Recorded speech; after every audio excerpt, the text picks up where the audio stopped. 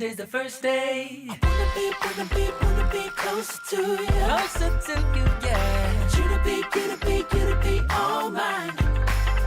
I got all these choices, but I so made up my mind, yeah. There's nobody better. Gotta be you. 1,000 voices, 'cause it's so good to be alive, yeah. There's nobody better, so it's gotta be you. These myths are busted. The grass is greener on my side. It's done and dusted. I'm never getting off this ride. 'Cause life with you is golden. So how can I go back to silver love? I'll be holding. Oh, I'll be holding on, can't get enough. Wanna be closer to you. Closer to you, yeah. You to be all mine. Oh, yeah. Got all these choices, Yeah. but I so made up my So mind. made up yeah. my mind. There's nobody better. Nah. Gotta be you. Got to be you. 1,000 voices, Yeah. 'cause it's so good to be alive, yeah. There's nobody better, so it's gotta be you. You, Yeah. you, yeah. You, It's gotta be. you, gotta be you. Gotta be you. Gotta be you. Gotta be you. Yeah. Gotta be you. Oh, it's gotta be you. Yeah. All these choices, but I so made up my So mind. made up my mind. Nobody better. Gotta be you. Oh, it's got to be 1,000 you. voices, 'cause it's so good to be alive, yeah. There's nobody better, so it's gotta be you. Hey. Nobody else, no. It's gotta be you.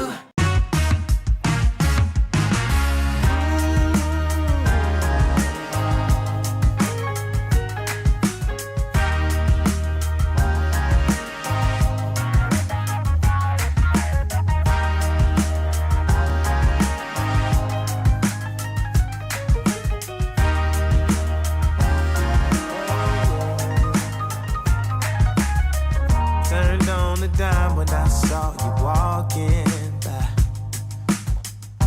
Something about you caught my eye, yeah. Ain't trying to waste my time, just standing in your line. Gotta take a shot before you pass me by.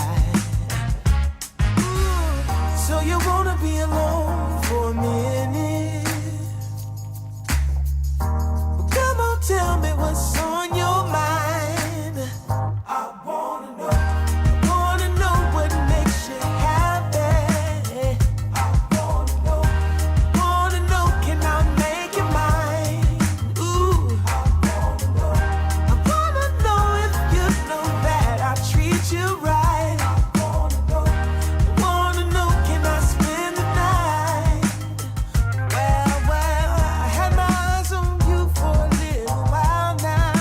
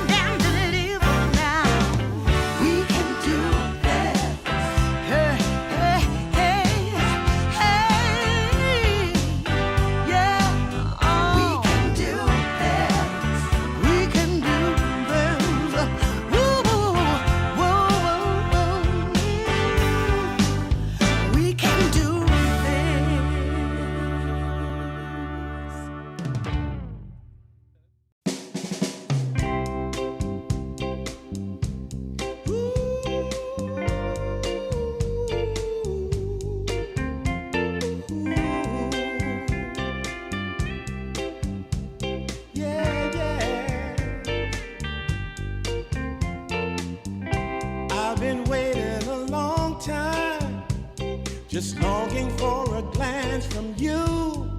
Yeah. A chance to look in those big brown eyes. No telling what my heart would do. Hey, when we met, I sure knew it felt as good as it could be. In that moment, though it felt so good, I wondered why you noticed me. If you gave me just a little time, it would sure ease my troubled mind. Don't tell me that you don't feel the same inside. Don't tell me, these are feelings that I ought to hide. I don't care where you came from, just tell me where you wanna go. If there's a chance to be together, that's all I really need to know. Is it real or make believe that keeps me thinking of you? If you've got time to walk with me, I'll show you how my heart is true. And here I stand, waiting for you. Tell me, baby, what I gotta do. Don't tell me that you don't feel the same inside. Don't tell me, these are feelings that I ought to hide. Don't tell me that you don't feel the same inside. Don't tell me, these are feelings that I ought to hide.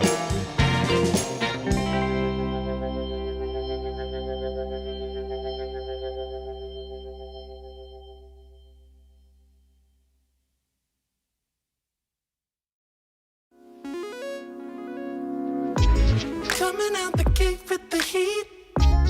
Everybody's playing in the street. We got the summertime magic in this beat.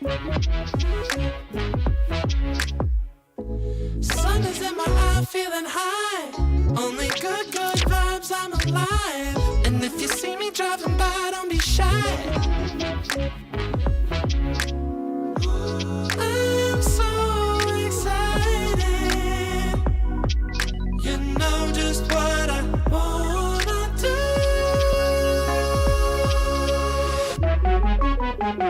I'm glowing on up, I'm glowing on up, I'm glowing on up. I'm glowing on up, I'm glowing on up, I'm glowing on up. Don't it feel like summer? I'm glowing on up, I'm glowing on up, I'm glowing on up.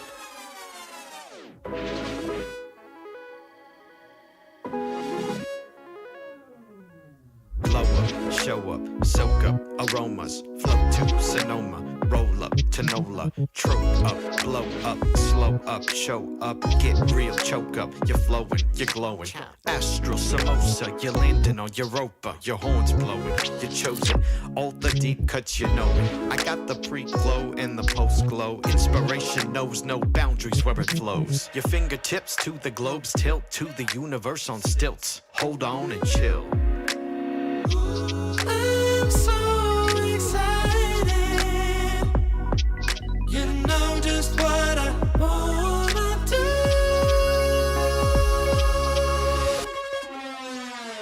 I'm glowing on up, I'm glowing on up, I'm glowing on up. I'm glowing on up, I'm glowing on up, I'm glowing on up. Don't it feel like summer? I'm glowing on up, I'm glowing on up, I'm glowing on up.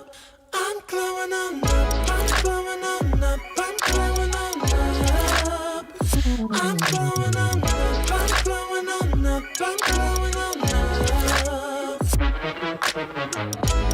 Don't it feel like summer? I'm blowing on up, I'm blowing on up, I'm blowing on up.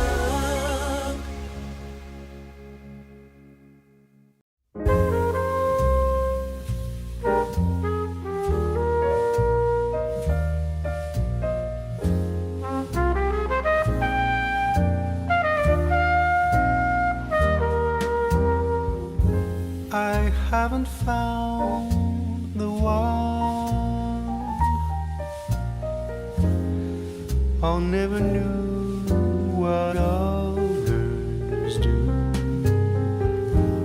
I hope and yet again, what do I know then? I believe it's all meant to be.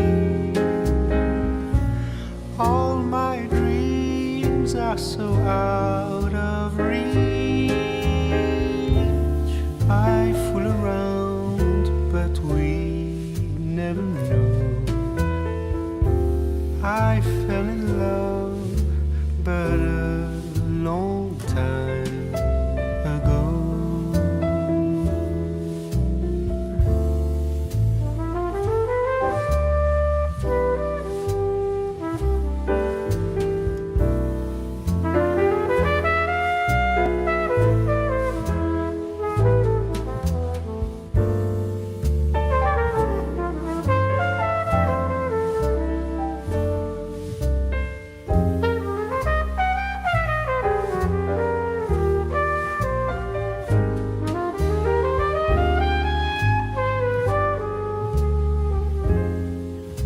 I sing the same old song, been going on for far too long. I hope and yet again, what do I know then? I believe we're all meant to be.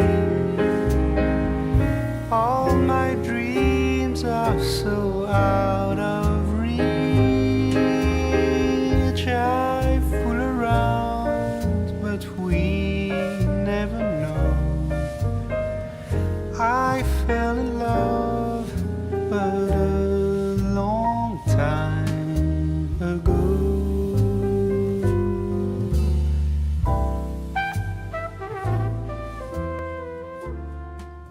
Ladies and welcome back to another day of Dream League Division 2 here in Season 1. I'm going to be joined with Lizard. The first 2 days I had Ace following me with all the action, but now we got Lizard the man himself. How we doing, brother? Doing great, doing great. Looking forward to these games that we're going to be casting in Dream League Div 2. Not really sure what to expect. Like I've been covering a lot of qualifiers and like online remote games at the moment, like tournaments, Fissure being one of them, and what was the other one? I can't even remember. There were like 2 or 3. But in any case, I feel like the same teams are playing, so more or less I know what to expect. But yeah, I just realized, by the way, I said same teams are playing because I saw Navi Junior, and then I realized that the Navi Junior that I was just covering isn't Navi Junior anymore. It's actually Navi.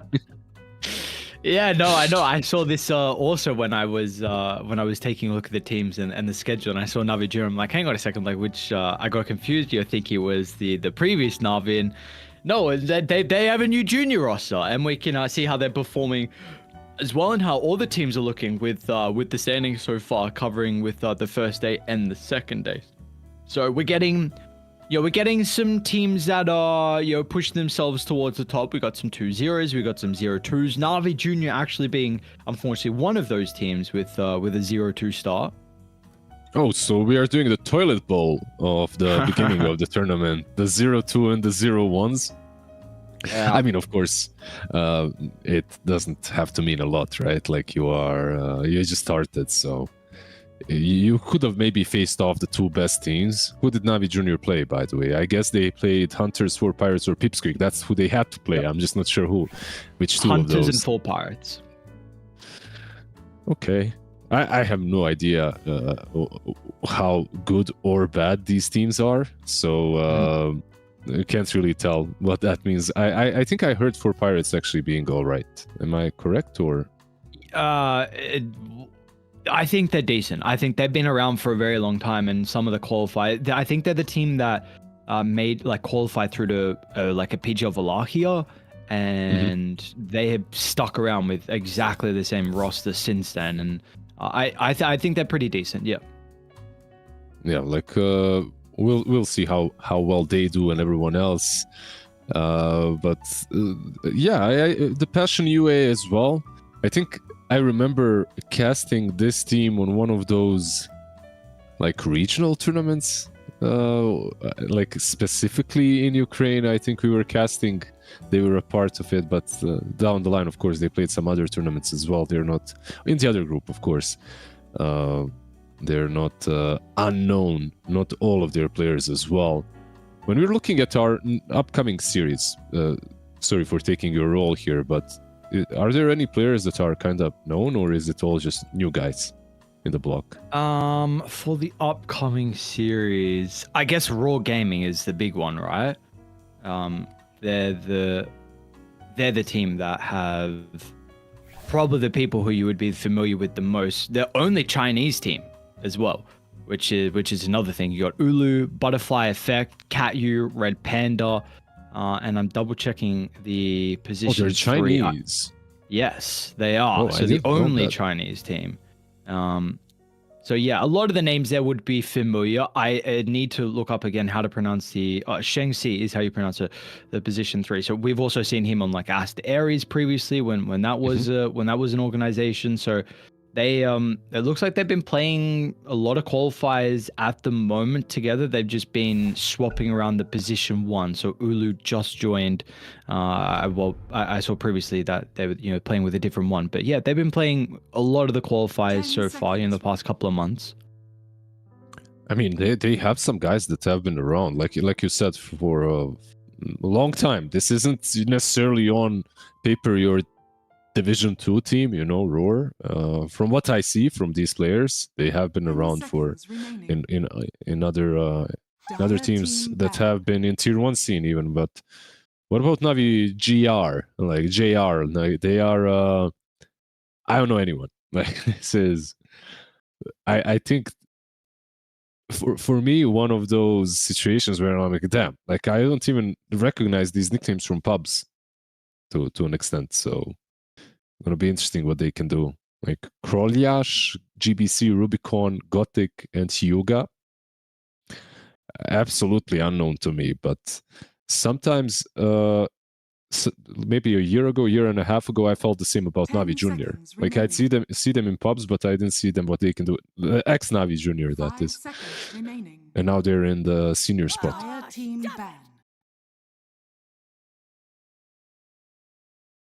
I think I have you muted for some reason. They were this. Sorry, yeah. I was trying to work out. I don't know what's going on, but it's back-to-back days. I'm having lobby issues, so it's. Are you back I in was it? the problem. No, I can't. I'm covering from the feed, which is no problem. But yeah, there's some Australian firewall blocking me from entering into Dota. But it is what it is. The great Australian wall. Finally, it has happened. Yeah, it had to get me. It had to get me one day. But for Navi Junior, Rubicon's the only name I'm familiar with, but I don't know where I know this name from. But I believe I've seen him in a tournament or two. I really have I do not remember anything about him. But yeah, I don't know any of the other players on Navi Junior. So maybe they're up there on the leaderboards, like what we saw with that previous Navi Junior roster, because they were all ranked incredibly high.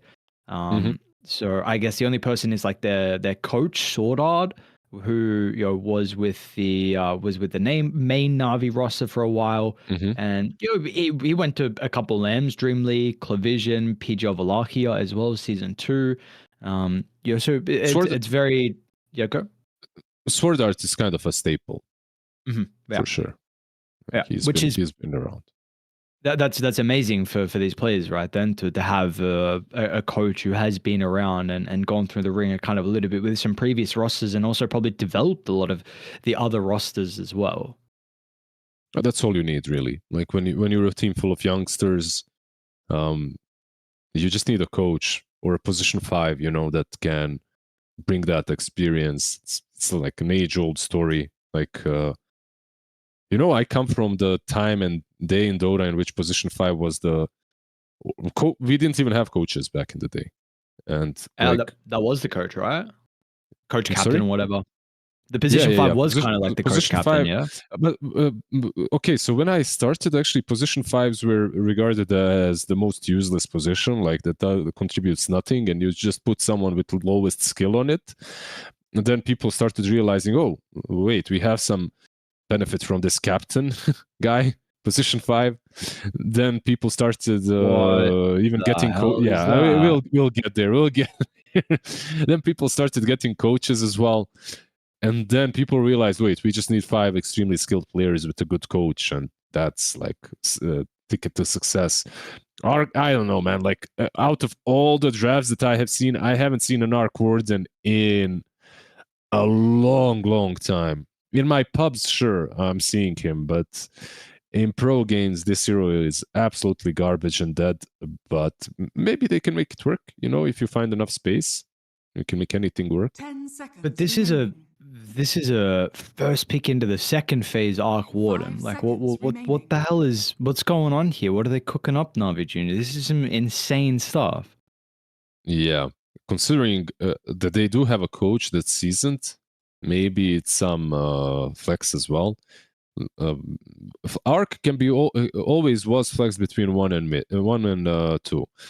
Yeah, but for like 6 months now, 8 or maybe even longer, like since the last patch that kind of changed him, I started immediately experimenting with the position 4 Arc. I'm not saying it's like the best thing ever, but I truly believe that it's one of those things that if someone plays it well enough, he can make it work. Like Boxy, position 4 Void Spirit. I think position 4 Arc can do some stuff. It's still trash 90% of the time, but I feel at the same time that one good patch and suddenly you have a hero that can, in a single fight, bring 2 Lotuses or 2 Force Staffs or 2 Glimmer Caves or 2 Solar Crests on 2 different targets. It's... And look at this now. We have a Lycan, we have a Sven, we have an Arc. They have last pick as well, the ultimate last pick. So this Arc Warden might be mid, but he doesn't have to. The matchup versus SF isn't that easy for an Arc with the Spirit Breaker rotations. You can do all right, and once you get level 6, you can actually even threaten the SF, but up to level 6, SF only loses if he really messes up the lane. He shouldn't be losing it. It's probably even plus the disruptor rotations as well, right? Like with the potential threat of the glimpse back, and is this like what do you do with an Arc? What again? I don't know if we can even really talk about like would you, because it seems like he has to go mid. Yeah. So I don't know. This is very interesting and raw. Like you kind of have. What are we looking for them as well? You want the offlaner? Do you want the carry here? They've got some options. It feels like they're maybe even we're super confused about the Arc Warden. Let's see. For me, I want them to try and deal with the Lycan, and that is probably one of the better carries, at least being able to help deal with the summons and put yourself in the front and be a little bit more frustrating for the Lycan. Yeah, I think maybe this game is more on him, more on the Lycan than on the Arc. Like, if I have no idea what they're doing with the Arc, because when you look at the other 2 cores, they're extremely greedy, and the Arc is also a greedy core if he's played on 2. So I would even like to, like, I know it's a stretch, but I'd even like a support arc over a mid one. Maybe they have something in store for us, something different. If you're playing mid, what are the benefits? Like you have this rune control, which is always nice with your magnetic field. It's actually not that bad. Like SF shouldn't be able to get a single rune. Like if you're playing a normal game, even if there are rotations, if you plant a magnetic field on top of the rune spot, it instantly picks it up. So you can't really, like, you literally cannot get the rune on the other side, which is a benefit. Plus you get stats from taking runes on Arc. So there are some nice things, of course, and he heals up when he activates them. Like he gets a mini region going for a couple of seconds. 10 seconds remaining. There are some nice things, but overall the hero is still extremely slow. 5 seconds And remaining. in every way, like in the movement speed way and in the way in which he plays the game. So I'm not really sure what he can accomplish on the map now that the Lycan also will struggle. Like Gyro plus Disruptor, they truly don't care who's playing with Lycan. They should be able to deal with that lane easily. 10 seconds remaining. Let's see 5 what we get in the last phase end here for Raw. Mars ban. How do you feel? When I saw the change to the Mars ulti, the duration, I don't know, dude. I was like, what the hell? What did they do to this hero? But I'm still seeing people pick it and ban it and play it a lot. But I really thought that was going to lower the pick rate with the change. But it was a buff level 1, right?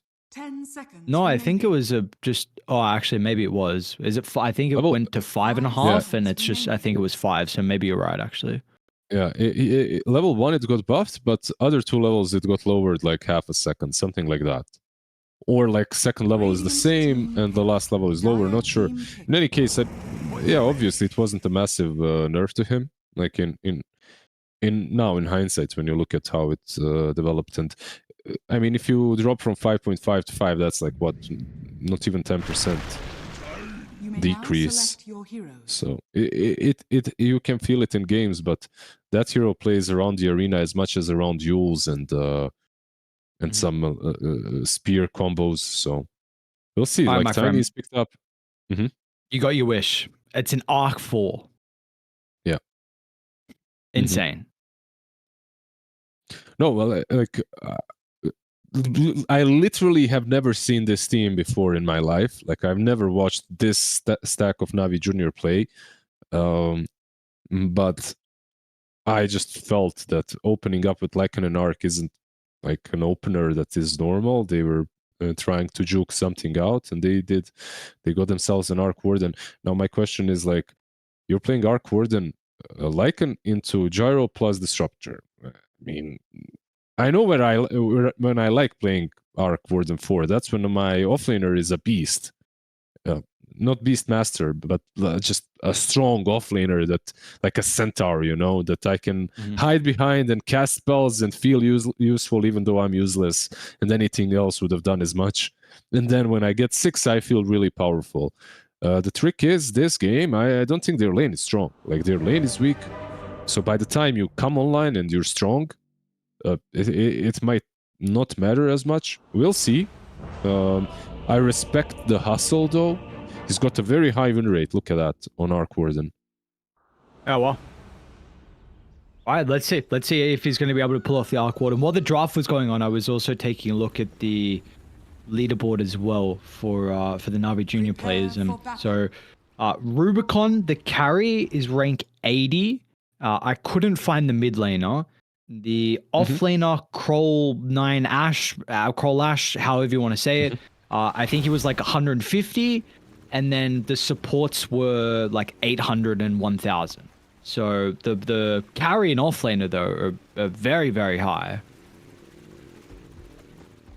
Yeah, you need some of them. I think all of them are probably. You can't find them. Maybe they have a different nickname or something, but they should all be really damn high. Dude, this Discord preview camera is blocking my minimap. I didn't see this before. Oh, Gothic? Yeah, not that high ground. 30 seconds to battle. Okay, Okay, this is... No, it's messing you up. Yeah, take over. I'll fix it for us. Yeah, I got you. I got you. Don't worry, brother. Some very aggressive warding from Radiant. One behind the T1 tower in the mid lane. Something you really don't see all too often. But of course, this is just trying to secure first blood, where they feel like they have a very, very strong lane. You know, drop another by the triangle as well. So not strong lane, strong level 1. But no first blood. And it will just be a 2 for 2. Yeah, 2 for 2 in regards to the bounties.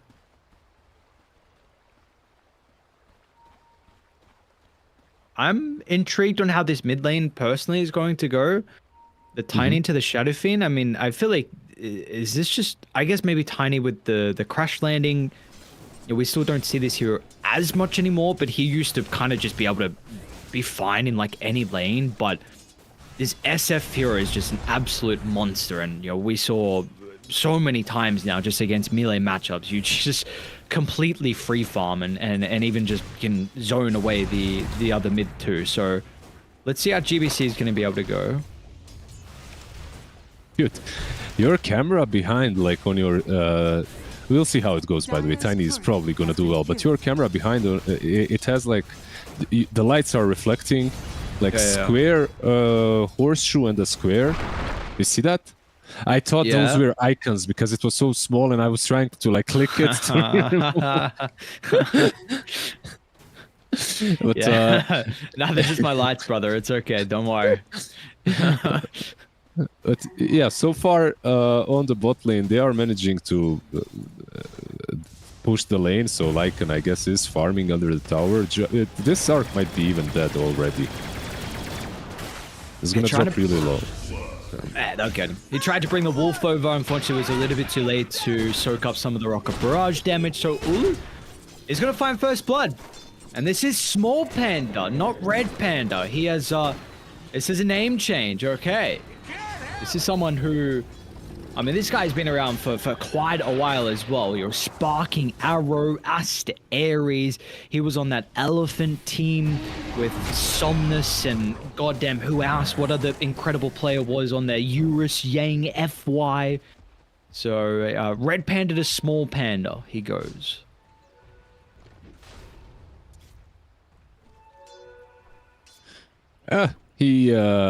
There we go. I fixed it. Finally, I can cast. I just put the exclusive full screen on, and that's it. The borderless window was not working.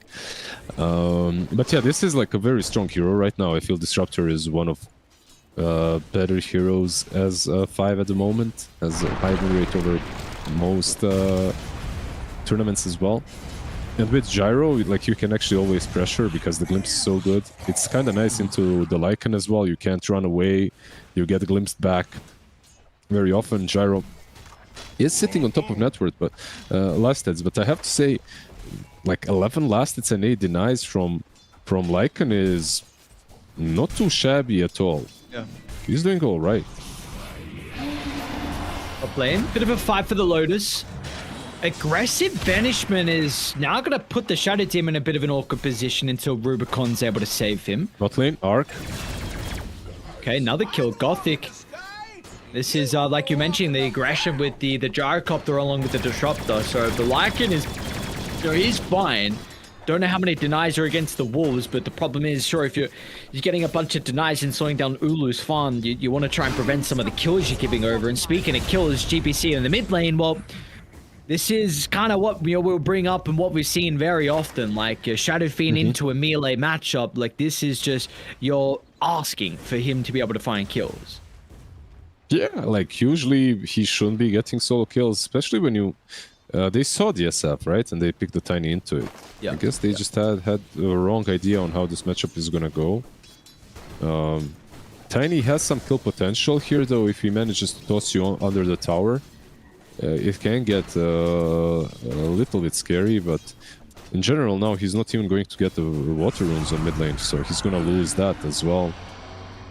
Rough lane for him.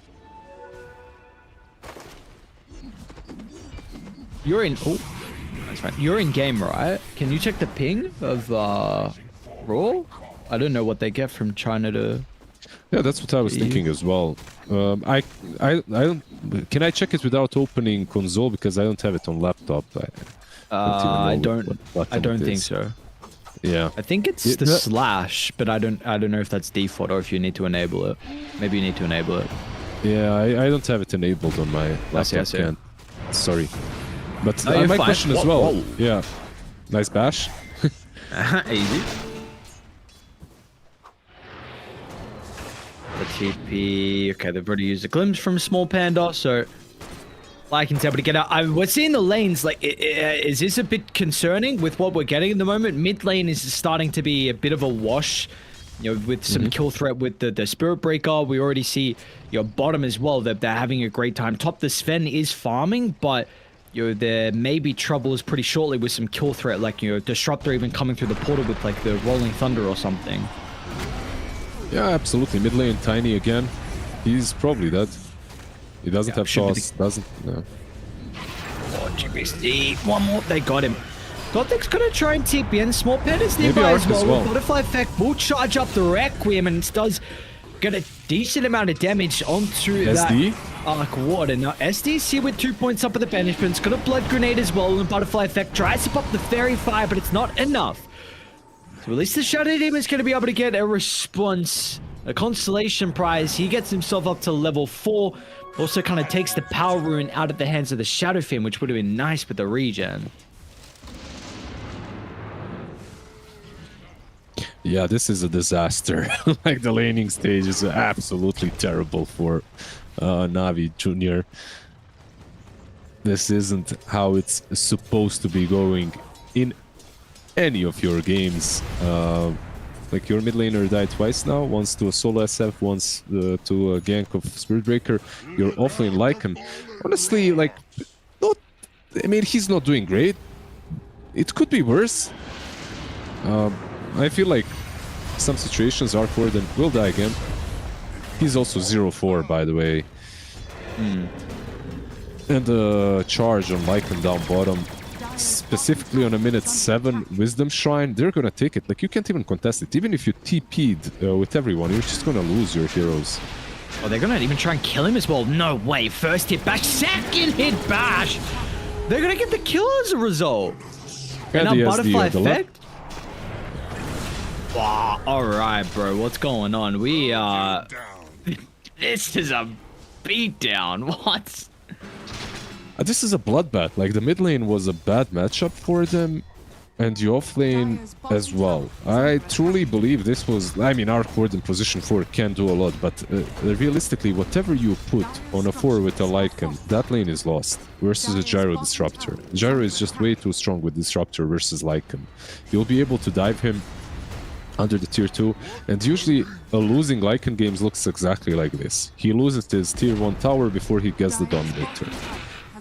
Sometimes, like, you are losing the lane, but you're not losing the tower, so it doesn't really hurt you that much because you're still getting some last hits under the tower and experience.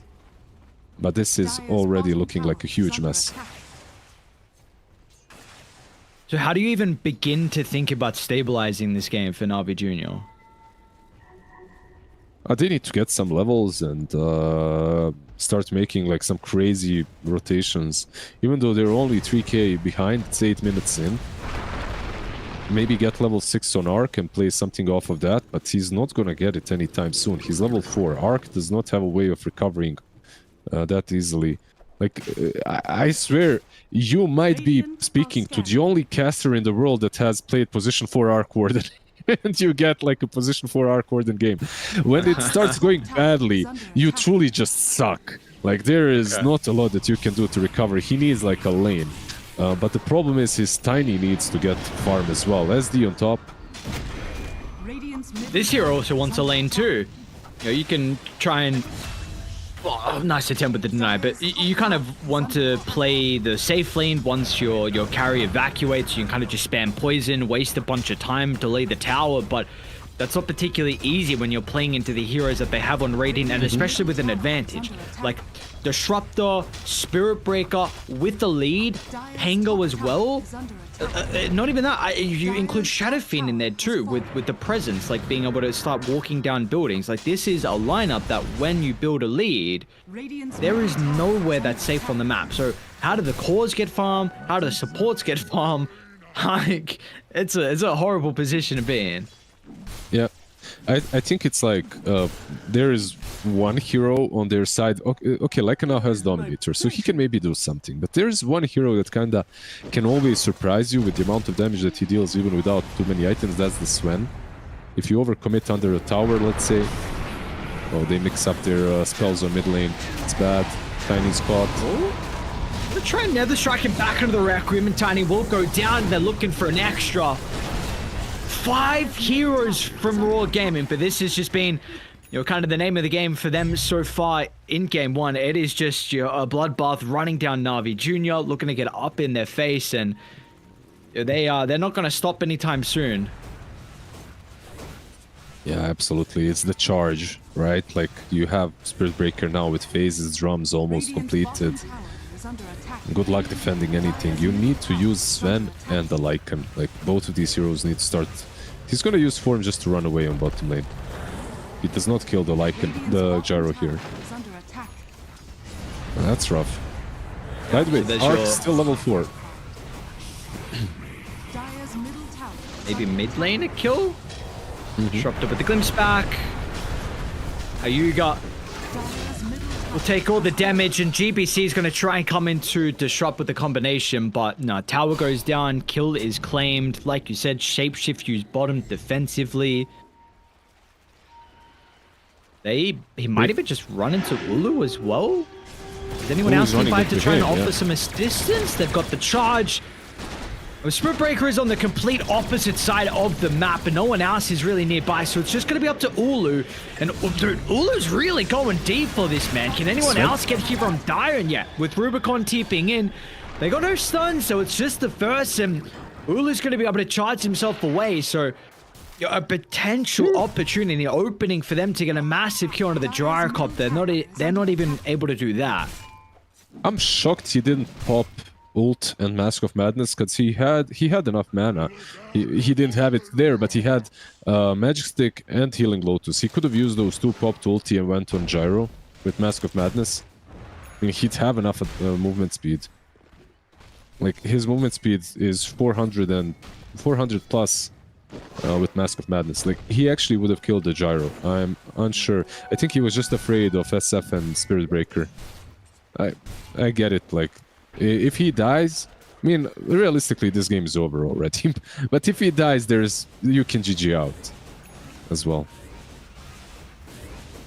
Yeah, this is I mean, the stats behind having a 7,000 deficit at 12 minutes into the game. It's just like, yeah, Dota Plus doesn't highlight it. Like I've seen some stats on like you're actually. That Dota and you know some proper like kind of your hard stat websites, and they always show like this is like a 92+ win percent from this position at this stage of the game. Yeah, absolutely. Like what 7K at this moment means that. I mean, it means that you're dead. Whoever looks at you're dead. Like, look at this Centaur as well. This Helm of Dominator creep, it's like, it's great. It got nerfed a bit, so he can't resummon immediately. He can't control a new one. He's trying to get to... He doesn't have boots. This like doesn't have boots. He's trying... Like... Virginia looking to try and take a team fight. A run straight to Small Panda, which is the first point of contact, dropping the Static Storm inside the choke point, which makes it a little bit awkward for Dire. They'll find their second kill of the game, looking for another, but Butterfly Effect will protect himself with the Requiem. And too far behind, didn't bring all the numbers. Sven is, nowhere to be seen because he's kind of under the pump with this Gyrocopter. And meanwhile, we're just still seeing Hyuga get blown up onto the T2 tower. And Rubicon, he's getting solo killed. Ulu's just going to run him down T2 tower. No cares, no worries. This Gyro, unstoppable. He just got 100-0'd, by the way. This Sven, all he did is, I'm sure you were watching top. I was watching bottom because top was too sad for me to watch. he popped ulti in the trees. He ran out of the trees. He stunned the gyro, and then started running to his tower. Oh god. All, Oh no. all the gyro did is he used all his spells and he right-clicked him. And that's it, Sven died. Like, I don't understand what's going on. Well, nothing good, unfortunately. I'm afraid to say nothing good in this game went from Navi Jr. 18-2, and you know, have we got Tiny Blink? Are we able to do something with this? I don't know if they had it with that previous smoke. He's got it now, so they're looking to try and move top. It's 4 heroes though that they're trying to play with, and it looks like the Pangolier is well aware of some shenanigans that is going on. You know, they see no heroes showing on the map for Navi Jr. and they will make sure they don't give an opening. Yeah, no one is literally showing anywhere on the map. Like literally, now maybe Arc or Tiny will show mid, so they know for like they're just hugging their towers. They're hugging each other. Pango actually covering the Spirit Breaker just in case anyone gets initiated on. It's not the Pango.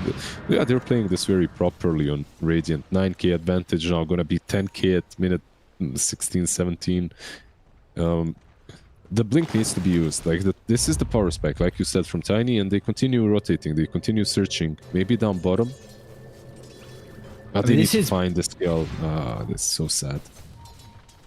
This is the one place that Ulu is really stepping pretty far forward without really anyone playing behind him, but unfortunately just a little bit too late. Couple of seconds where Navi Jr., if they were there earlier.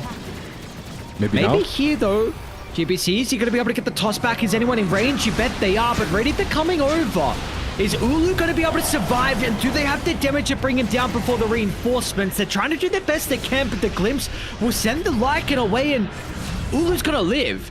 They don't even kill the gyrocopter. They get no one. Now, Rubicon's even being chased down. If they land a raise, maybe they can catch up, but with this being still on cooldown and no charge, they won't be able to find him, but it doesn't matter. Like, you keep Ulu alive, you get 3 kills, and you're continuing to cement what is soon to be a victory by the looks of it. He almost died to the creeps, by the way. I don't know if you noticed. So even though Lycan got a glimpse, the creeps followed Gyro. In the river, Pango needed help out in the end to save his life, but this is, you know what, Gyro usually is a hero that if you initiate on him, you are killing him if it's a smoke, right? Like, but the hero, the player usually does not care because Gyro just farms faster than any other hero this early on in the game. But the problem for Navi is they literally used everything and they still couldn't kill him. The double flux, that's level 2, didn't do any damage because Disruptor hugged the Gyro. The spirits as well didn't connect on the Gyro, they went on a different target. And once again, I gotta say, if you want to make these moves, you actually already needed Sven. You needed him pre-Blink, pre-BKB, with Mask of Madness and Echo Saber. They needed to find the right way to fight around the tower or an outpost where he TPs in, and he hits someone twice with his ulti. Like, that's that extra damage that they need. Unfortunately, now you're trying to force a fight around Roche, but they feel like this is a must for them to contest, and well, they're just gonna bleed kills. They'll leave the pit if they see an opportunity to try and get some more Na'Vi members, and they're actually looking to buy back as well. I mean, what GBC's also caught up in position. He'll get a nice toss back, but they're not even gonna get the kill because the Requiem's on point. Butterfly effect knows there's no stuns. He now has gone maybe a little bit too far forward. Where's the rest of the team? It looks like they're handling someone else over to the left side. So the Shadow Fiend wasn't... Yeah, the Lycan, that was the problem. He was kind of acting as a bit of a deterrent from the rest of Raw Gaming, being able to get in the middle and assist with Butterfly effect. So they get 2 kills on Navi Jr. Okay, I don't know if they're going to be able to stop Roshan, though, in the end. Honestly, more than I expected they would get there, ever. This Helm of Overlord is just doing some massive work, of course, with Shapeshift being used. It looks like Roche still should fall. There's no way you contest this, right? They're sending creeps, but... Oh, maybe they can try and snatch it. They Oh, got he it. got- They got it.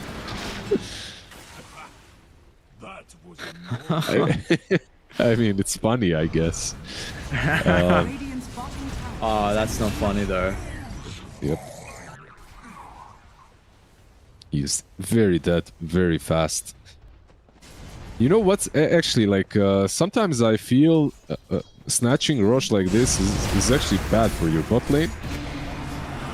Radiant's mid What? tower is under attack. Looks like they're going to be able to get their first kill with the Sven. Nicely done. Okay, something else going their way. It's a Radiant's the bottom one tower thing is under Shadow attack. Demon brings you in this game is that Spirit Breaker can't Oh, escape. whoa, right? hang on So, hang on now. Another Wait, one. Maybe too many kills. Is he out? All right, maybe it's just a player. Dire's mid SD also TPing out. Radiant structures Unfortunately, are there's an fortified. Arc Warden kill for Navi Jr. That is. Mid lane. He might want this golem and he might get it. 250 gold. Nice attempt to deny, by the With the haste. He gave himself vision though, and he's actually farming the triangle still, so maybe a little bit too aggressive. Does have an opportunity to pop the shapeshift. They're gonna try and use the first stun to charge up the Requiem, and it's Oh. enough. Butterfly effect lands the razors. That was a difficult angle for him to find both of them, but really nice. No hesitation. You know, knew that the short stun with the nether strike was gonna be enough for him. Very cool. Like those three raises connecting are impressive. But the Dota Labs, of course, and ever since you had that, what's it called? Like alternative pathing, where you can right click and the hero is always going to go there. Even if there's a cliff, he's not going to find the fastest path. He's always going to go towards that direction. It helped out with SF. It helped out SF players quite a lot to land these raises that would have been like almost Dire's impossible top back in the tower day. is under attack.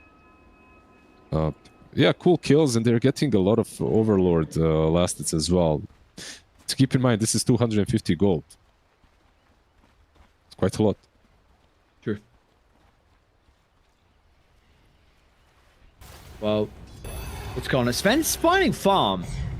I kind of, Radiant's bottom tower you know, is he's under up there. I mean, this is, I suppose, what the hero does do, though. He can farm incredibly fast, but you know, 26 kills, 21 minutes in for Raw Gaming can be a little bit hard still to find the net worth. Doesn't matter what hero you are. So, you know, we'll see what he's going to be able to do with the BKB. He hasn't disassembled the Echo Slayer before that, so still wants it to try and accelerate his farm and looking to avoid fights. But who are you? So, what is the name? What's the game plan for Navi Jr.? Are you double jumping Tiny plus Sven onto one person, or are you Tiny jumping toss back into the Sven damage? Dire's top tower is It under depends on the BKBs, if they're up or not on Roar. I feel like if the BKBs aren't used, you need to jump and blow up at a single target. Let's see, they go for the Spirit Breaker. I don't know. That's I don't too think this is a good insane. target, though. No, not at all. Like, this is a pretty tanky boy, and you didn't really have anyone to toss him back. Like, it was too far down to the south to get him over that northern cliff where the rest of the team were waiting. You did force a lot of rotations down to bottom, and as a result, they're going to have to instantly smoke to get back out on the map. Yeah, the idea was to toss him right over the cliff where the croakers are. Sven. Let's see, Rubicon. BKB is able to get delivered, so it does activate this. Rolling Thunder also a little bit unnecessarily, but I suppose can help with the kill onto Hyuga. Should be able to get him once the banishment expires, but importantly, Sven's out, but again, I don't know, importantly, with the BKB down, like, it's almost a certainty that this tower goes down as well.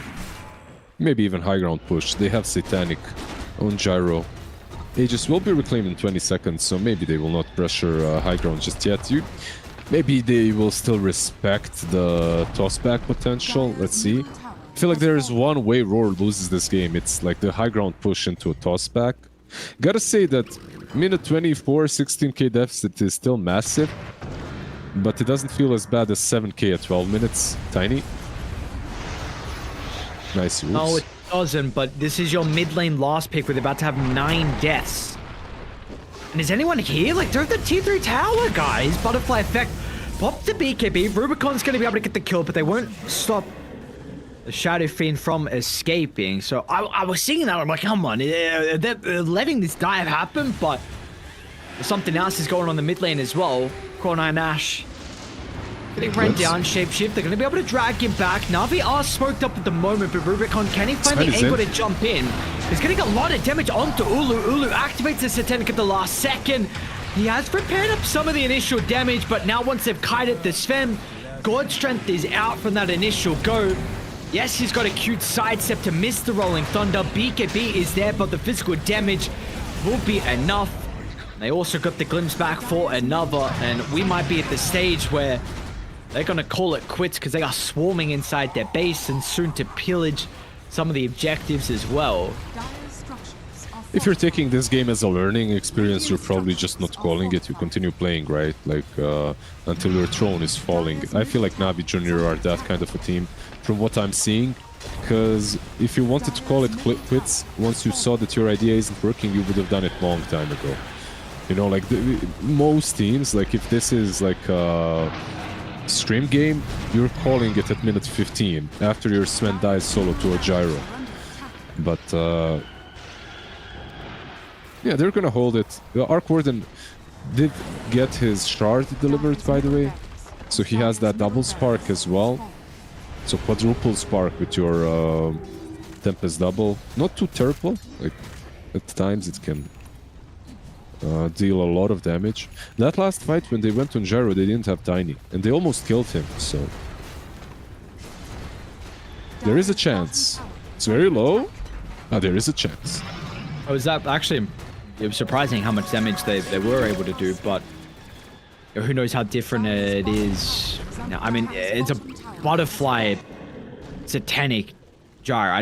did he have the butter, or did he just disassemble the stick to help him get it? Yeah, he didn't have it. But they're going to try once again. We saw previously how close they were to being able to bring him down, and this time they will be successful, but what's the consequence? Butterfly effect with the Requiem. It's only good for one, and now if Sven can find another opening, a second round of his damage, might actually give them a window to get back into this game, and they know it as well. Tiny, a little bit too late with the buyback. Sven's going to try and get in with the Stormhammer. He doesn't get the stun onto the Shadow Fiend, and now they're also still trying to move over towards the middle. It's a great connection out of the Disruptor field. It makes it so awkward for them to navigate these team fights, and they are just allowing the Shadow Fiend to get one raise after another. And without the ultimate from Rubicon nor the BKB, he's in danger. They won't be able to stop the TP out from the Lycan. Clove is still alive as well, getting chased down by a measly range creep. Yeah, I mean, it's on range creep plus 40 damage. 140 damage on that range creep, come on. Have to put some respect on it. But yeah, this fight once again demonstrated when Na'Vi are strong, and that's if they can jump the gyro. As long as he doesn't have a BKB, like he has Satanic, but that's it. As long as he doesn't have a BKB, I feel like they have enough control to kill him. Unfortunately, I feel like they could have utilized this kind of a play 15 minutes ago when the tier 2s were falling. I think because if you use your purge on gyro and you jump from its Sven, like they don't have a counter play most of the time, at least. But yeah, now they are here, stuck in their base. Yeah, we're seeing, right, with the deficit they have, like the potential that could have been there with the plays that you were mentioning, and must be a little bit frustrating because it also happens, like, you know, some things just happen across the map where maybe one support dies and then all of a sudden your map is in an awkward position where you need to deal with, and then you want to make another play and then another person dies, and you just can't get that fight you were looking for. And maybe again they can get the jump onto Ulu, but the supports have already been initiated on. Ayuga gives a freebie. All of Raw are kind of in this area, but it looks like they're probably going to try and set themselves up for another Roche fight. They want some kills though, because they're also spying out some of the Na'Vi members on the retreat. Clove, a blown up 4-0. They're going to try and do their best to deal with the Sven. We saw previously he had to be the one initiating onto Ulu, and if you're using a BKB to run away, then you've got a massive problem, because once that expires, you're going to be glimpsed back. And he will be killed off, and, you know, he doesn't have a buyback. Dead for 70. Building's about to be sieged. Is under attack. Yeah, still no Lycan for 20 more seconds. No buyback, like you said on Sven. You can't really hold this. Like, no way. Dire's top tower You can't even approach them, or you will most certainly get sent to the fountain as well. Dire's top One cool thing that I saw from Lycan is that I'm not sure if he did it on purpose, because that's the only creep that was left on the Ancients, but he took the Rumble Hide, the small little lizard. Ah, the piercing one or something. Yeah, it gives you accuracy, like 51%. Yeah. Just not too terrible, you know, kind of cool versus Gyro. Let's you know, frame it like that wasn't the only one left, and that he just made an absolute big brain play. And it was like, you know, Sven needs some help with the evasion that's going on from Ulu, and Radiant are scanning. we'll give him the benefit of the doubt. Let's see if they can get the initiation this time. Nice scan from Dire. They're clipping some of the heroes outside the base. You see they're kind of huddling together, especially around this high ground ward. But they do have Roche starting to move from its top to bottom home. And it looks like it's going to be free. Did Dire smoke again? I think they did. Yeah, they want to try and contest this, but Radiant even though are Wolves will scout it out, they cannot be here in time. Charge through Cloak, maybe trying to pop a smoke. Won't do so. Because the fight's breaking over towards the secret shop, and it's going to be a fight without the Shadow Demon and also without the Tiny. This will be a dieback as well. And the Requiem Fear also connects on the Arc on the high ground. They didn't even get an opportunity to take the team fight, and they're going to be out of this one by the looks of it. Clover's got a way to cancel the TP from the Sven. Looks like he had to... GG. Yeah, G's a drop. There we go. So, Navi Jr. not really able to play game one here. Radiant is under attack. Yeah. They tried. They gave their something, not their best, I hope. We'll see in game number 2. Because game number 1 was kind of rough. They had multiple problems, truly. One of them was the SF on the mid lane that, I guess, like, you can pick Tiny into him, but you need to secure Tiny to at least have some or 1 or 2 runes early on. And then when he's coming back, he can bring the blink and blow up the SF. So, like, the matchup itself can be played. It's playable. The other problem is, like, okay, I don't mind the flex with the position 4 arc. Just don't put it with Lycan. Like, that hero doesn't pressure like 9 out of 10 lanes if he's not picked into them. Like, there are some lanes where he crushes, but that's because, okay, I see the carry, I'm gonna pick a Lycan, and I know that I won't be controlled. But yeah, good luck in game number 2. I hope they do a bit better in the draft, and I hope to see this Arc Ward in position 4 again. Hopefully, unfortunately, we want to see it with a little bit different, success, because I was excited to be able to see what we could have out. I was excited to ask you some questions as well about the Arc Ward, and we didn't get to speak about it. We really didn't get to speak about it at all. So hopefully we get another game where they pull that out. Maybe this is a strategy now they're actually going to look to avoid for the rest of the group stages with how rough that looked. But we'll find out. It's just early stages here. Day 3 here in Division 2 for DreamLeague Season 1. And importantly, we'll see what Navi Jr. are going to be able to do as well heading into this upcoming game. But first a break. When we come back, we got our second game in the first series. We'll see you guys then.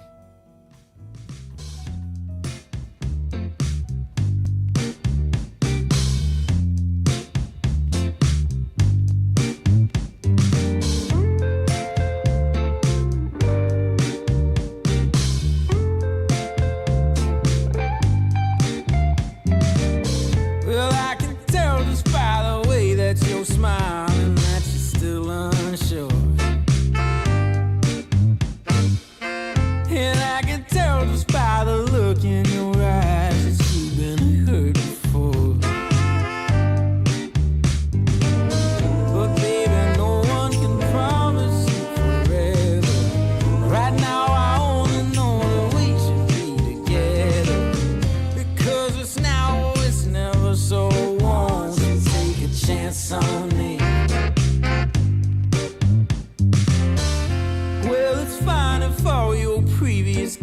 lives they made you run away.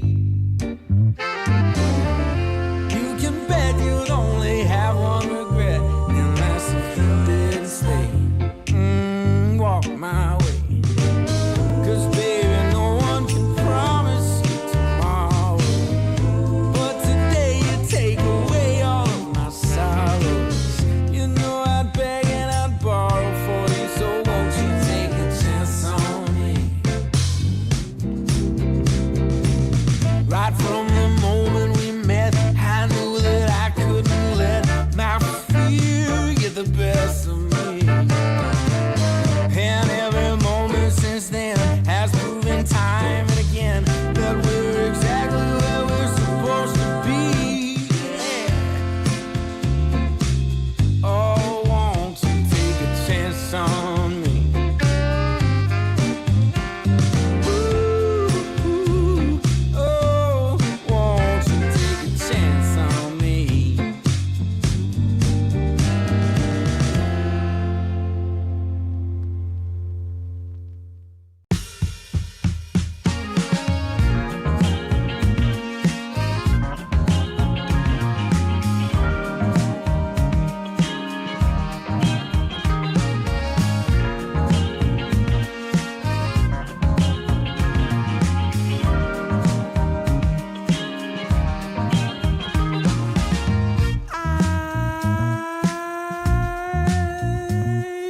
My eyes are closed so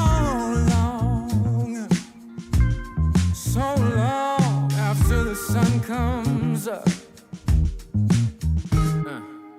We do a dance in the dark, down the hall, pictures fall, even the neighbors call. But then you rip out my heart, every artery, a part of me. Ooh,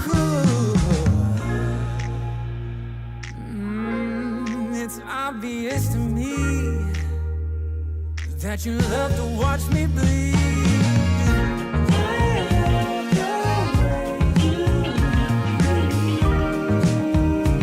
But not half as much as I love when you leave. I hate to see you go. But I love to watch when you're walking away from me. Walking away from me. Yeah, yeah. 'Cause I could be anything you want, I could be anything you need. Baby, tell me it's something real, and I'll give you everything. Every now and then wicked smile, you know I can't help myself. They play around with me for a while, keep tearing me up until there's nothing left.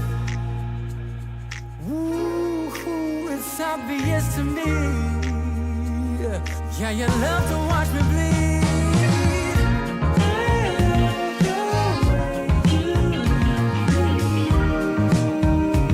But not half as much as I love when you leave. I hate to see you go. But I love to watch when you're walking away from me. Yeah, yeah.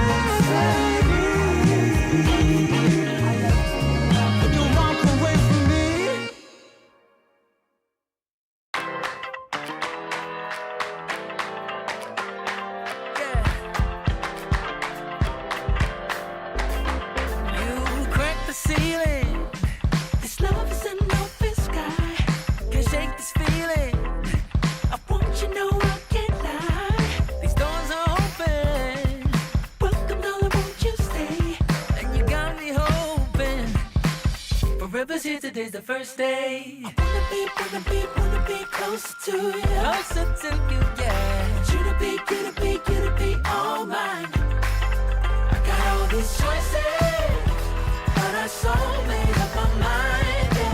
There's nobody better. Gotta be you. A thousand voices, 'cause it's so good to be alive, yeah. There's nobody better, so it's gotta be you. These myths are busted. The grass is greener on my side. It's done and dusted. I'm never getting off this ride. 'Cause life with you is golden. So how can I go back to silver love? I'll be holding. Oh, I'll be holding on, can't get enough. Wanna be closer to you. Closer to you, yeah. You to be all mine. Oh, yeah. Got all these choices, Yeah. but I so made up my So mind. made up yeah. my mind. There's nobody better. Nah. Gotta be you. Got to be you. Thousand voices, Yeah. 'cause it's so good to be alive, yeah. There's nobody better, so it's Gotta be you. you. Yeah. It's gotta be. Gotta be you. Gotta be you. Gotta be you. Gotta be you. Yeah. Gotta be you. Oh. It's gotta be you. Yeah. These choices, but I so made up my So mind. made up my mind. Nobody better. Gotta be you. Oh, it's got to be Thousand you. voices, 'cause it's so good to be alive, yeah. There's nobody better, so it's gotta be you. Hey. Nobody else, no. It's gotta be you. Team back. Raw Gaming with a massacre in game one, an absolute beatdown of their opponents. Let's see what Navi Jr. are going to be able to do though heading into our upcoming game, and then if we get some other crazy stuff as well inside the draft, right? You know, Lizard, even though the Arc Warden position war didn't work, we both want to see it again. That's the important thing. It's like, you know, is sometimes when you see something not work, we kind of, let's say, let's never see this again. You know, Arc Warden 4, I'd be down to see again. 10 seconds. Yeah, absolutely. Why the hell not? You know, I'd like to see it. 5 seconds remaining. Look, I'm telling you, there is potential. There is potential. I'm not sure if the hero is in the right spot right now for it, but there is potential. And back in some maybe years, I was doubting my. Sometimes I would doubt myself when I had a feel like if the feel is correct or not on a certain hero, because reasons. Sometimes I overestimate, sometimes I underestimate, depending on my own games, but not anymore. And I'm pretty sure it has potential. It might be one patch away from being really good. It might be already good in the right hands and in the right games. That game was not the right game. That's just like we discussed it during the game. One thing that hero needs is a very strong offlaner that he can play off of. But if you have an offlaner that's losing the lane, it's a completely different story. The hero just absolutely gets dumpstered. So I hope that's something that they improve on and that they fix if they tend to or manage to pick it again. This time around, they have a Jakiro as their position 5 already. They're setting themselves up for a decent lane. This hero has been buffed. Like the right clicks are a bit stronger, actually 50% stronger. The frost one, the frost breath or whatever it's called. Early liquid fire and frost breath, Liquid something frost, like that. yeah. So, liquid frost, yeah, that one is remaining. pretty damn good. Level 1. 5 seconds remaining. What do you make of like the change from Raw, considering last game they had disrupt the first pick, and then of course we saw the Lycan from Navi Jr. But why do you feel like they've gone for the Pango here instead of the Disruptor? Is it what's your thought behind that? Radiant team pick. Dire team pick. There you go. Okay. That's the answer, right? Like they still get both. Like it's not really I guess it wasn't really a big deal for them. They get the disruptor and the pangolier. Like disruptor, Dire team pick. like it's just a good hero right now. In any given game, I feel like he does contribute. The only games that are bad for him is the games where the lanes are lost too hard. I do think that Navi Junior have already opened in a way more of a stable way. Like you have now a Mars, a Hoodwink, like yeah, like you can see what they're going for, and they got all meta heroes as well. One thing that is a bit surprising is the Mars pick to an extent, because Mars is usually counterpicked by Pango. To an extent, again, I have to say. The way these two work is, like, usually if you plan that arena, your team is winning a fight in the arena. But when you're playing versus a Pango, you don't have to win the fight in the arena, because Pango can roll through it and buy enough time for his teammates to come online and just completely mess up your plans. Yeah.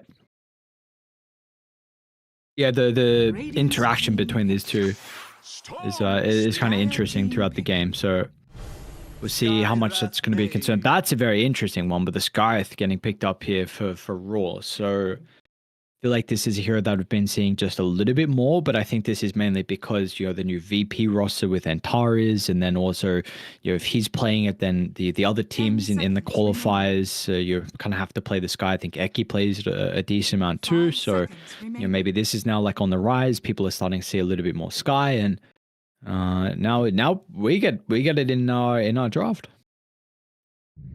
Yeah, let's see. It brings some things to the table, right? Like one of the easiest silences in the game. It brings you a decent laning stage. He isn't as big of a bully as he used to be. It's more about his second spell, Concussive Shot, that he works with, and the Ancient Seal. But when I see Ursa, I feel like Skyrat kind of already has a place in this game.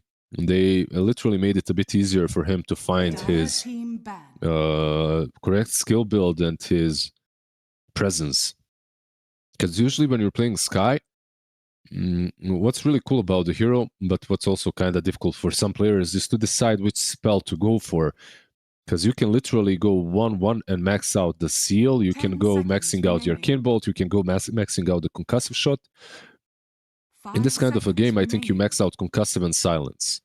You don't need the Arcane as much, unless you really feel that you need more damage. But if you max out the Silence, it's the longest point-and-click silence in the game.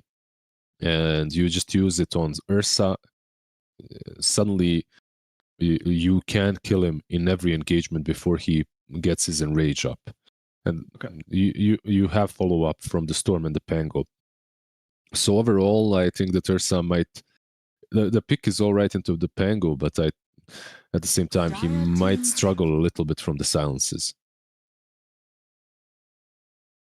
And this could be a game where we see if you have strong lanes once again with Raw's lineup, they're just going to run you down. This is what their heroes do.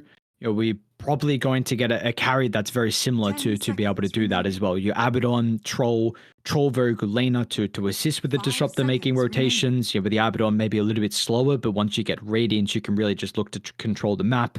A little bit interesting with the ban, because I feel like the Ursa versus Abba is I think fine for Ursa, right? But I think it's just the game state where just having like a really stable carry that can help, win the lane and then run over the map. No, for sure. Like stable carry on one side, but the Ursa stable on the other can be as well for Roar. They get themselves the Void Spirit, not the worst matchup into the Storm. They didn't have an option of a Puck, let's say. Quap as well, I believe, was banned out by them, so they didn't have Puck or Quap into the Storm Spirit. One hero that I would have maybe enjoyed even better is Lash. He has recently been dumpstering Storm Spirits on the mid lane. He doesn't have like a frontline position 4, which is usually what he needs, but still, you'd have Ursa Lash. I think that would have been really good. But with the Void Spirit, you have some backline catch as well. You can eliminate Disruptor and Skyrat before they use anything if you buy the axe early enough.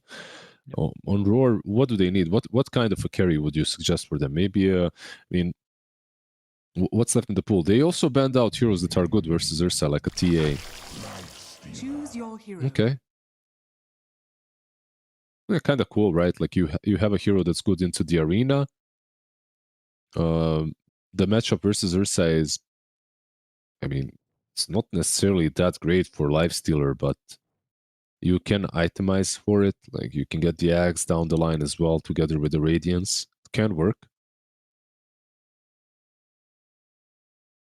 Yeah, I'm trying to think of what other options they honestly had. So, for everything you mentioned, big reasons are why you want the Lifestealer, but I don't know if you're really concerned about the Ursa matchup in this game. They're just wanting, like we were kind of suggesting before, like a hero that can get through the lanes and be self-sufficient, which the Abaddon was. So the Disruptor could make a lot of these rotations and gank the Ursa, because if the Ursa gets sent back to the jungle at an early stage, can be it's actually not the worst as what it used to be, because Fury Swipes is pretty ridiculous with how fast you can farm, but this is still a hero that doesn't want to be in the jungle at an early time.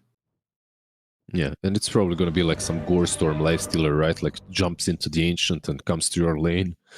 I mean, the moment he gets level 6, that will be annoying.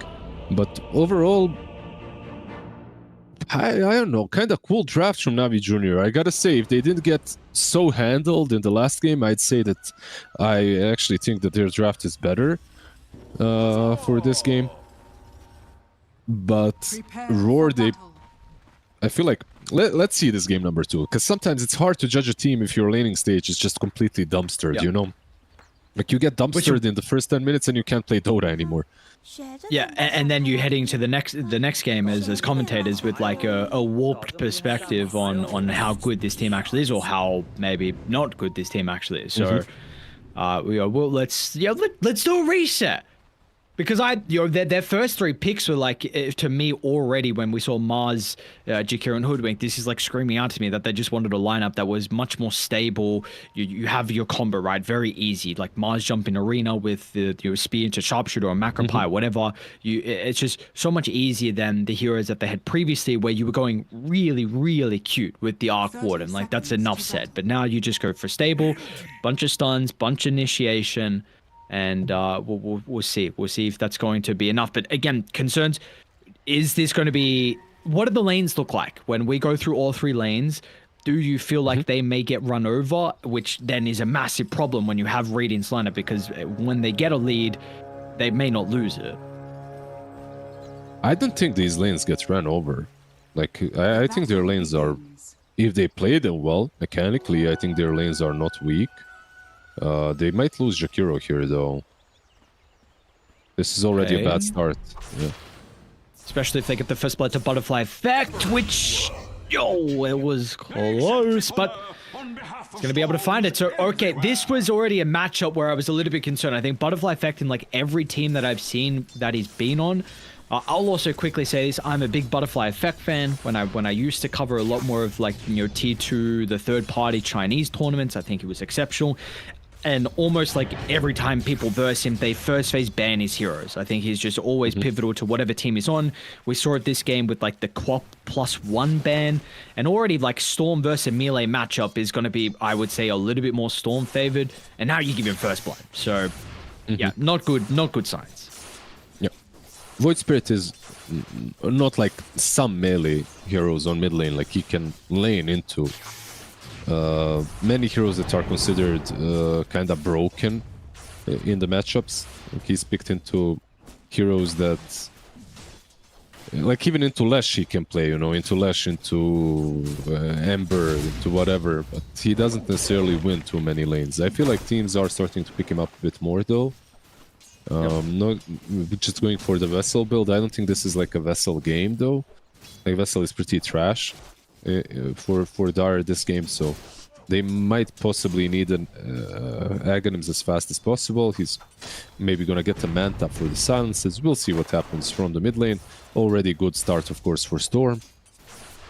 The side lanes, though, should be decent for Navi Jr. Once again, I gotta say, unless they mess them up hard. Yeah, how does let's start with top then. How does this lane go for the Ursa? Because this hero's lane has been getting weaker and weaker. Like when I first stepped into Dota, I'm like, Ursa is a lane dominator, dude. Melee matchups, you can't do anything versus Furious wise. But it feels like the early levels is kind of pretty rough than what it used to be. Like 10 last hits compared to the 7, he's fine. But it's just the spam that we might see with like 2-point shield crash, and I don't know what facet the Pengo went for, but also the concussive shot as well. So how do you think he's actually going to be able to farm into this? He went double jump, okay? Yeah, he went double jump. I'm not sure about top lane because of one thing, that's the Jakiro death on mid, and the fact that he was late to the lane, and the fact that he used his Fairy Fire immediately. If you start this lane properly, where Jakiro is up front and he's able to soak in a lot of aggression while he trades with Sky, I think maybe this lane is even easy for Ursa plus Jakiro. But because of the way it started, it might not be exactly like that. I still think that it's a winning lane for the two of them. Okay. Like you can spam all you want with Sky and Pango. Jakiro uses 2 of his spells and you're on 50% HP, especially in Skyrat. Yeah, and you got to be careful about like your spell usage. If Shield Crash or Swashbuckle is used aggressively without much value, then the turnaround potential from Navi Jr. will be there. And we were speaking about the spam from like Radiant's abilities. I believe both side lanes got the Lotus as well, which is it's very important. No, they're doing absolutely fine. Mars is on 19 CS, like he's kind of winning the bot lane, I would even say. They're trying to go on him, but I think this is really dangerous. Maybe a kill actually on Small Panda? A lot of damage on the left. I'm gonna try and use it onto Gothic. Drag back, Blood Grenade. Not having the kinetic field makes it a little bit difficult for Ulu. Now Spear's gonna be up pretty surely. They might be able to turn it back around, but Ulu is gonna be fine actually. Not having the mana from Call 9 Ash. Mid lane though. What happened there? Skyrat was trying to be a bit cute. Like he went back from the lane, he got the blood grenade and immediately rotated mid, but Jakiro followed it and they managed to kill him off in the end. So they do get the kill on him. A bit of a dive from the Skyrat. There's one cool thing about this hero is that everyone is utilizing right now. It's the Shield of Sion. Like Skyrat, he gets a lot of sustainability from that in the lane. And just a little bit of shield, when you're trading hits is nice. Like suddenly you don't lose all your HP immediately.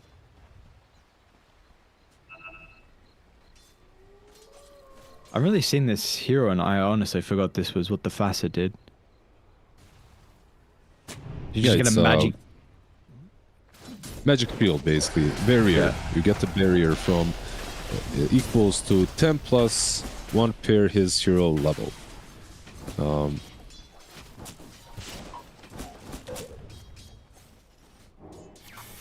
anyone go the other facet or is it always the shield? I always see this one. Okay. Always. From any support Skyrats. Like if you're playing a core Sky, then maybe you can go for the different one. But I think even if you're playing a core, you're going for this one because it adds up. You're spamming spells, and on level 3 you're getting 13 shield barrier every time you cast a spell. Every time it connects, it's kind of nice.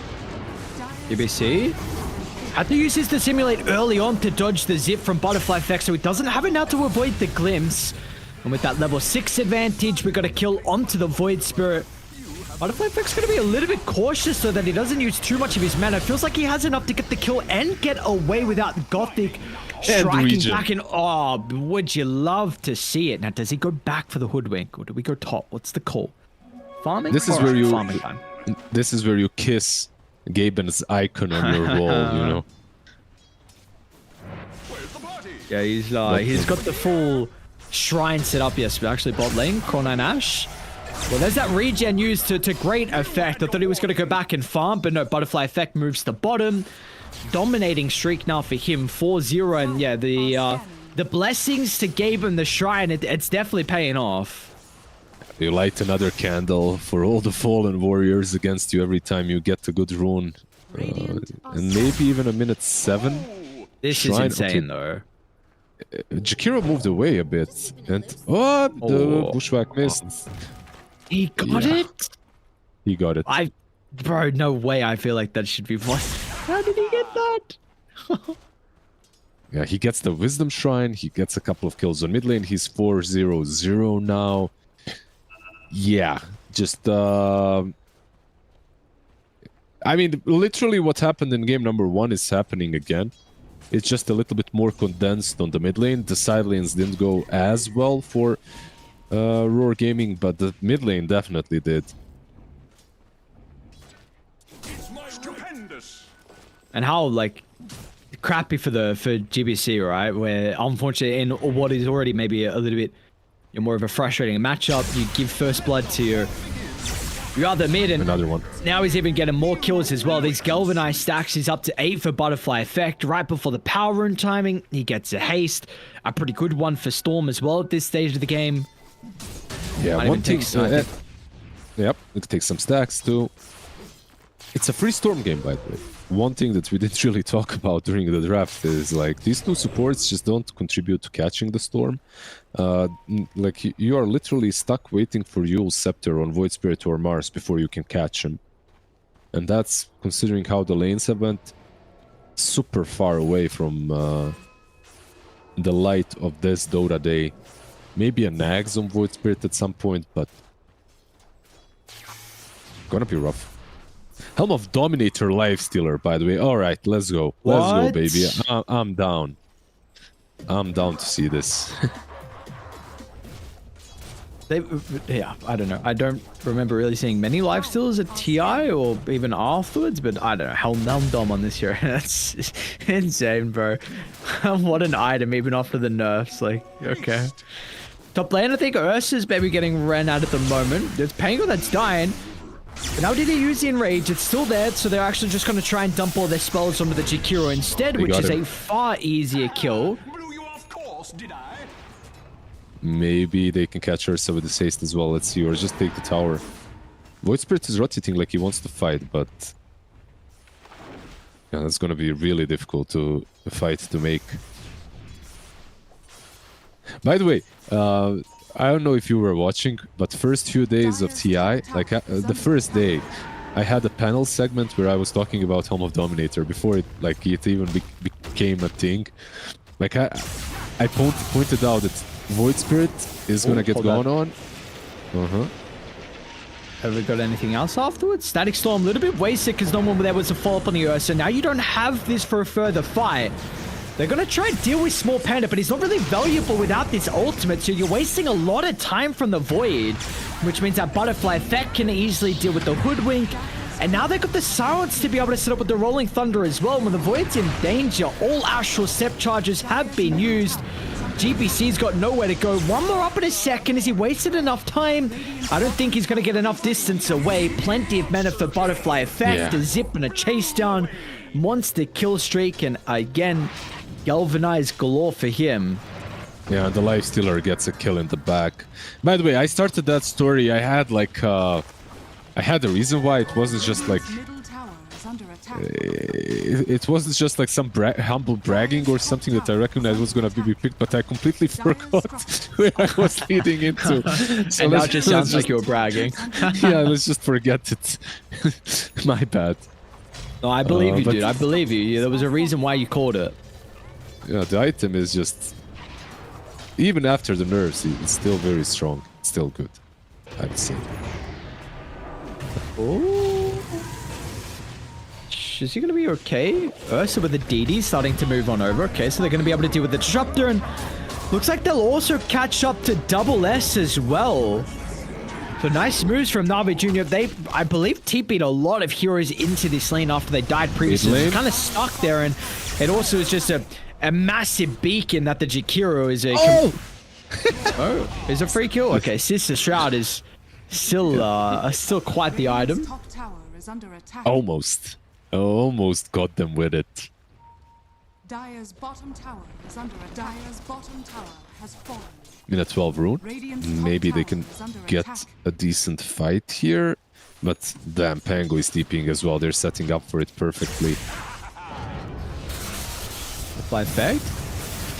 Silence Strike back into the Static Storm.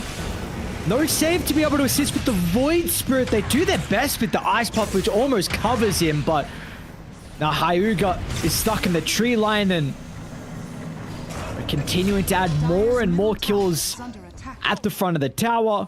They should be able to get this objective as well as a result. Second tower of the game going to Raw, I think. Dire are scanning. Yeah, they got the bot tier 1 tower, and they're pressuring now mid tier 1. And maybe a Hoodwink as well.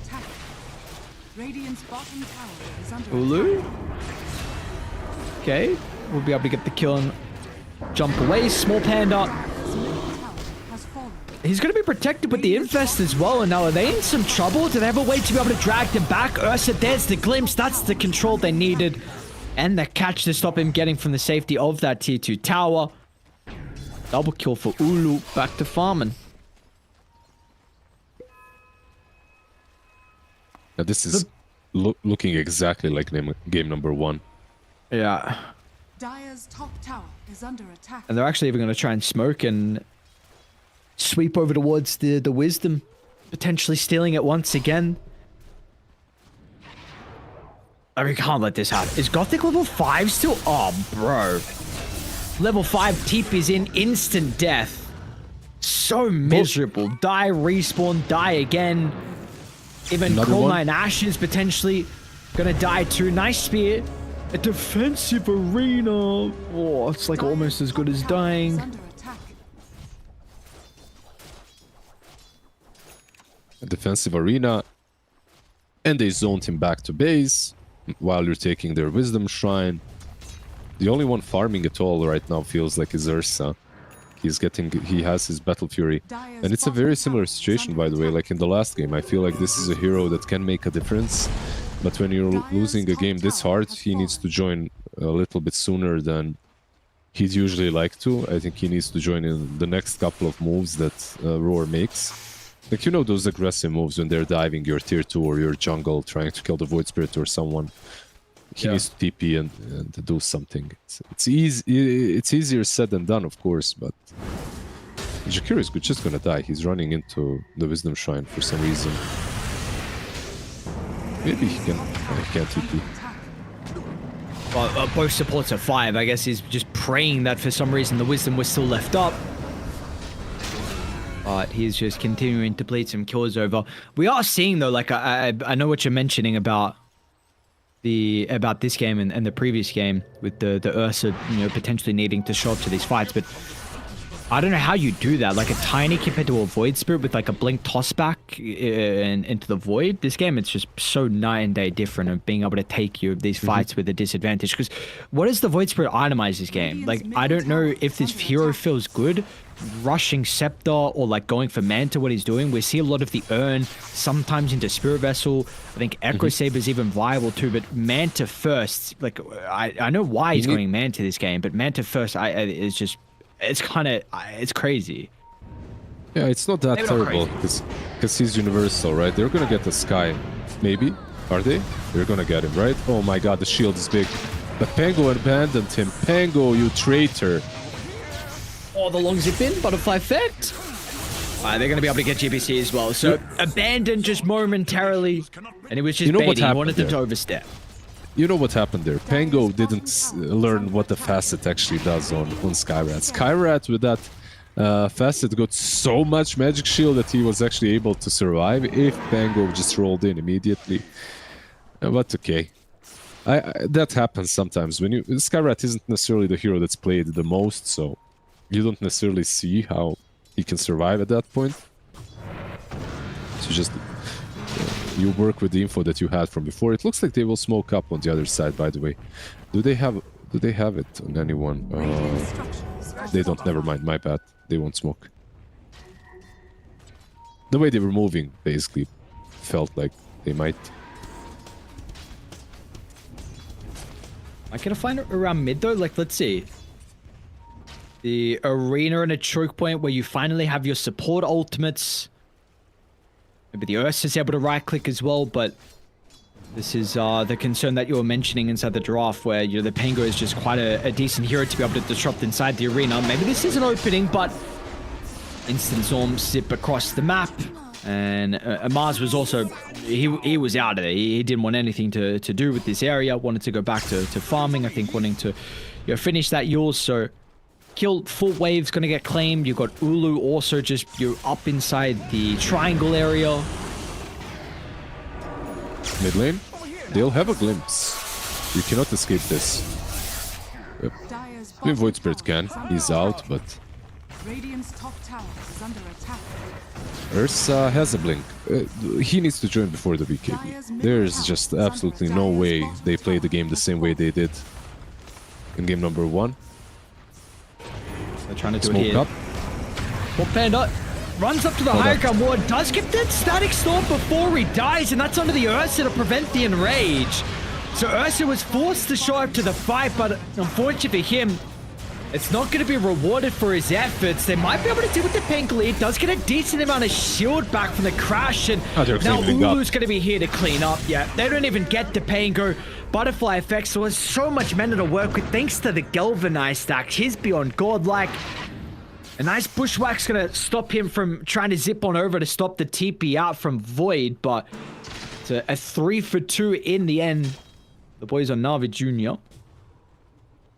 Yeah, unfortunately, when you're going for these fights as Ursa this early on, 9 out of 10 times you need to insta-pop and rage. Like, you jump in and you enrage. When you're losing this game, when you're losing a game as hard as this one, because if you don't pop and rage, you're probably gonna die. So you can't play the, wow, I'm so cheeky, I'm gonna jump in, wait a bit, you waste some spells, then I pop and rage. Unfortunately, it just doesn't work that way. Mid lane, by Crow9 Ash. Are they actually trying to take the team fight afterwards? Dire moving over. But it looks like there's no fight to be had. Butterfly Effect's gonna guess wrong, goes to the north instead of northeast. And unfortunately, but Hyuga ain't really have the same capability to be able to zip and jaunt away. So more and more kills. I don't know. It's just, what do we make of this? Because we said last game, the lanes and the Arc Warden doesn't really help out. Now Butterfly Effective with the Arcane Rune, like what a rune for this hero. What do we make of this from Navi Jr.? Because we were trying to wipe the slate clean from our memory in game 1, but now we see kind of a repeat in game 2. yeah, and in this game I would say that they had a better draft. Like they could play this game if they had stronger lanes. Not sure what to say without sounding mean, but right now Aurora is just looking like a stronger team, and that's it. They're playing faster. They're making all the moves, and all the moves are connecting. Ursa uses that Enrage, this time immediately. But he does, Good but help. once the Enrage expires, the bounce back keeps him inside the Static Storm longer. But Pego might have to be cautious. Yeah, he's going to TP out the Rolling Thunder, covering that last duration. Storm Spirit now has in the neighborhood defensive yours from Core9 Ash, but Ulu's ready and waiting with a Centaur Conqueror. And they may even look for the supports onto the low ground as well, zipping on forward for more. There is no hesitation. They are just food. The meat grinder is online, and Raw Gaming continuing to chew them down. 17k ahead, 20 minutes in, almost as much 1k GPM as minutes. And at this point you're just too far behind, even with all your items that you're getting. I'm looking at these items and absolutely nothing makes a difference. In game number 1 there was some potential. In game number 2 I don't see Did we it. see? No. Yeah, not at this stage. Yeah. There's just Not nothing, at this stage. nothing they're even queuing up, and these heroes that they've got, they don't work that well. Like in the last game you had like some Tiny who 30 minutes in the game, as long as he has levels without any items, he can blow a support up, like he's just insane hero. But this time around you have Void Spirit. just isn't a hero that works that well again without items. He can juke and jive and create chaos, but he can't really get any kills. And Ursa doesn't have a BKB yet. Maybe with that BKB they can take a fight, but that's that last effort.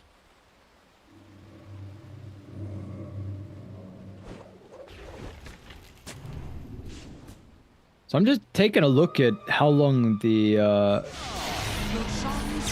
here we go. Alright, we got ages and some kills across the map. Butterfly effect just they don't even give the ages, which a little bit surprised me. You almost always see it on Storm, but I guess wanting to high ground siege, so give that second life over to the life steal. They are hunting the Ursa at the far north side of the map as well. I believe it just blinked into the sky.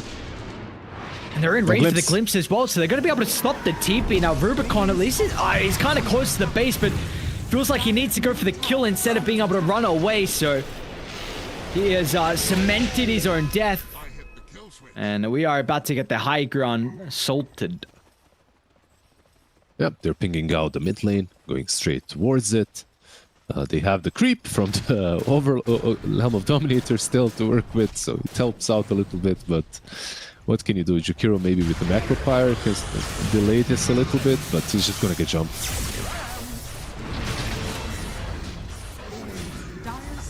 And it's like he's buying time, but what exactly is he buying the time for? They will glyph as well. You know, I respect Navi in a way that in game number 1 as well, it felt like they were never gonna give up. It never felt like they were gonna GG out, so they continue playing, even though the state of affairs, they're not very great for them right now. No, unfortunately they're not. They kind of know, like, if you're going to be farming, you got to find a way to try and get out of the base, and it's going to be on these outskirts. You saw them instantly kind of move down to the bottom. And Ursa can't get out, and you are now locked inside and hoping and praying for a miraculous defense, but you have to go through the Aegis lifestealer first before you're able to get to anyone in the back line. They're gonna try though. All or nothing out of the Storm Spirit. Ulu, can he get the infest? He does. And the play, it was close, but you needed to stun control the lifestealer as well. And without being able to do so, this is the results. Last team fight. And the game is going to be called there here. Raw Gaming, really convincing 2-0 victory over Navi Jr. Absolutely. They tried to get that BKB on Ursa in the end to maybe put up that one last fight, but yeah, it just didn't work. Rough game. Rough series for Navi Jr. This time around, they just weren't the stronger team. I have to say that's the bottom line. Sometimes you're the better team, sometimes you aren't. I feel like in these like Division 2 stages of the tournament, usually these discrepancies tend to be really high at times. And I wonder what happened to Ulu and the boys in their other series that they lost, because they're 0-1, right? Like, what happened in their other series? Like, who dominated them that hard? They played versus Pipsqueak +4. Okay, Pipsqueak +4, they're kind of a team that can actually, and they'll probably take the full thing, so Roar Gaming being 0-1 didn't really mean a lot this time around. They showed up in a much stronger way today. Twice in a row, they dominate mid. I think the only difference in this game is when a Storm is snowballing, you can't find a way back in. When an SF is snowballing, yeah, he misses his ulti, you go on him, you kill him, whatever, you know, it's not the end of the world. He has to play around his ult. But when a Storm is snowballing, yeah, you're not gonna come back. Wait, what happened? Speaking about, like, this is kind of different, but speaking about the first series on Raw Gaming, did you see the time they lost that game? 17 minutes and 10 minutes. Yeah, I didn't see those games at all. I just clicked on Liquipedia to get some more information, and that 17-minute game had like the kill count was 32-12 was the kill count.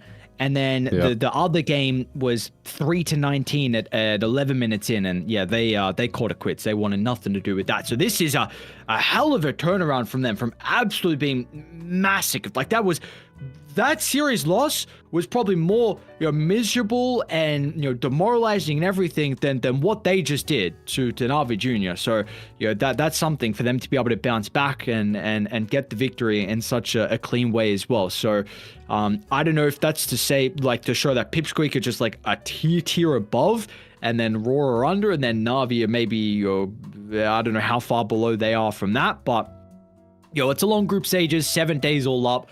We're going to be able to work out as we get more games on kind of where the power rankings truly sit. But for us on the Storm stream, with how quick that series went, I'm pretty sure we got a long break here, guys. It's going to be probably about 2.5 hours, I believe, until our next series coming up, which is we got the Bug taking on the Peru Reject. So South America versus North America.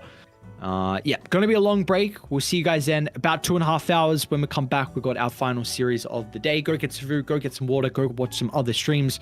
We'll see you guys later.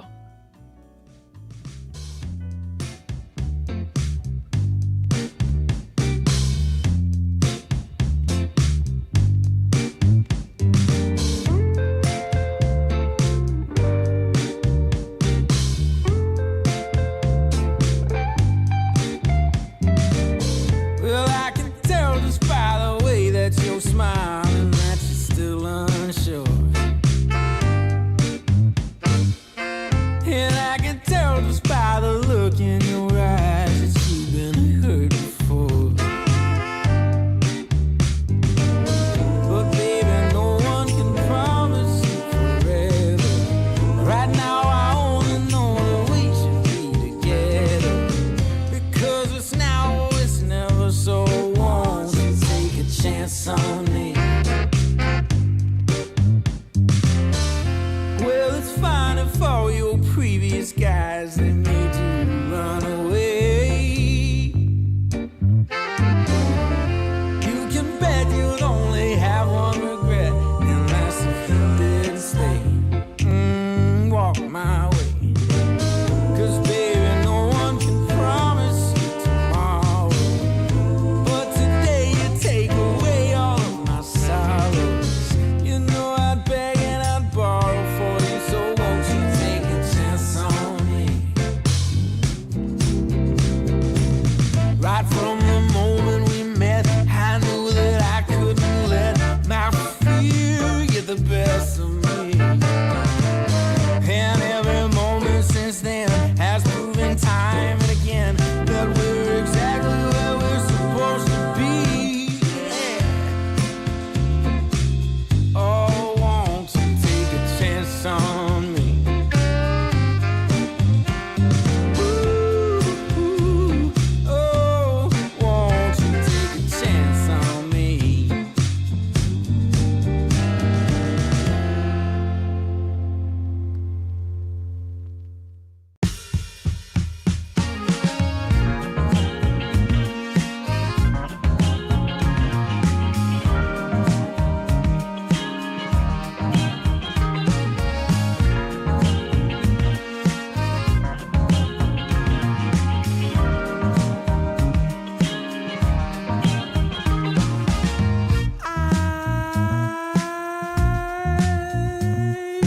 My eyes are closed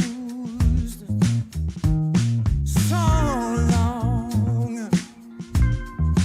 long after the sun comes up. We do a dance in the dark, down the hall, pictures fall, even the neighbors call. But then you rip out my heart, every artery, a part of me. Ooh, it's obvious to me that you love to watch me bleed.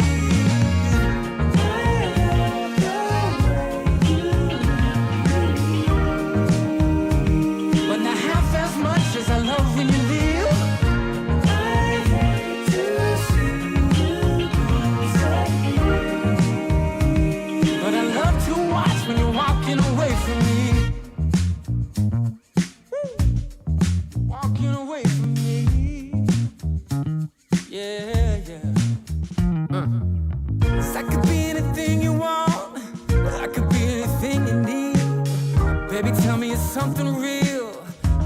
I'll give you everything.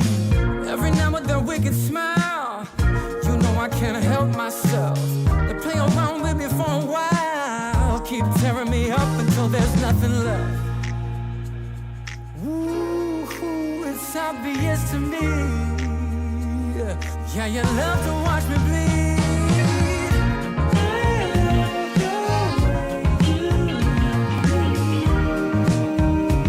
But not half as much as I love when you leave. I hate to see you say, but I love to watch when you're walking away from me. Yeah, yeah.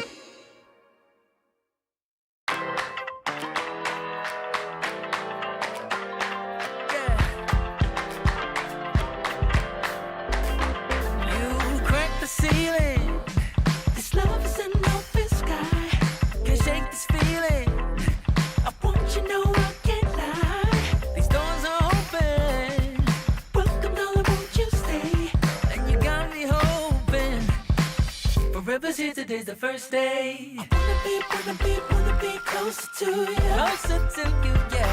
You to be all mine.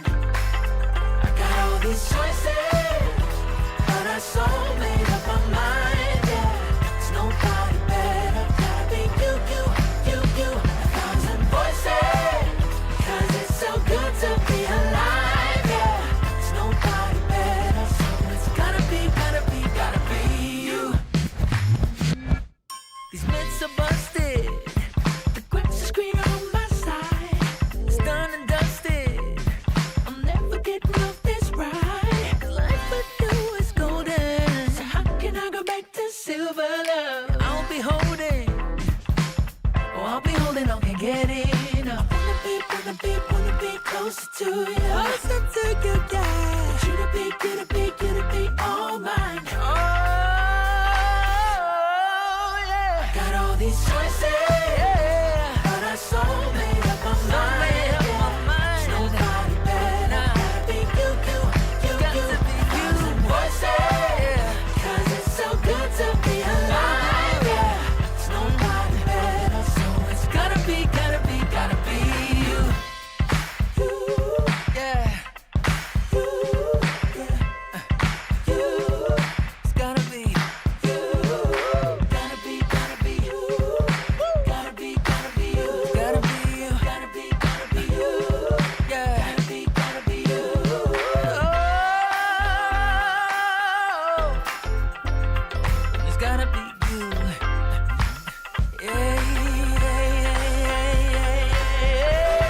These choices, but I so made up my So mind. made up my mind. Nobody better. Gotta be you. Oh, it's got to be Thousand you. voices, 'cause it's so good to be alive, yeah. There's nobody better, so it's gotta be you. Hey. Nobody else, no.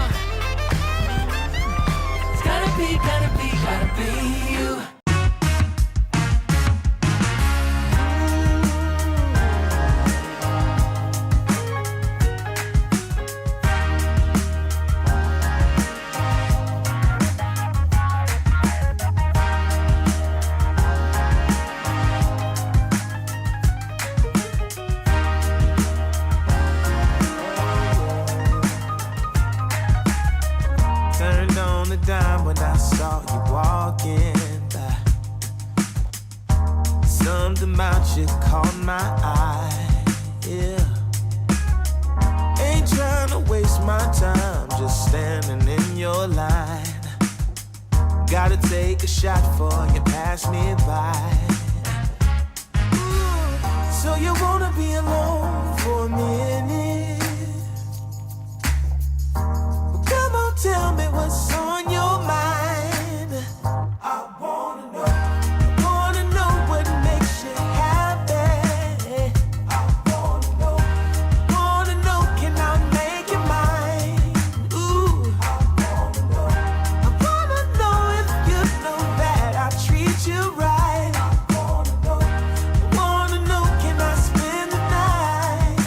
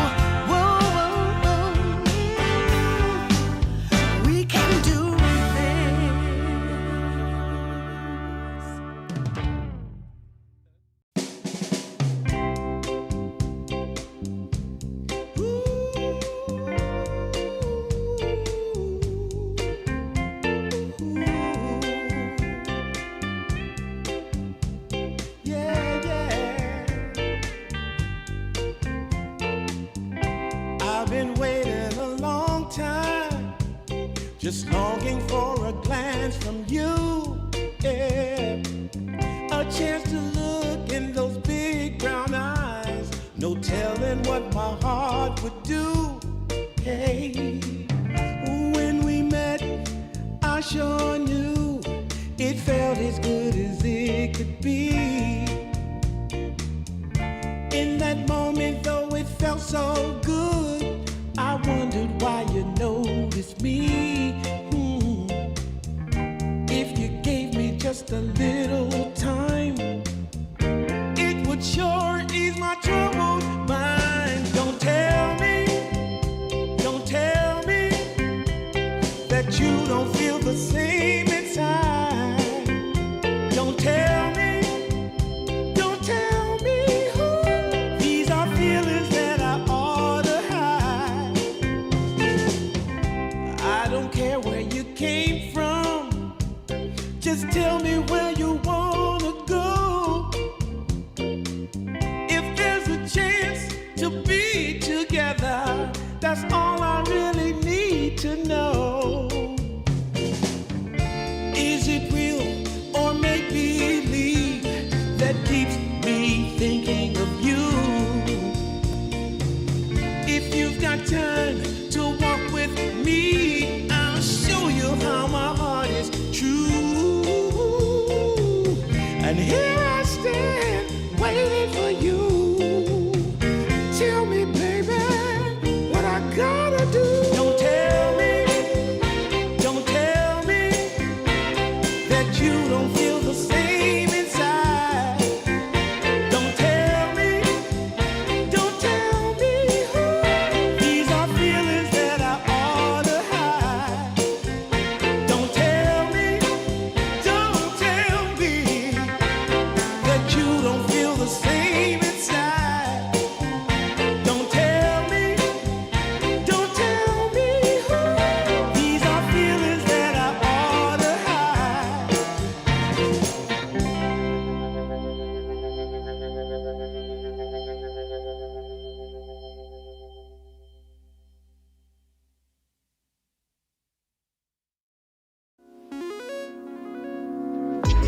Coming out the gate with the heat. Everybody's playing in the street. We got the summertime magic in the speed. Sun is in my eye, feeling high. Only good vibes, I'm alive. And if you see me driving by, don't be shy. I'm so excited. You know just what I wanna do.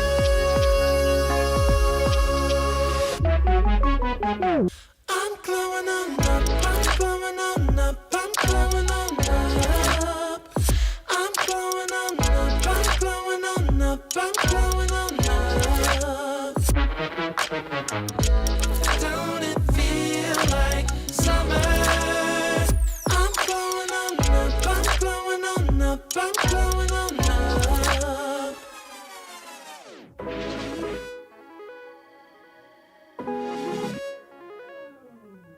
Blow up, show up, soak up aromas, float to Sonoma, roll up to Nola, trope up, blow up, slow up, show up, get real, choke up, you're flowing, you're glowing. Astral samosa, you're landing on Europa, your horns blowing, you're chosen, all the deep cuts you know it. I got the pre-glow and the post-glow, inspiration knows no boundaries where it flows. Your fingertips to the globes tilt to the universe on stilts, hold on and chill. I'm so excited. You know just what I wanna do.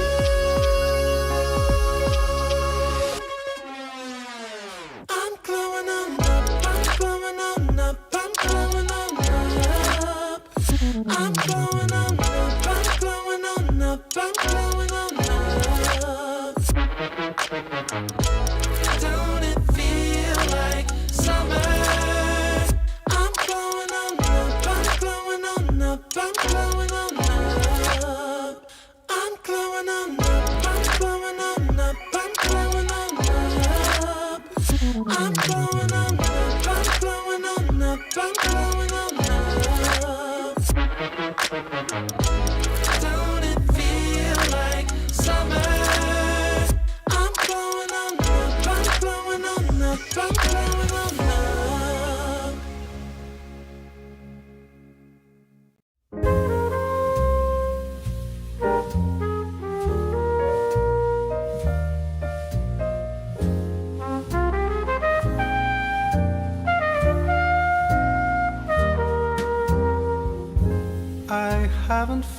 found the one. I never knew what others do. I hope and yet again, what do I know then? I believe it's all meant to be. All my dreams are so out of reach. I fool around, but we never know. I fell in love, but a long time ago.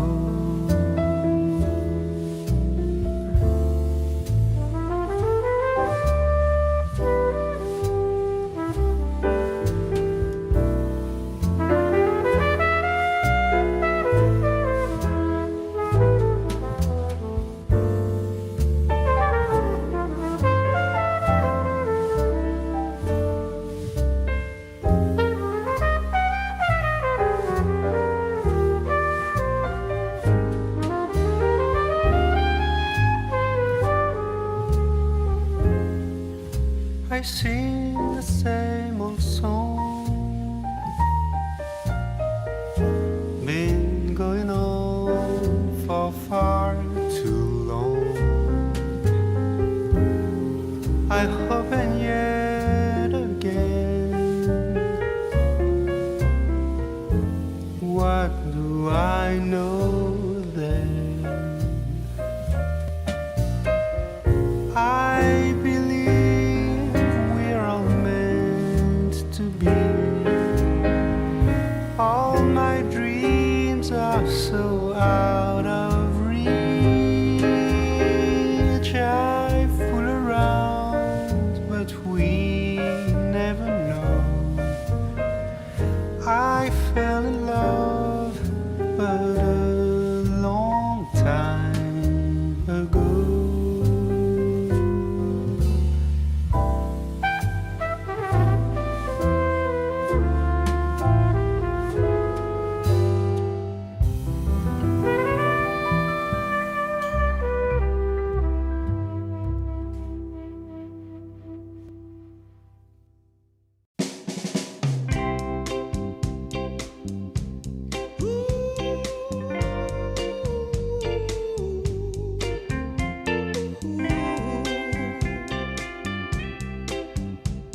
Yeah, yeah. I've been waiting a long time, just longing for a glance from you. Yeah, a chance to look in those big brown eyes. No telling what my heart would do. Hey, when we met, I sure knew it felt as good as it could be. In that moment, though it felt so good, I wondered why you noticed me. If you gave me just a little time, it would sure ease my troubled mind. Don't tell me that you don't feel the same inside. Don't tell me, these are feelings that I ought to hide. I don't care where you came from, just tell me where you wanna go. If there's a chance to be together, that's all I really need to know. Is it real or make believe that keeps me thinking of you? If you've got time to walk with me, I'll show you how my heart is true. And here I stand, waiting for you. Tell me, baby, what I gotta do. Don't tell me you don't feel the same inside. Don't tell me who. These are feelings that I ought to hide. Don't tell me that you don't feel the same inside. Don't tell me who. These are feelings that I ought to hide.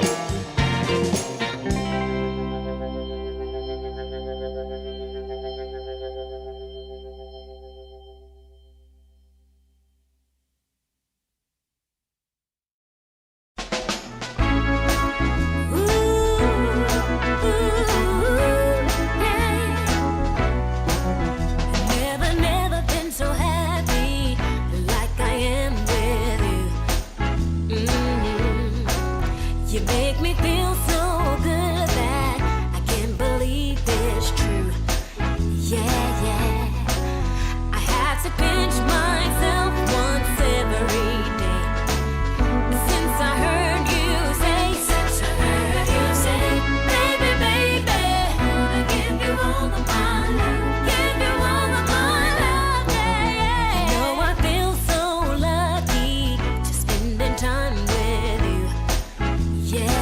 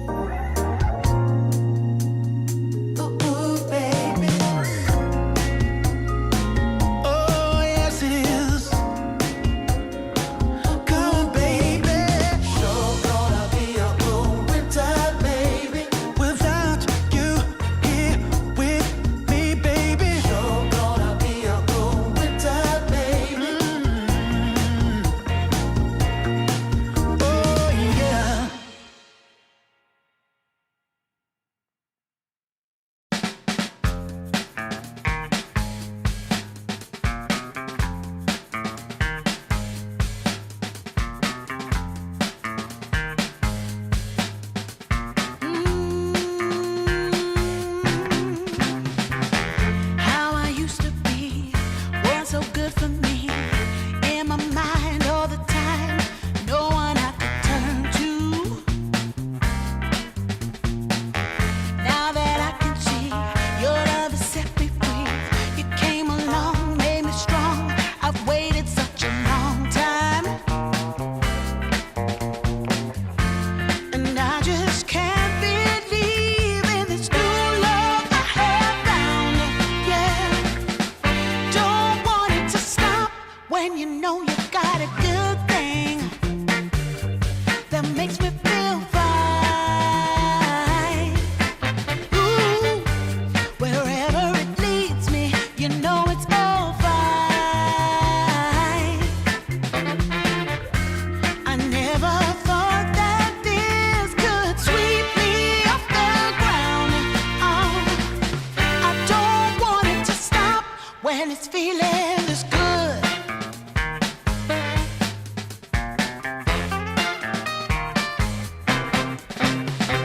Whenever you're around, my heart begins to pound. Though I know you'll take it slow, no way to stop this feeling. For every single day, whenever you're away, in this place there's a space where I'll be waiting for you. And I just can't believe in this new love I have found. Yeah, I don't want it to stop when you know you got a good thing that makes me feel fine. Ooh, wherever it leads me, you know it's all fine. I never thought that this could sweep me off the ground. I don't want it to stop. No, I don't want it to stop. I don't want it to stop.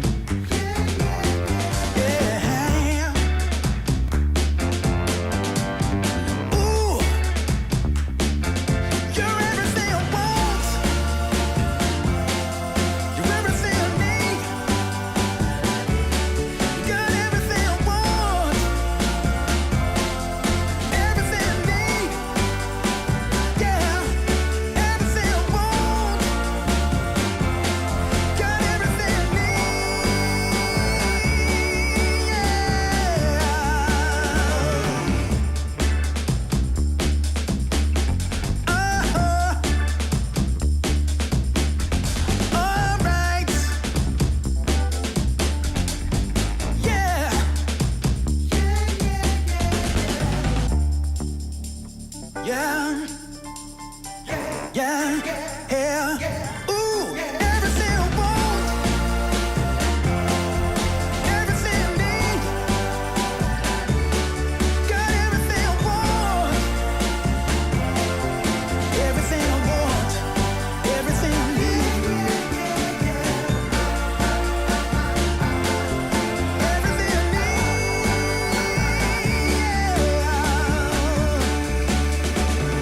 yeah.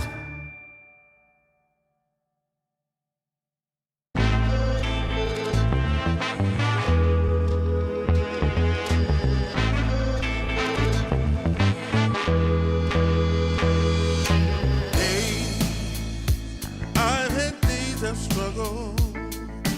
Nothing quite as rough as today. Held, I've been held up. Nothing seemingly goes my way.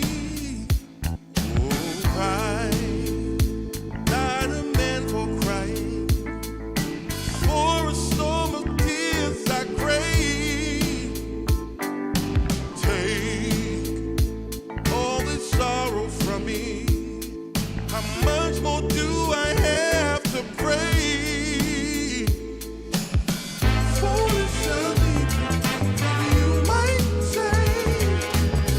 I make my way out of this, feel my way. All reservations I have come to make. It's clear that I'm not going anywhere.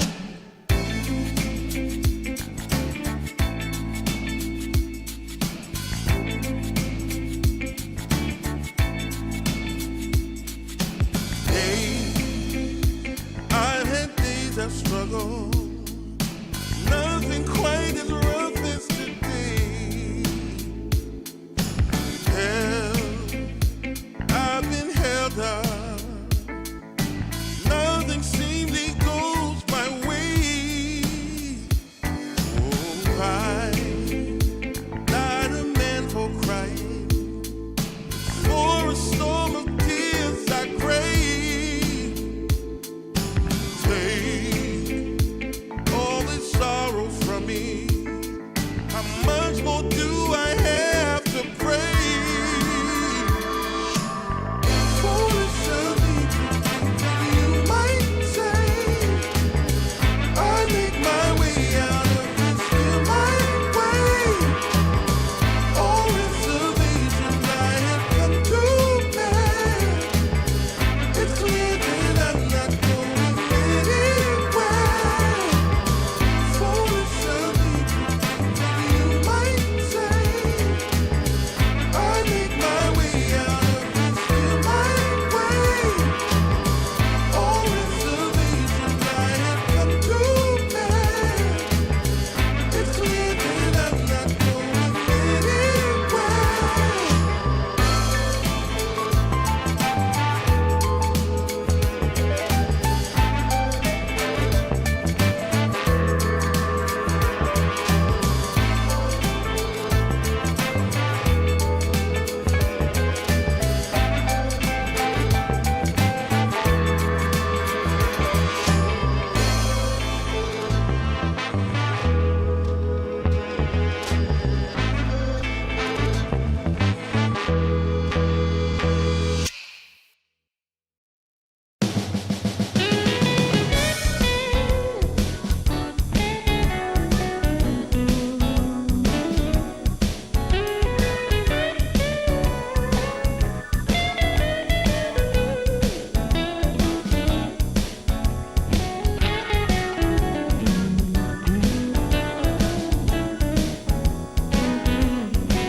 I got the prettiest little girl.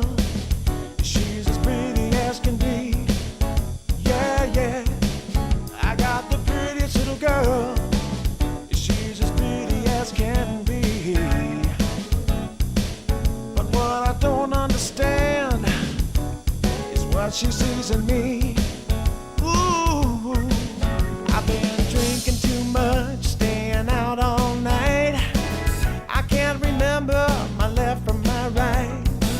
I'm kinda blurry from my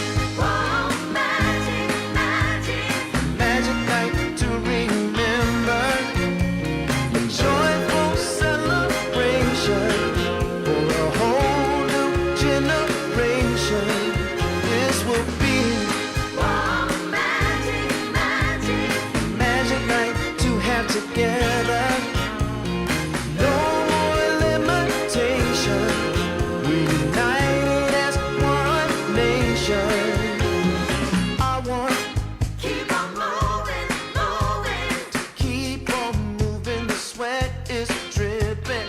I want Shake it, shake it. shake it to the beat of the drum. No need for hesitation. Bass is pumping and everybody smiling. Happy people gather round. We will party all night long. This will be Oh, magic, magic. a magic night to remember. A joyful celebration for a whole new generation.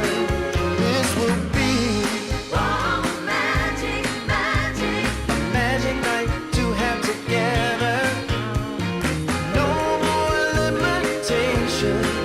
United as one nation.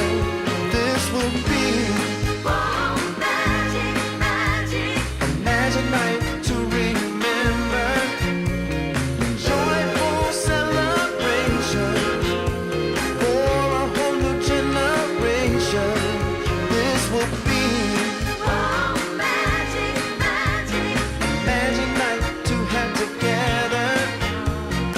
No more limitation. We're united as one nation.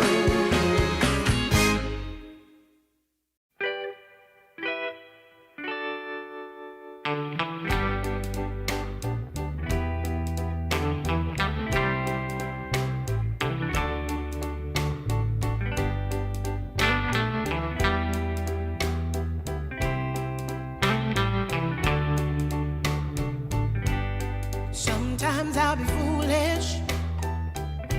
Sometimes I know I get mad. Sometimes I say the wrong thing to you that makes you feel sad. But one thing is true in all that we've been through. You've never stopped loving me, no matter what I do. So let me say, yeah, that every day I try to find the words from my heart to say thank you. 'Cause you take me as I am.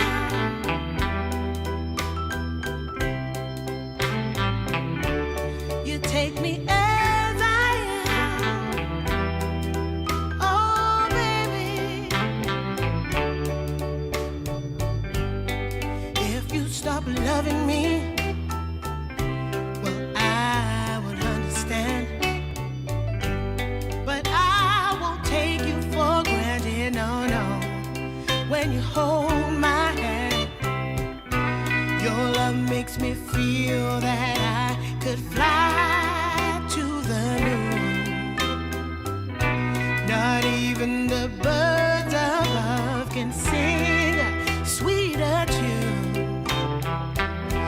I needed to say that you find a way to make me feel anew. And I want to say thank you, 'cause you take me as I am. Oh, baby, take me as I am. Oh, Lord, take me as I am. Oh, take me. Oh, take me.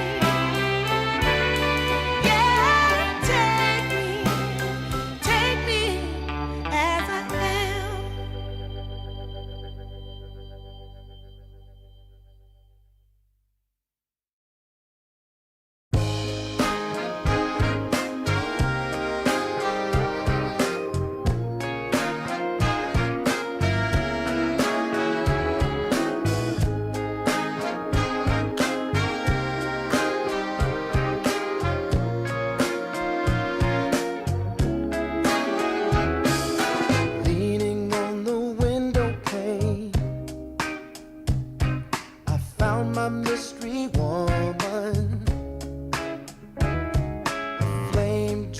drives me insane. She's heavenly creation, the spirit of the hot summer day, controlled by her emotion. Tomorrow seems too far away. Now I've got my shot. I'm meeting my soulmate. Lady, can you see me? You're my everything. You're my lady. Lady, can you feel me? I feel head over heels. You're my lady, lady. Maybe you can't hear me, my sweet little thing, my sweet lady. Lady, can you see me? You are my everything. You're my lady, lady. Some might think I'm crazy. You're my constellation. My vision's far from hazy. I need no confirmation. Take my heart and don't let it stray. True love and affection will come again another day, as the sight of your light always takes my breath away. Lady, can you see me? You're my everything. You're my lady. Lady, can you feel me? I feel head over heels. You're my lady, lady. Maybe you can't hear me, my sweet little thing, my sweet lady. Lady, can you see me? You are my everything.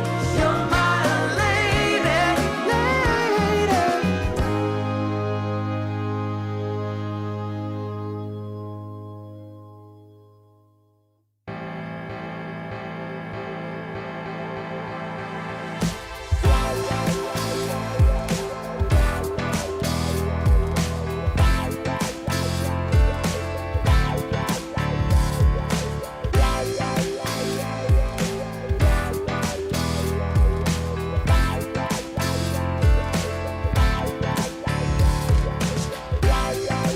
Find the feeling, live and breathe it, feel it in your soul, soul, soul, soul. Anything you've ever wanted could be right there at your feet. Take your dream and take the power, be the best that you can be. Oh, we can go higher, higher, yeah. Gotta take the chance to rise above it all. Come on. Oh, we can go higher, higher, yeah. Gotta take the chance to rise above it all. Yeah. Ooh, face your fears, yeah. There's no limit. Can you reach the sky? Keep the faith and rise above it till you reach your high, high, high, high. Even when your body's aching, get up right back on your feet.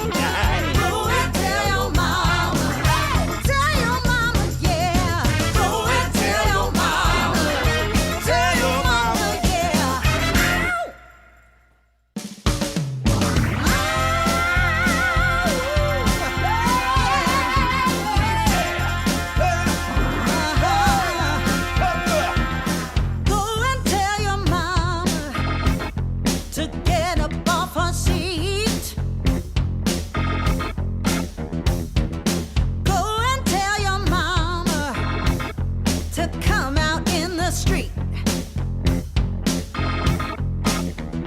'Cause it's all going on right here. We're gonna make it perfectly clear. When you hear our voices ringing in your ear.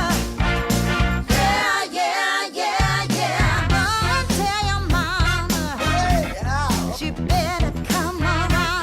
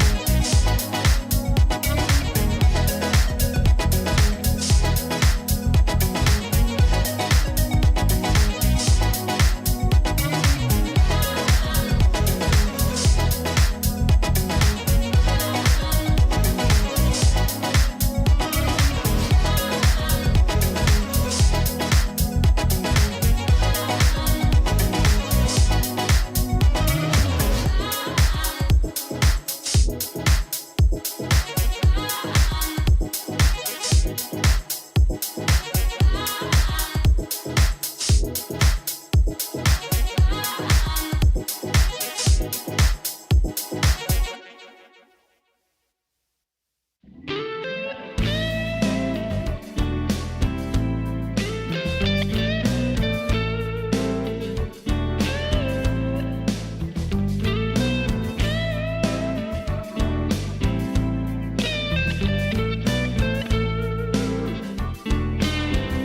been running from a dark cloud.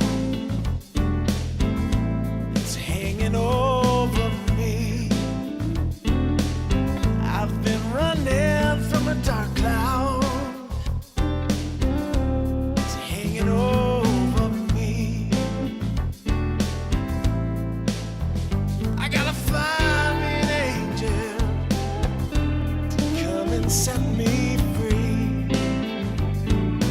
I need to find me a little sunshine to wash away the rain. I need to find me a little sunshine to wash away the rain. It's the only thing I know that will take away the pain.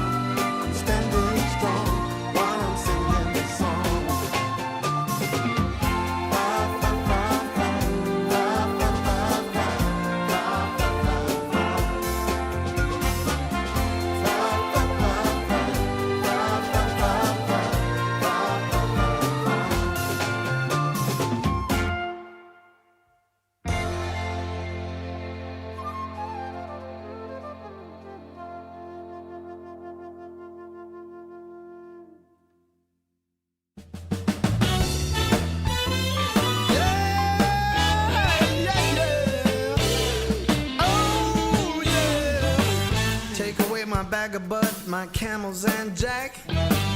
Go ahead and take them all, I don't want them back. Those nasty things mean really nothing to me, 'cause lately it's so plain to see. All I want is you, honey, it's so true. Give it to me, baby, all I need is you. Yeah, yeah, yeah. Come on, you can take away my mint Cadillac, take my Harley too, I don't need them back. I got an engine, Lord, it runs so right. As long as I get your loving each night, all I want is you, honey, it's so true. Give it to me, baby, all I need is you. Yeah, yeah, yeah, yeah, yeah. In the morning, well, early in the morning, late in the evening, round around noontime, round about noontime, baby, 24/7. Give it to me, baby, all I need is you. Yeah, yeah, yeah.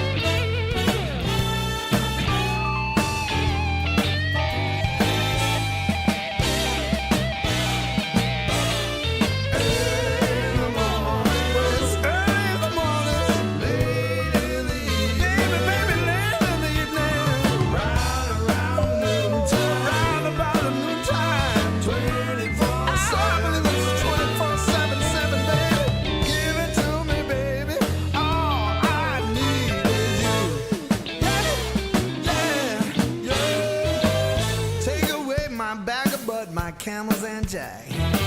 Go ahead and take them all, I don't want them back. The only thing I could ever really miss is what I feel when I get your kiss. All I want is you, honey, it's so true. Give it to me, baby, all I need is you. Yeah, yeah.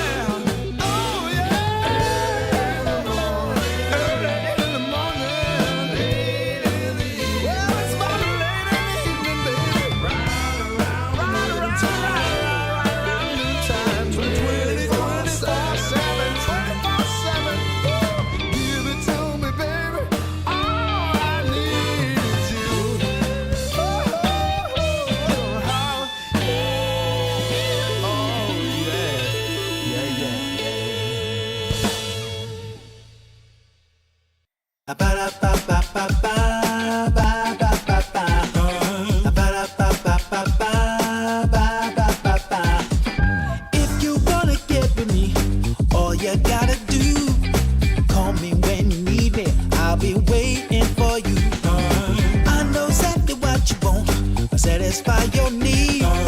We can have a good time, don't you worry about a thing. If you want it here, or if you want it there, you got it. Have yourself a good time, act like you don't care. You got it. Get that motivation, you got it. I got just what you need. You got it. I got just what you need. You got it. I got just what you need.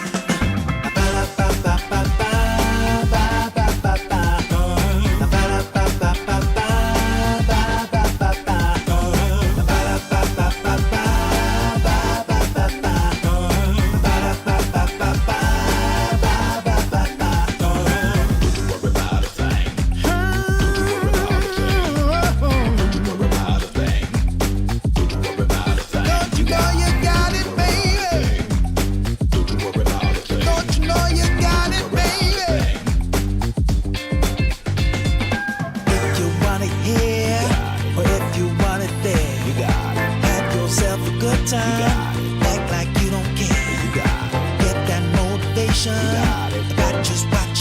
You got it. I got just what you need. You got it. I got just what you need.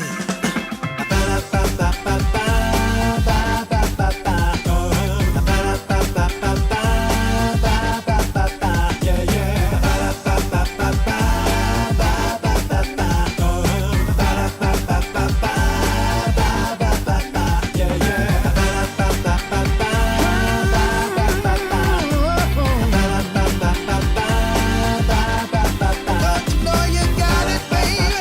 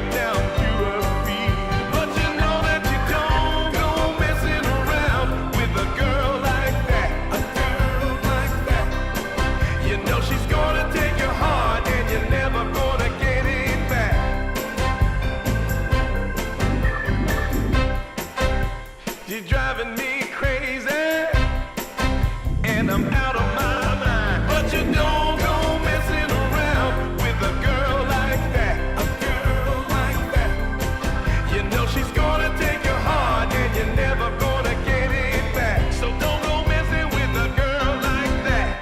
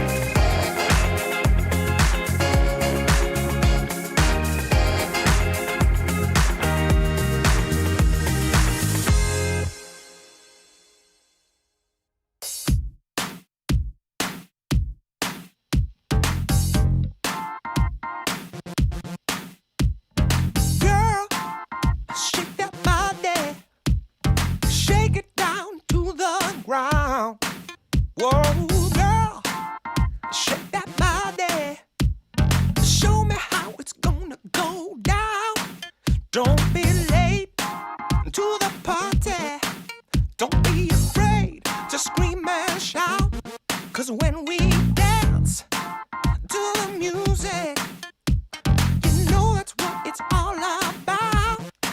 Yeah, yeah. Hey, girl, shake that body. Shake it to the left and to the right. Yeah, girl, shake that body. We're gonna shake it all night. We're going down to the nightclub in my stretch SUV. 'Cause you know, girl, when we're dancing, there's no place I'd rather be. Yeah, yeah.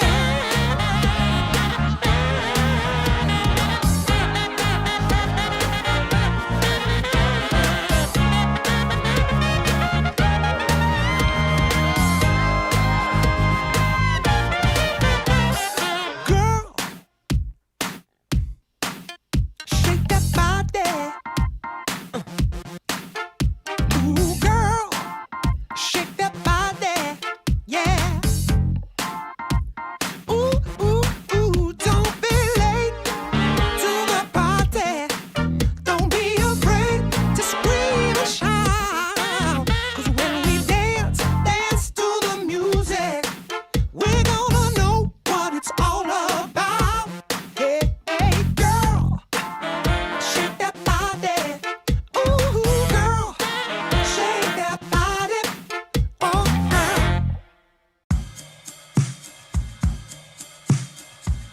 I took a walk down Pico, heard someone shout from a crowd of fed up people, getting told they should calm down.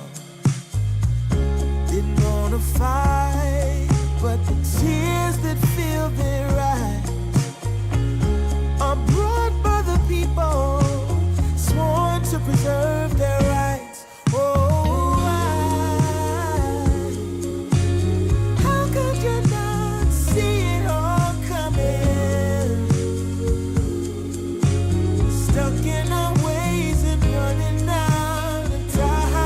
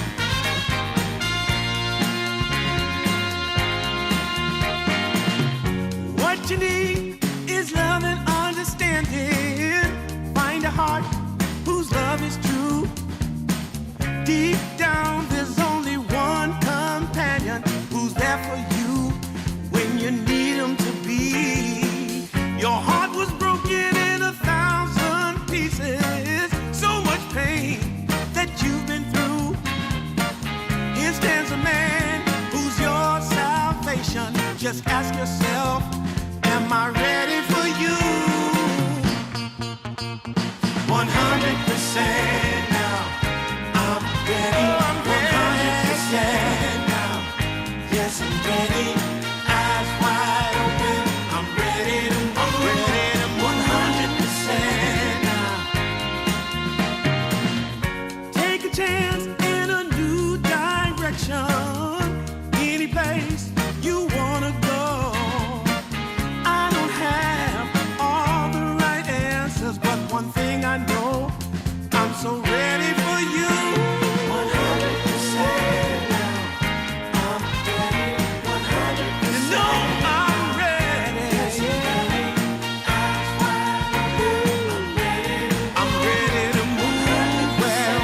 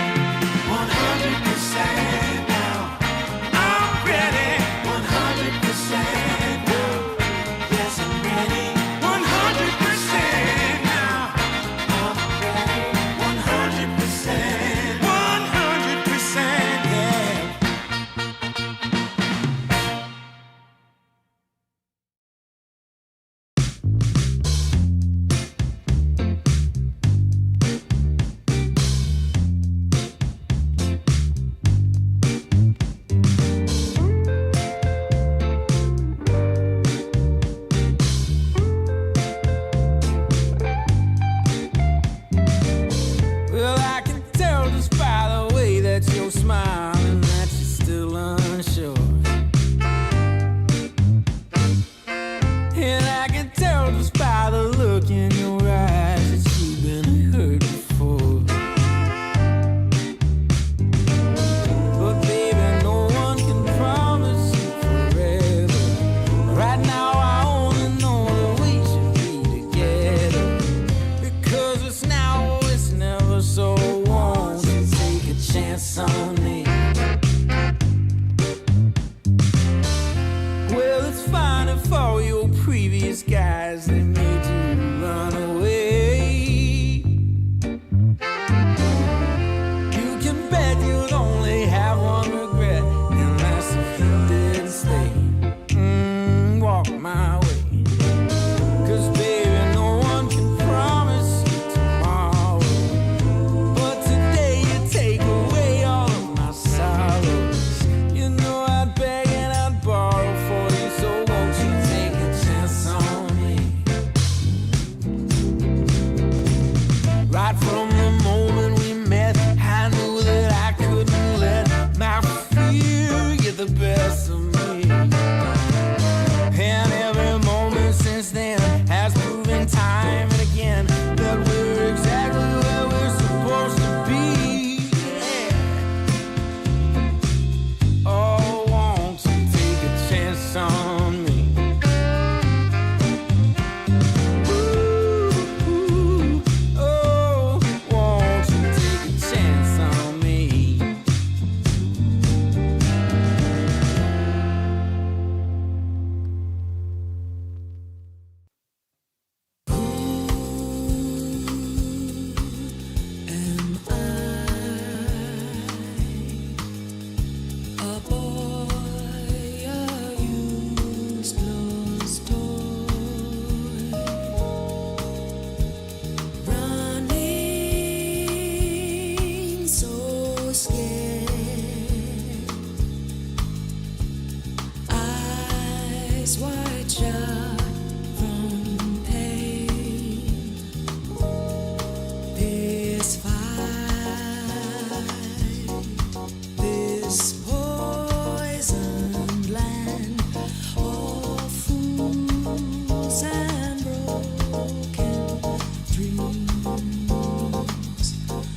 Oh, please.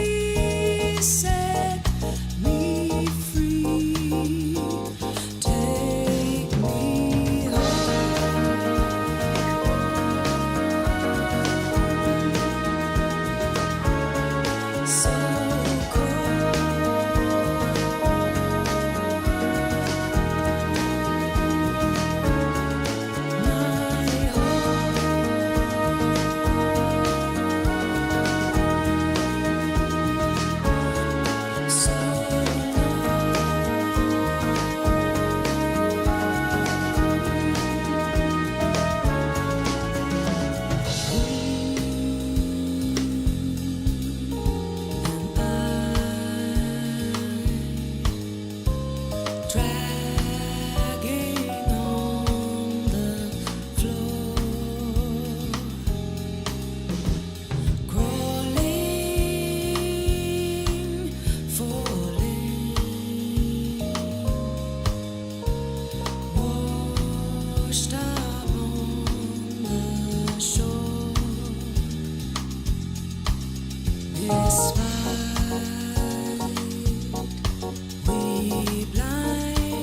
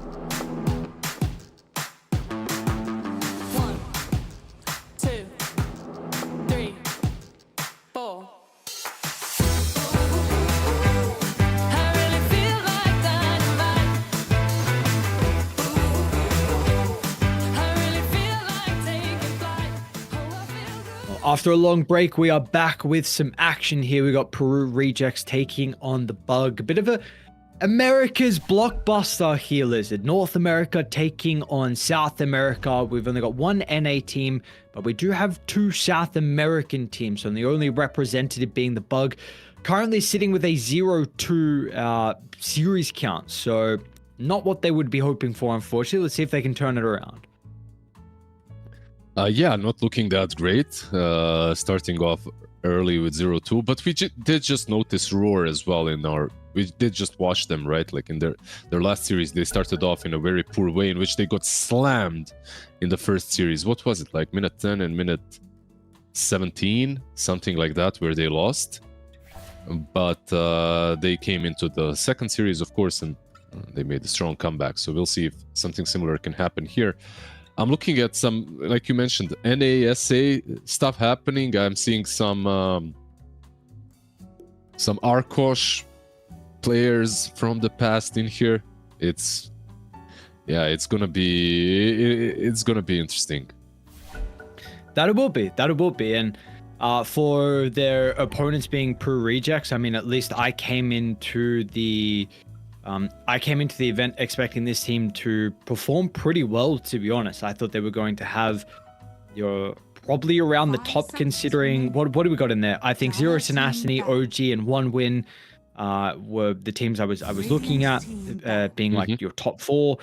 Kami Charter actually really impressing me so far, but it's going to be, they've got actually just now and on another stream, they're versing One Win, so that will be a bit more of a test for them to see how strong Kami Charter are. But for Peru Rejects, like, this is a roster with, you got some big names here. Like, these are some names you would be incredibly familiar with all around. Just to keep in mind, they are playing with a stand-in once again with Illich as the 3 instead of Pike. But people know this man as well. If you were following a little bit closely, he was on that OG Lardum squad where we saw attempt to go through the qualifiers. But Peru Rejects, like, you see the players here, and I was really expecting them to perform well. They're 1-1 so far. I think they got a really big victory, honestly, versus Zero Tenacity, who, again, I just mentioned being one of the teams I think to place up there in the groups.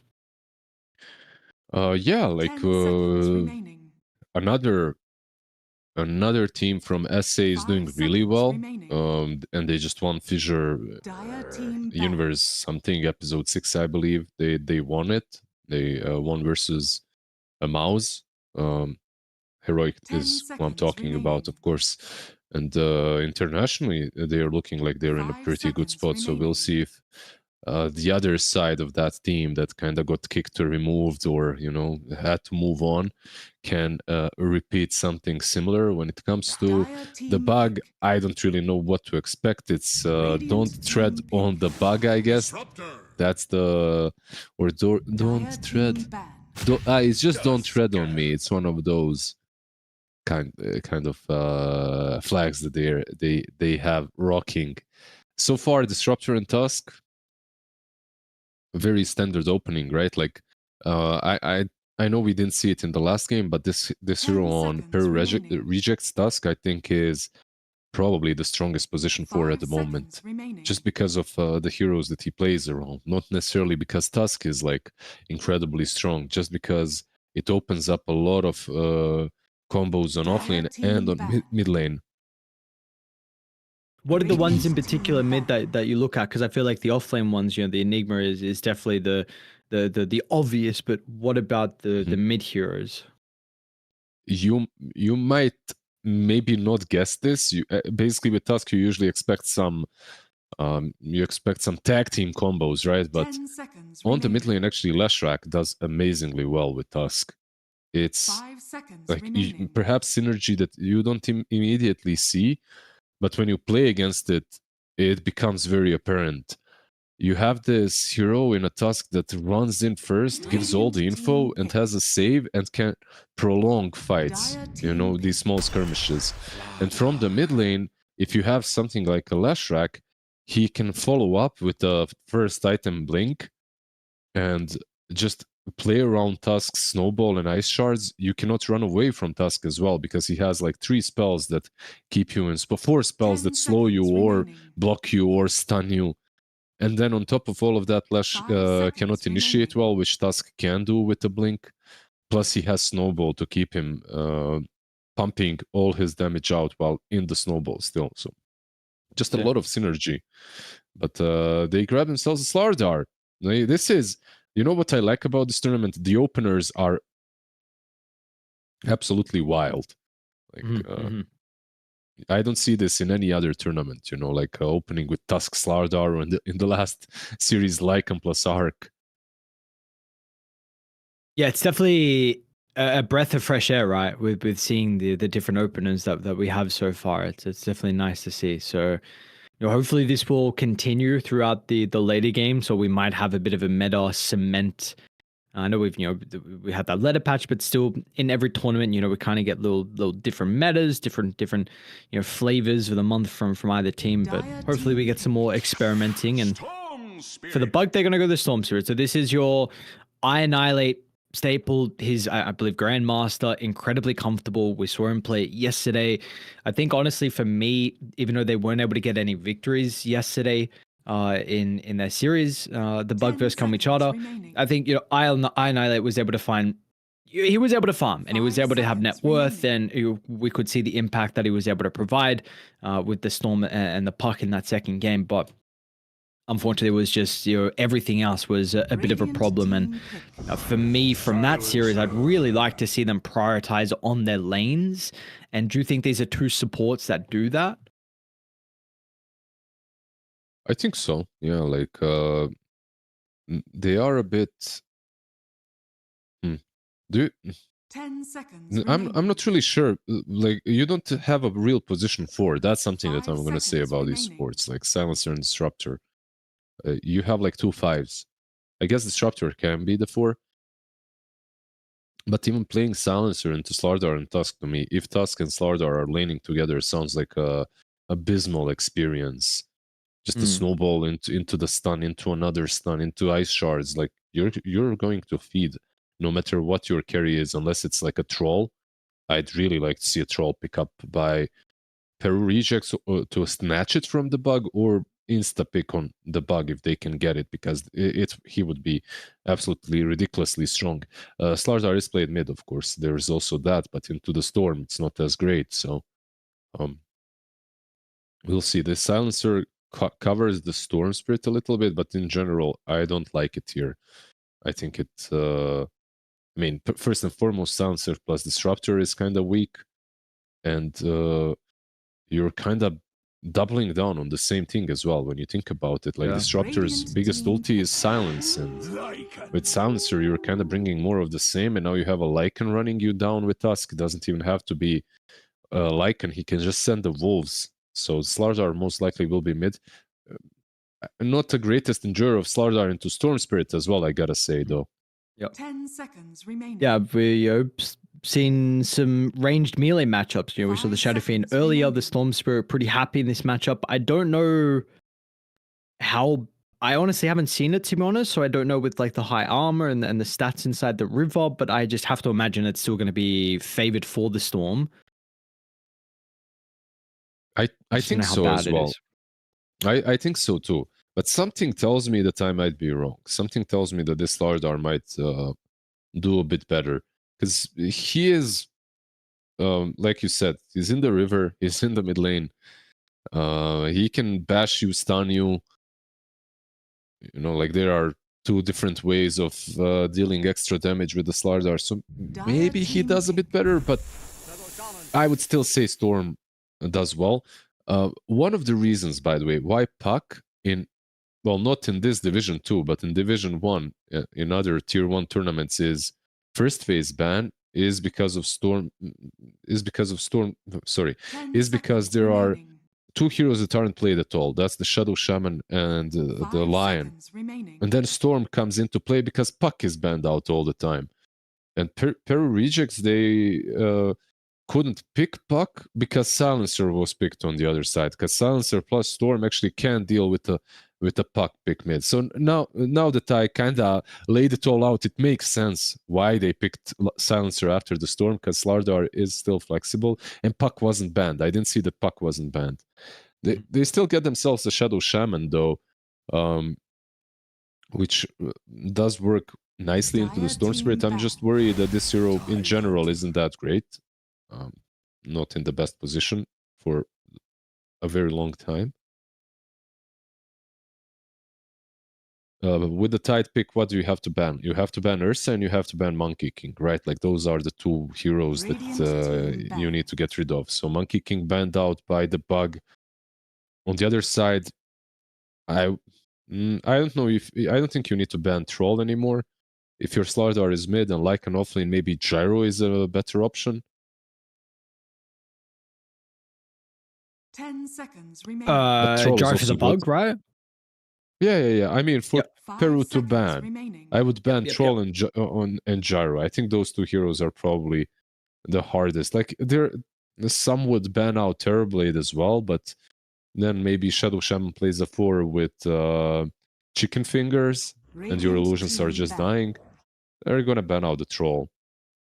Troll and Gyro on one side, and Monkey and Ursa on the other. I think those will be the bans, and unless they have like some comfort zone that they want to Dire ban, team back.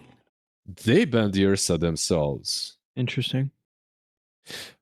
Yeah, it's not. I mean, it's not that bad versus Lycan, but an Ursa would have been pretty good for them. But they, I guess 10 seconds remaining.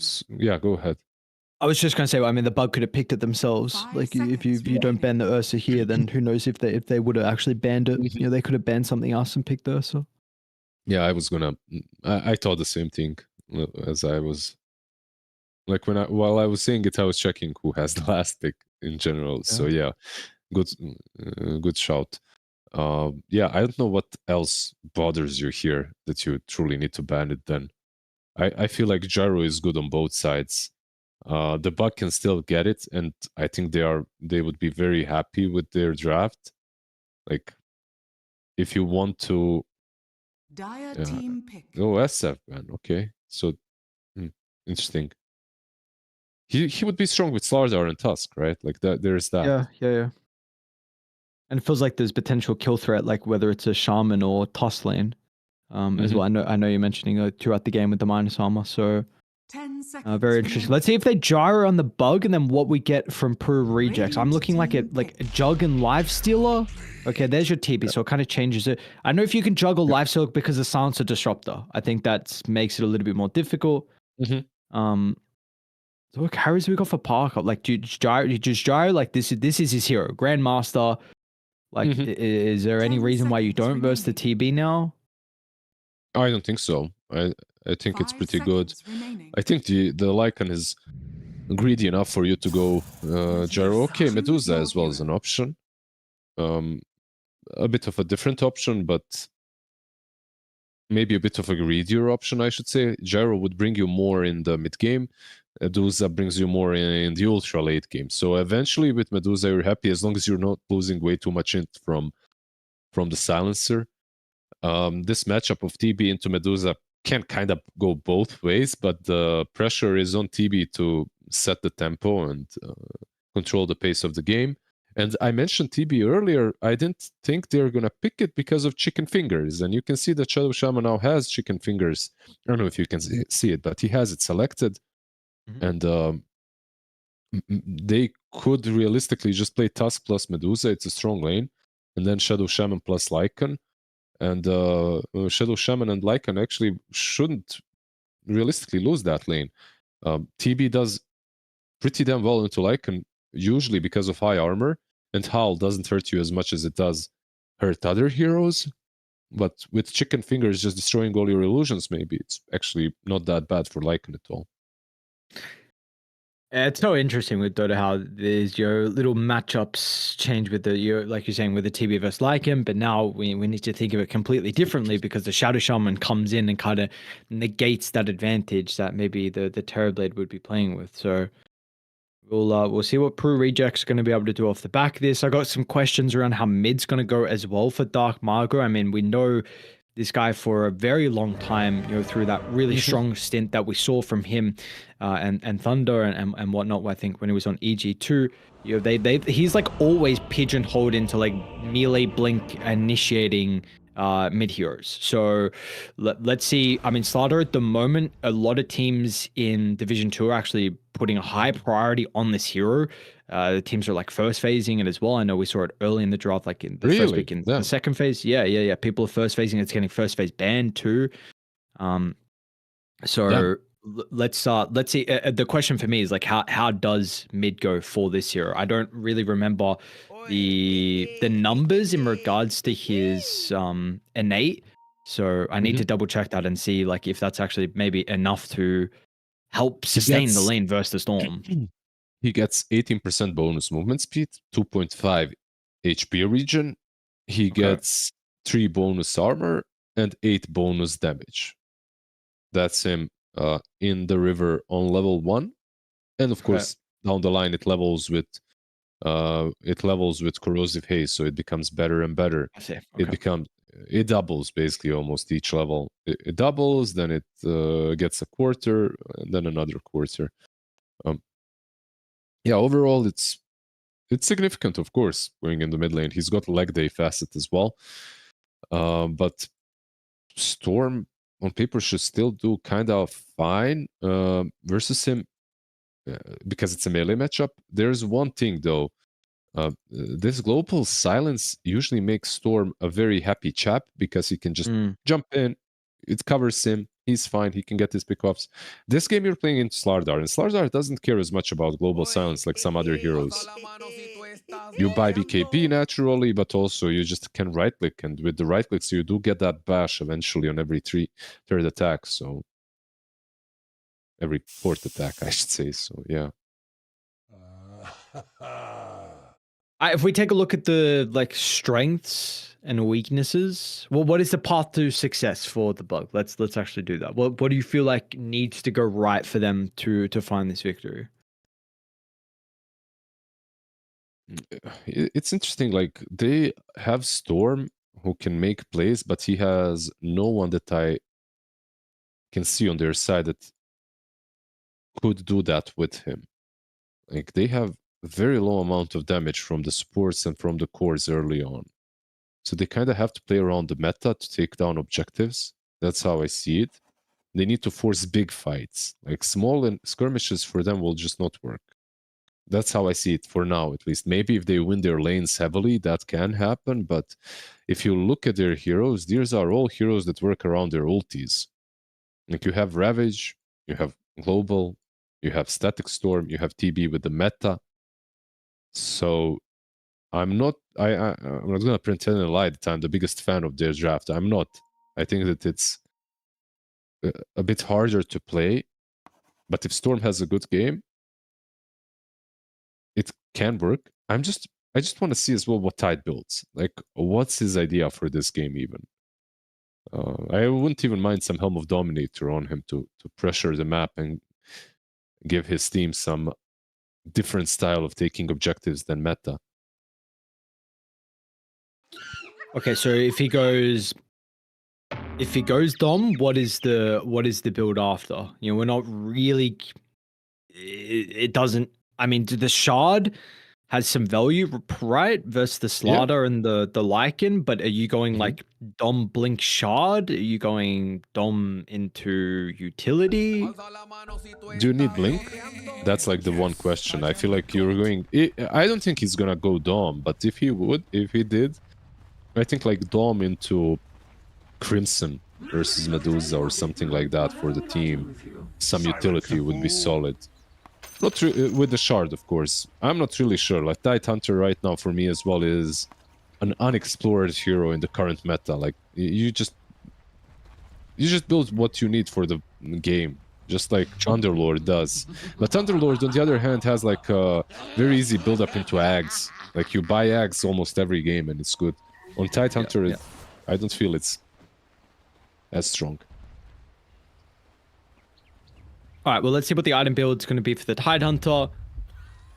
And let's see what the bug are able to pull out as well. Feels like there is a lot of weight kind of on the shoulders of I Annihilate, though. You know, with some of the lack of damage you were mentioning from the supports. And he's kind of set up, though, for a good laning phase into the early game. We are anticipating this to be, if we want to say numbers, 60-40. Just a little bit favored for the Storm. We're not quite sure, you know, how if the Slardar is going to be able to just out-sustain, because who knows, you kind of can. Maybe you get first blood, maybe you get an extra bounty.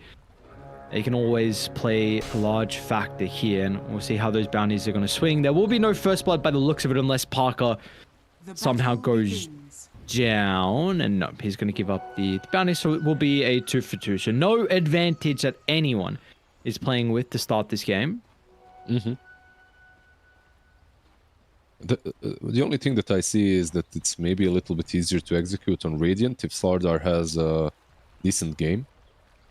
Like some significant damage output can be dealt just by a Helm of Dominator creep on Lycan and Tusk. That's already kind of spooky, running these supports down. The two supports on on the bug, sorry, is what bothers me. Like Disruptor and Silencer into Lycan sounds like a bad time for the supports. Yeah, that it does indeed. So another thing I suppose is, like you were mentioning, how ultimate reliant they are. So we need to also, you know, pay attention to how the wisdoms look in, you know, at that first 7-minute mark. You know, if you are going to be able to get this experience, because otherwise, if you're starting to fall behind in those levels, then, you know, we got some even more problems for them. But time will tell. You know, we got our lanes ready to go, and we'll see. You know, we've spoken and theorized enough. You know, especially with that pause. Now we actually get to see it play out. Yeah, I gotta say, this tag team facet as well works really nicely against Tidehunter. A lot of damage can be dealt into the watermelon. Even with just the Medusa, that doesn't really do a lot at this early parts of the game. We're getting hit by tag team. Does that up? Yeah, definitely one of the nicer laning spells, right? It's just can be... Is this... I haven't even... Are you favoring one facet over the other with the Drinking Buddies or the tag team, or it does kind of feel way more situational depending on the enemy team and also your heroes? I think Drinking Buddies are dead. I don't think that's a facet anymore. Like, ever since it got nerfed heavily. Maybe I am wrong, and eventually people will start picking it up again. You know, it does happen sometimes.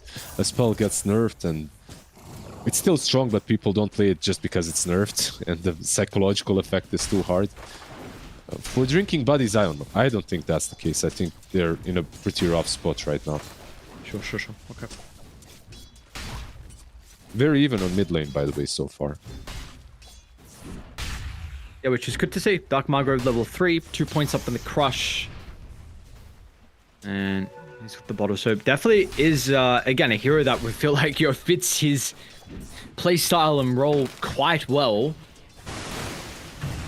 And having a good start is going to be really important, considering we thought the Spawn might slightly lead ahead. It's not, you know, he's also still free farming on Iron Islet, so let's you know, I don't want to like oversay that. Yeah, it's kind of even, right? A bit more denies on the Storm, but the lane pretty much evening out.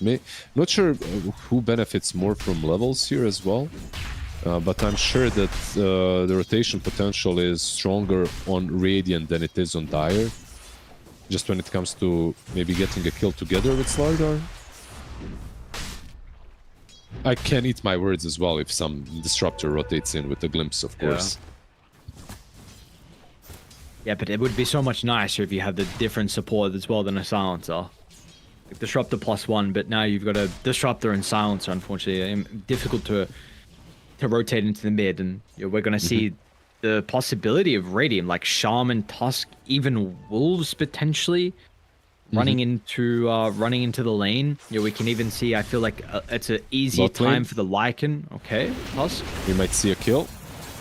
Should indeed. Nice snowball, but Parker doesn't have any more damage though. The snake didn't get the bounce onto Italiano Gangster. And first blood still yet to be claimed in our game 1. Yeah, very slow game in comparison to our first series, right? Like this is now some proper Dota when it comes to at least the laning stage. No one too crazy about going for first blood and first kills.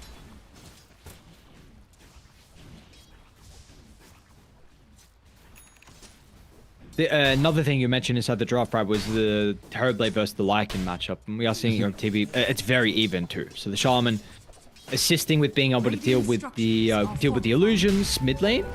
Aggressive glyph from Dark Margo, looking for the dive. He's got the crush up in a couple of seconds. The vortex isn't enough. Oh, the Thunderstruck missed. Okay. He missed it. It's a hard spell, you know, sometimes. That's happened. Oh, nice body blocks. Looks like we may just even get a kill without the help of Dark Margo. So this is kind of what we were just mentioning before. And now even Italiano Gangster, they saw that Nushim TP to the mid lane. And there was a freebie waiting for them. Nice play, though. You've got to convert on those opportunities, and they instantly go, knowing that the support wasn't there to help the Tide. You know why all of this happened? It's kind of cool. Like what they were waiting for. Can you figure it out? Slardar going mid. What happened? It's the minute 5, like nighttime. They got nighttime and they got the global howl because of it. So Lycan howled and then they got kills everywhere. -4 armor. Quite a lot. -5 at this point. And now the corrosive haze as well that you got on top of that. Yep. It's just a massive amount of minus armor. Keep in mind that this lineup right now is very active on Radiant. Like these two supports, they can start making plays already. I just don't see who makes plays on the other side. And another thing, like, let's see top. Slardar is TPing in. Boris playing a little bit too aggressive at the front of the T1 tower. They're going to try and get the glimpse to send the Slardar away, but the damage has been dealt, and now the supports, they're going to be next. Nushim steps on forward. Yes, you get the kill, but you're just continuing to bleed more and more over towards the bug. They're going to try and TP in Annihilate. You might be able to get some galvanized stacks. They'll turn their attention over towards Illich. The Vortex not there from Annihilate. It does tick out nonetheless. So Galvanize along with some int from the Silencer.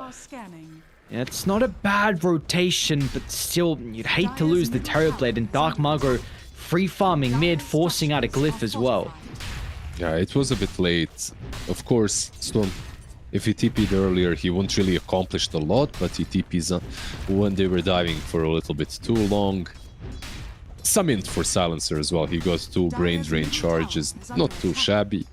Overall, like you said, Slardar forcing a glyph mid, pressuring it. He's very happy with the state of the game. Now, my question was earlier, who the hell goes in together with Storm in this game? Yeah.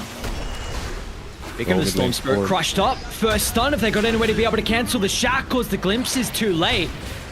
Now Nushim's going to give another kill over to... Oh, the Silencer just ran forward as well. This is going to be another +1 and even a shapeshift, because why not? Illich wants to join the party. Cute use of the Wild Wing Ripper. And this tower is officially gone. You got another rune for Dark Margo. And this game is... It's already out of hand. Yep. Just 2 minutes ago, I said a much better laning stage than in our Series 1. It seemed like we're gonna have a normal game, but unfortunately that is not the case. Bot lane with DD, I mean, you can Ravage here, but you're just gonna die anyway after. Uh-oh. Oh, looking good, my friend. This is, Dire's bottom tower is under we're hoping for a little bit closer, a game closer, a series, but 4K lead already at 9 minutes in. No, absolutely. This is for the bug now. Yeah, I still am trying to figure out how they plan on executing in the mid game. Like, you need I like the tight build, by the way. I gotta say that. He's going phases, double bracer, so a lot of really small, not really significant items, but when you add them up, as they add up Newsham to the death toll, I feel like he can run in at least and be that frontliner, because someone needs to go in with Storm. Like, how do you play Storm this game? You're gonna jump in and what? Like, you'll be isolated immediately. Yeah, unfortunately, Tide has never been that big follow-up. But it's got it, because no one else is going to this game. You put yourself in this position with the draft, and now we're seeing how it's playing out. Kill after kill. We started slow, like 4 or 5 minutes in, still yet to have first blood compared to our other games, but now they have boys on global Peru now. Rejects, they got no fear. Let's see what the Global's going to be able to do. If this could be, we were speaking about the ultimates and how important they had to be for them. Global Silence comes out early, but where's the control to look to utilize the silence? That will come in the form of Iron Annihilate, Zip, and Vortex, and now they even get a glimpse of Matthew. Turpin Ward's going to be laid down. Shapeshift looking to try and enter the team fight, but the supports are potentially vulnerable, or Iron Annihilate. He doesn't have that much mana left, but they're kind of splitting their attention. Matthew and Michael trying to deal with the heroes at the front. Meanwhile, Illich running to the support on the back line. So, yeah, you get the kill on the Disruptor, but these are 3 heroes that are eventually going to go down from the boys on Radiant, and a great defense from the Bug. Yeah, they put no respect on the global. Absolutely. I think maybe they got a bit carried away by the state of the game and how it was going at that point, but they just threw a massive advantage. They're still ahead, and I still think the game is much easier to play if you're Radiant. Whoa. Cute Vortex back in the Centaur stun. Is it enough? They need one more bash. Nicely done, the micro. Wait, hang on. Was that a neutral whipper? What just happened? Did he get grieved? What? Who are you talking about? The mid lane. There was a Wild Wing Ripper. Who controlled that? Yeah. No, I think it's neutral. It's neutral. Oh it my happens. god. It's No, I really liked how spells used to work. If there are 3 heroes around you, I'm gonna cast stuff. I don't care who you are, what kind of a hero you are.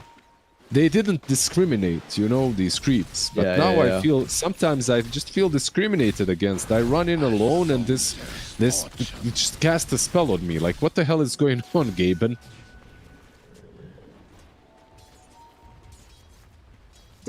Sometimes I don't get it. Is it because I'm Bosnian? I don't know. And do you know what I'm missing? I'm missing good old Satire Hadoukens. That was good times. Getting those last hits always. Yeah, it's really not the era of the Cedars at the moment, right? It's all the other creeps of the Rave. You know, the Dark Troll Summoner for one. And Boris is even going to be able to find a Sunder. No, nice disengage. I mean, just super clean. Just let the Wolves, let the Summons do your dirty work for yourself. Doesn't even, like, this is the good old counter to Disruptor and a lot of other things like this Thunder on TB. You just send, like you said, you just use Shapeshift and you send your creeps and that's it. You don't even have to go in, especially when you get Overlord. Silence in the mid lane. An opportunity to potentially be able to bring down the Slider, but he's close towards the town. The kinetic field, they'll get the drag back at the last second. The damage, it's not going to be enough. Doesn't look like you'll tick out to the Arcane Curse. They used everything to try and get that kill. And it was so close to working in the end, but with that not going their way, now you're going to feel under the pump for the next 2 minutes or so without your ultimates. Oh, and here's a regen. He had the regen just going that whole time, by the way. It helped him a bit. And they smoke up, of course, immediately after. By the way, Medusa free farming. This is a hero that we didn't mention for a long time. She has a Manta. Minute 13. If you let Parker free farm, he's gonna get his farm. He won't be missing any last hits. See, he's really tanky on fight. Okay, didn't miss the last hit on the hero. It's important. And look at that efficiency. Kill objective into the wisdom as well. I like that they're giving it to Dark Mago. I think Slardar is a hero that really, really relies on experience. Your extra points on the corrosive haze, your talents as well are really insane. I would say that this hero is actually now seeing how they are playing it from mid lane. Of course, not the first time Heroic used to do it as well, and a lot of SA teams. But I'm just saying nothing super new with Slardar mid. But now that I think about it, I think this hero is actually much better on mid than on offlane. Like, the offlane Slardar is just... There are so many games where you see this item build that he has right now, he ends the game with it. He just doesn't get enough space. Oh, Ravage! Oh, whoa. I mean, Clip's up to 2. Storm's looking to try and follow up as well. Have they got the ultimates back off cooldown? There's the global silence they're going to try and use, but again, the damage was the thing that we're questioning. It's good enough to get the tusk. The damage will now come through with the form of Boris showing up, and Parker's lost his mana along with his health. Not bad for Dire. Annihilate tries to get the zip away, but it's into the grasping hands of the creep, and now the Tide's stuck in the middle as well. Have they got the stuns or the damage to go through the tanky offlaner? It's taken some time. They're going to have to dive deep for it, and maybe with another round of the jump from Dark Margot, but they are quite hesitant with Boris being a bit of a blockade to protect, you know, the tanky man from disengaging. So believe we have a 2 for 2 after all things are said and done. Yeah, absolutely. 2 for 2. Not too terrible for the Bug, considering that they're in a losing position at the moment. But I like that they realized what the best case scenario for them is. Use all the big spells at the same time. Use TB for the damage. It was a cool play. Like a really good punish on mid lane. That's a bit deep, mister. That is incredibly deep. They've got the snowball, but it's going to push them even further into Dire's hands. So Margot's dead without a doubt. Right. Glimpse back. Yep, he's going to be gone, but is anyone else also dead? Michael's a little bit vulnerable, looking to try and duck into the trees, but he will not escape. Dire getting some much-needed kills, and importantly, some galvanized stacks as well for Annihilate. Yeah, Slardar just... I don't know, he just jumped a solo storm. He solo jumped the storm. He didn't see what was around him. Insta-punished for it. He had no vision on the supports. A bit of a mad lad move, but okay, we take those as well sometimes. He's gonna get the BKB eventually, though. He needs to start farming a bit. He has 7 kills, of course, but he's still bottom of the net worth in his team scores, just slightly ahead of the Tidehunter.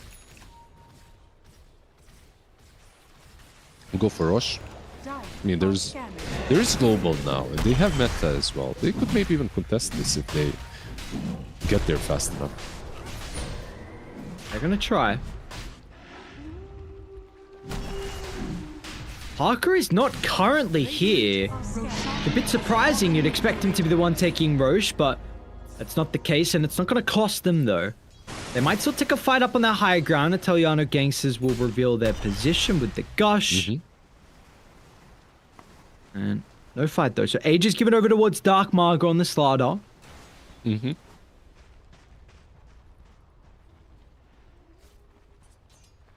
There's a shard, by the way, on Tide. So you have that to work with. That in the water. He's gonna go in first. He doesn't really have teammates around him, but he gets away. I feel like with the cards that they've been dealt and the way this game started, the Bug, they're playing well. Yep. At the same time, I have to say, surprised that our SA boys on Radiant didn't try to get more skirmishes going for themselves, just because how fast this lineup can play. Instead, they would always clash 5-on-5, which is their arguably, for now at least, they are arguably weaker. They're playing to the Bug's strengths, not weaknesses. Well, that's a massive reason of, you know, why this net worth really hasn't grown at all, and I completely agree. And so I think the Bug have done a very good job to be able to stabilize this game. We'll see how different fights start to look now. This is a very early nullifier on Illich. What do we got on Dire supports? What are their items? Because I know the Disruptor was rushing Blink. Toyano Gangster? What's going on here? Parker was a little bit late to get some damage inside the tag team, but now Dark Margot's going to be here. Dire reinforcements are starting to funnel in. Ember's got the global stance. They're going to try and turn with the Ravage. I Annihilate with a zip over the top as well. They want to try and deal with the task with the damage. Finally, they should be able to get the kill. Meanwhile, Dark Margot's pushing them over towards the right side, buying some time. Both supports will go down to start. It's a little bit messy, importantly. Matthews trapped Boris inside the Serpent Wards. He's still got the Sunder to work with, but the crutch from Dark Margot nukes him down. Now they may even be able to look for I Annihilate as well. He's still got enough mana to zip away. They might turn to Italiano Gangster, but Dead in the Water is going to buy him a moment of respite. They will still get the vision and chase him into the trees behind the tower. It was a fight that was looking okay for Dire, but unable to get these big kills inside the ultimates. Just what the hell is this damage, dude? Like this howl plus corrosive haze. If you're fighting in the nighttime, it's disgusting. Like they're just falling apart, shredding them. This usually you have at least a chance to use Sunder. He couldn't even use it. He dropped down too quickly. Now Storm as well. He's gone. That's a full life. Total spawnage. Really quick, I just noticed this is not normal, right? No Stone Gaze. Is this some new thing? What am I missing? I have no idea. This definitely is some new tech, some Parker tech. Oh, it went Scepter. He has Axe as well. Yeah. He has. I mean, is he? Oh, he's still got the Ages. So they'll get rid of the first life. What do they got on Dire? Global Silence, still no Silencer. Boris, unfortunately, pretty hesitant to fight as well. They will at least be able to stand their ground long enough to get the Wisdom. Terribly. But Boris doesn't disengage, and now he's in trouble. Jane Control, they got the potential to get the Sunder off. This time he does. He's going to try and TP out in their face. Shackles his back off cooldown. They'll get him at the buzzer. And they'll turn to Italiano Gangster as well to add another kill to the tally. Illich is beyond godlike. We've seen some moments for Dire to be able to find their way back into some of the team fights. The skirmishes have looked decent, but this is a fight where we see where there was no global available, no Ravage available. This game, now it's up to 8,000 net worth lead. We were very recently praising the bug and their ability to stabilize, and all of a sudden the stabilization, that has ended. It's gone, yeah. It's absolutely gone. They had 5k lead just 2 minutes ago, by the way, before that nighttime fight. So they basically got 11, 12k of gold in just 2 minutes. It's absolutely crazy. I mean, the disparity. They took some gold away, they gained some gold, of course. Now they have the BKB on the Slardar and the Shield Rune as well on top. There is nothing that saves you. Like, these supports have... Disruptor has bought the Ghost, but there's the Nullifier that you mentioned earlier. These heroes just disappear. Oh, Matthew. That's insane. Alright, they're wanting to go high ground. I guess that's fine. I wasn't sure if they wanted to, but... Siege 17k 10 net with lead. Dire's top tower is under You attack. talked about the Axe, by the way, on Medusa. Now he has Mjolnir, so it's kind of good, right? Like, with the Mjolnir. And going Skadi next, of course. Usually the build on her is, like Manta, Skadi, Butterfly? 90% of the games. But I guess this is also a part of playing versus an illusion hero. Especially an illusion hero with reflection, right? So it's nice that he has Mjolnir this early on.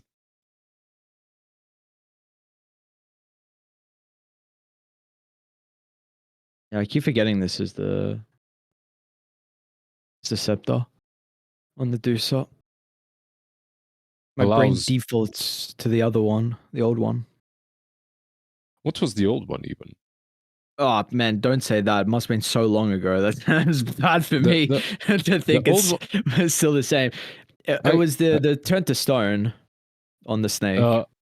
That's Shard for her. Yeah. Wait. Yeah. Okay, I get it. Now it's a shard. Like when you get hit, a single Mystic Snake is fired from Medusa and it stones you. It turns you into stone. That's Yeah, because then it was like Scepter where you get turned to stone, and then the shard was and then the shard was the single target spell. Yeah, it was a cool Scepter because you could turn a full like 4 heroes into to stone if it connects on a lot of them. It was nice, but I feel like this axe is kind of better for the carry Medusa. And this high ground push, Terrorblade is 500 gold away from Butterfly, but Medusa already has Mjolnir. Like, she doesn't even need an MKB this game. It's like a good enough of a True Strike item. I know you're fine. You also just like potentially you can avoid the Terrorblade. You might just be able to kite him. So we'll see how the Ravage and Kinetic Field come into play for the Bug. Let's see if they even go for another set as well on Radiant. There are no Serpent Wards that were used previously, but they got a big lead, I guess. They're not going to fear anything. Well, he has Stone Gaze now, so I guess that's a fear.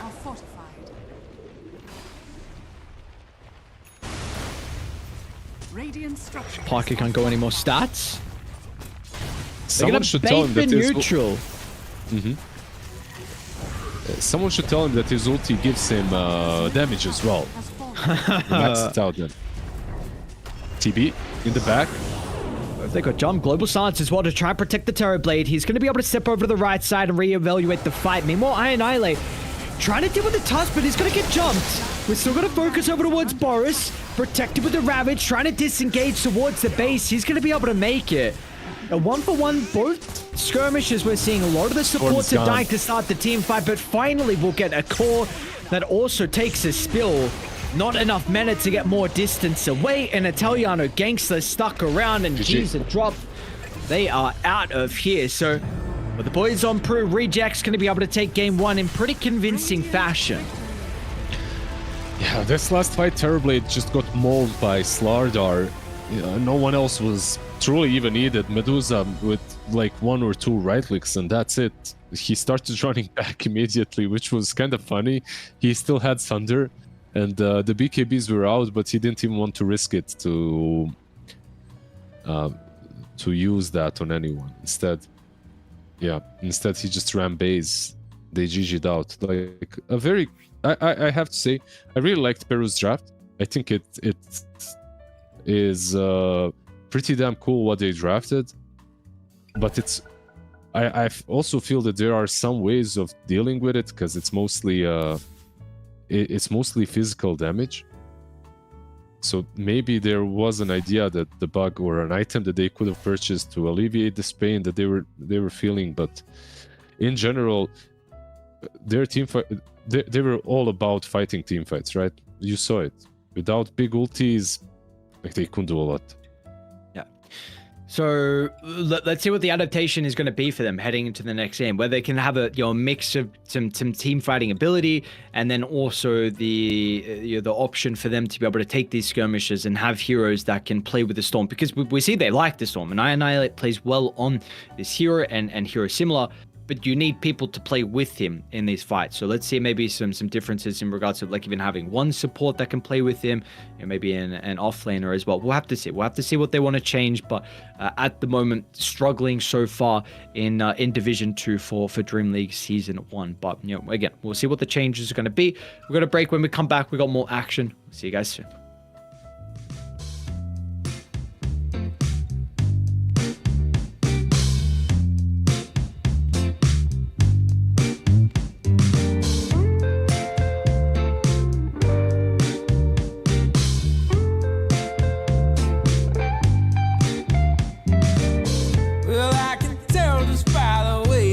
Smiling that you're still unsure.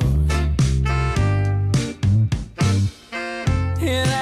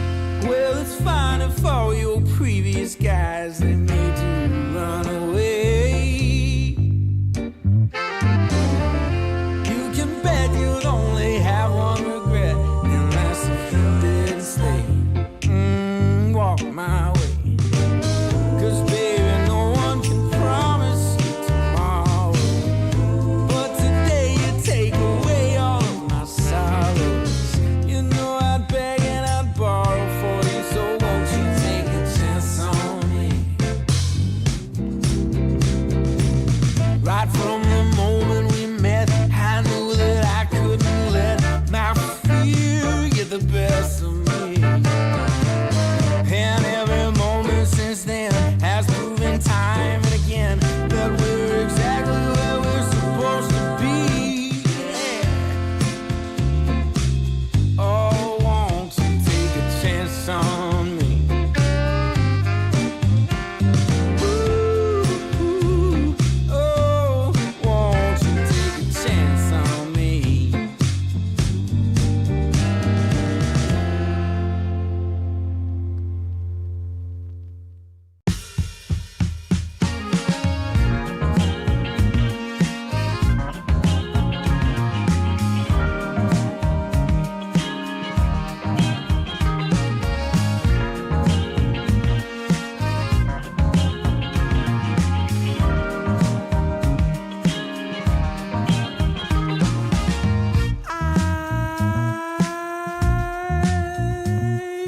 My eyes are closed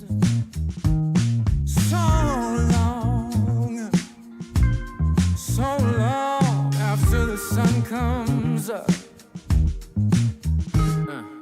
We do a dance in the dark, down the hall, pictures fall, even the neighbors call. But then you rip out my heart, every artery, a part of me. Ooh, it's obvious to me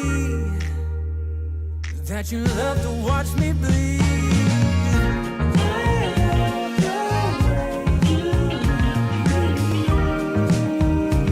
But not half as much as I love when you leave.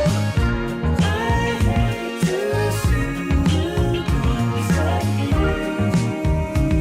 But I love to watch when you're walking away from me. Walking away from me. Yeah, yeah.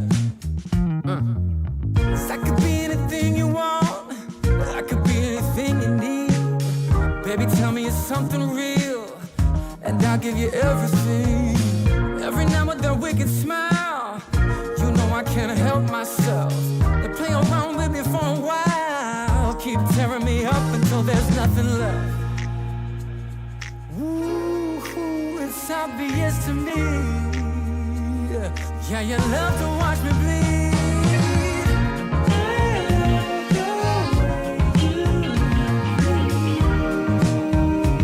But not half as much as I love when you leave. I hate to see you go sadly. But I love to watch when you're walking away from me. Yeah, yeah.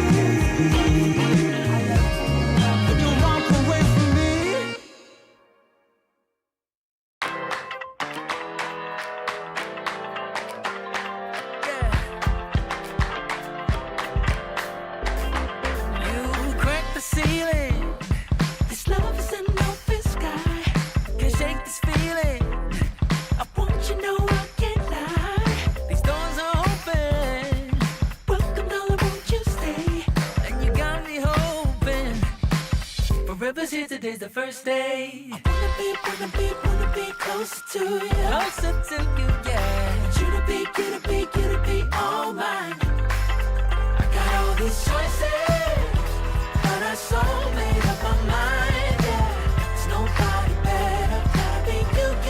1,000 voices, 'cause it's so good to be alive, yeah. There's nobody better, so it's gotta be you. These myths are busted. The grass is greener on my side. It's done and dusted. I'm never getting off this ride. Life with you is golden. So how can I go back to silver love? I'll be holding. Oh, I'll be holding on, can't get enough. Wanna be closer to you. Closer to you, yeah. You to be all mine. Oh,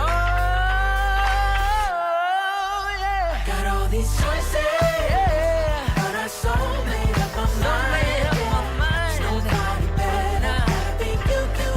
Got to be you. 1,000 voices, Yeah. 'cause it's so good to be alive, yeah. There's nobody better, so it's Gotta be you.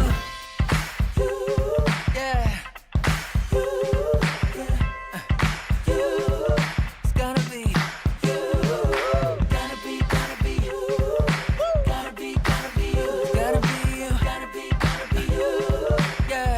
Gotta be you. Oh. It's gotta be you. Yeah. All these choices, but I so made up my So mind. made up my mind. Better, gotta be you. Oh, it's got to be you.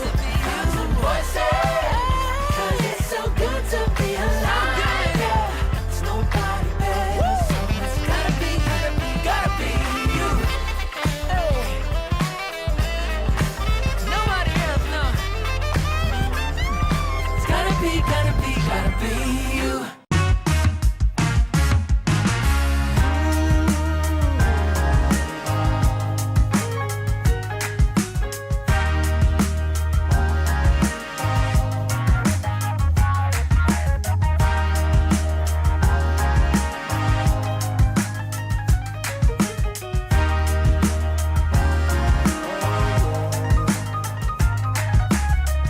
Turned on the dime when I saw you walking by. Something about you caught my eye.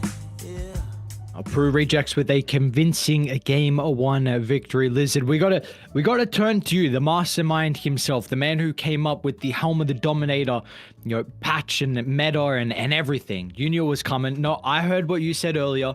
You broke it all down at TI, at the group stages. You said that this was going to be a thing, so you're the mastermind behind it all. And now we got to come to you for what they do next here on The Bug. Yeah, look, I noticed it. I'm just a noticer. I'm not an inventor. I didn't invent it.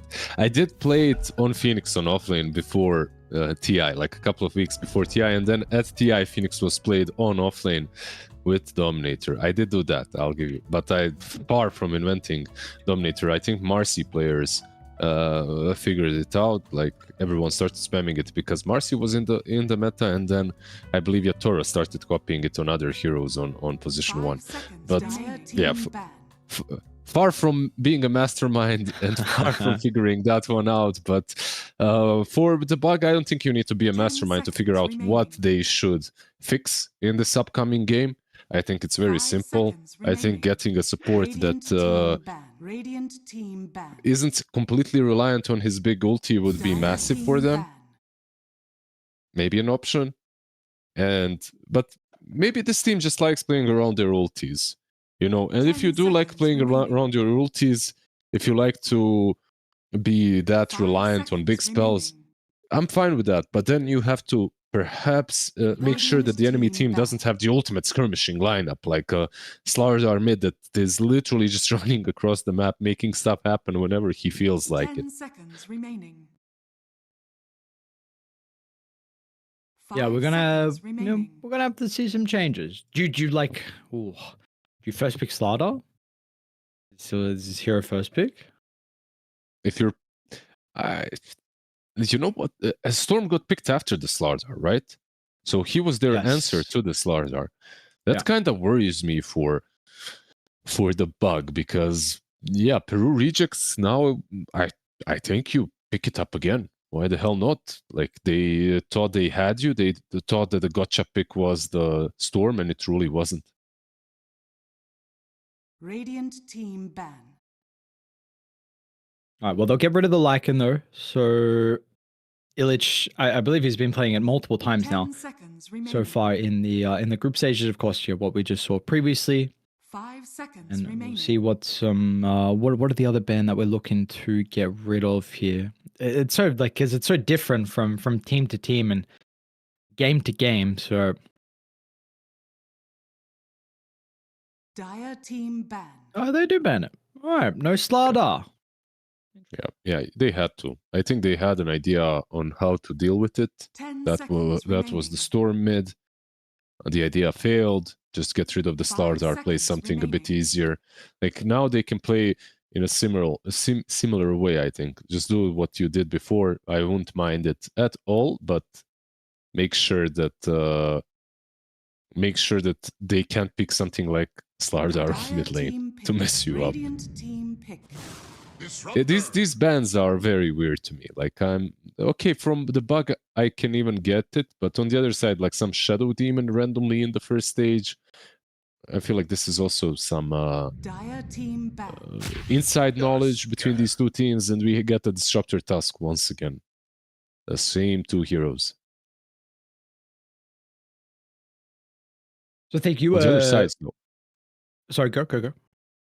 Just saying on the other sides, disruptor on Peru and 10 seconds Task on Bug. remaining. Yeah, a bit of a flip. We flip it around this time.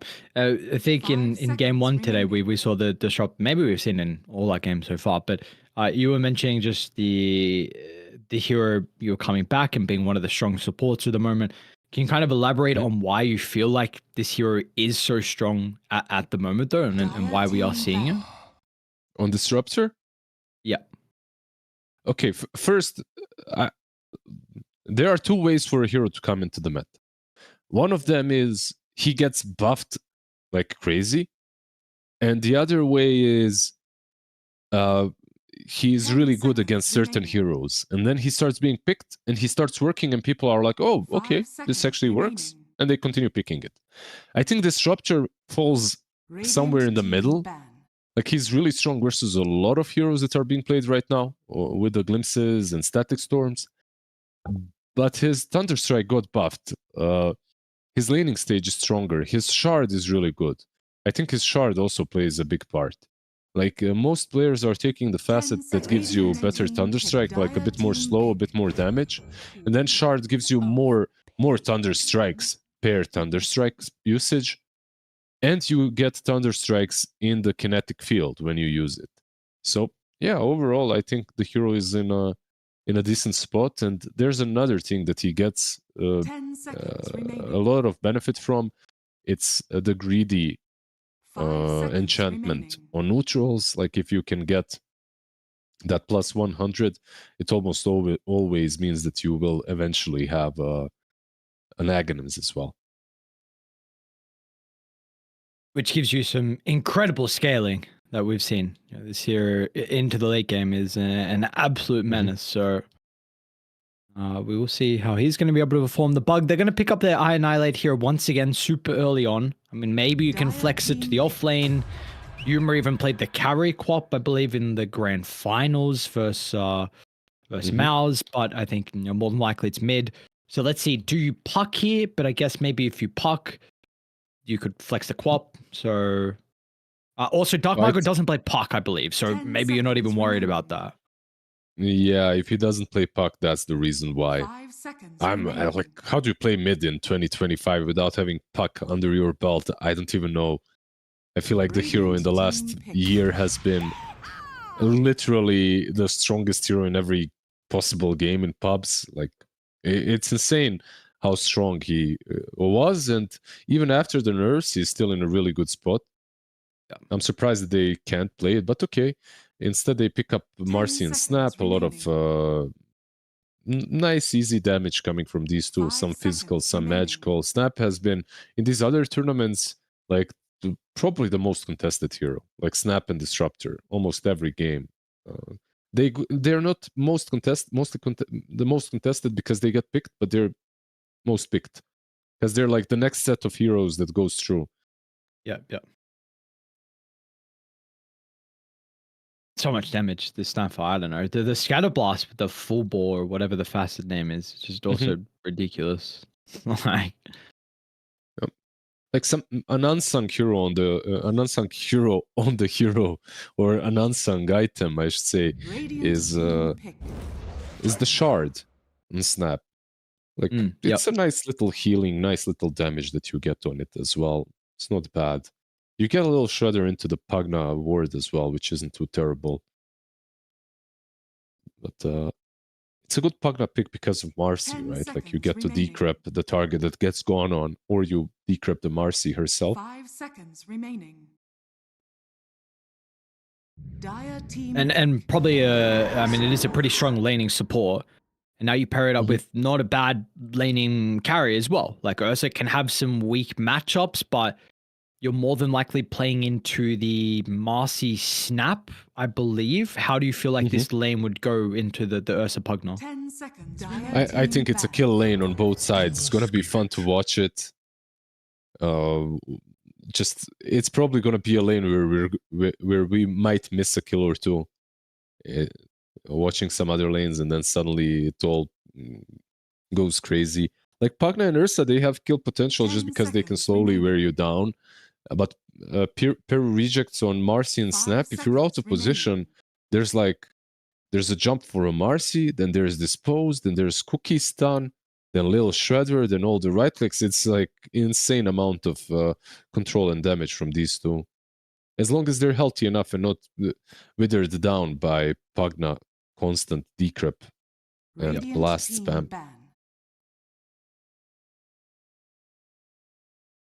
Well, now we got to look at what carry we get from Parker.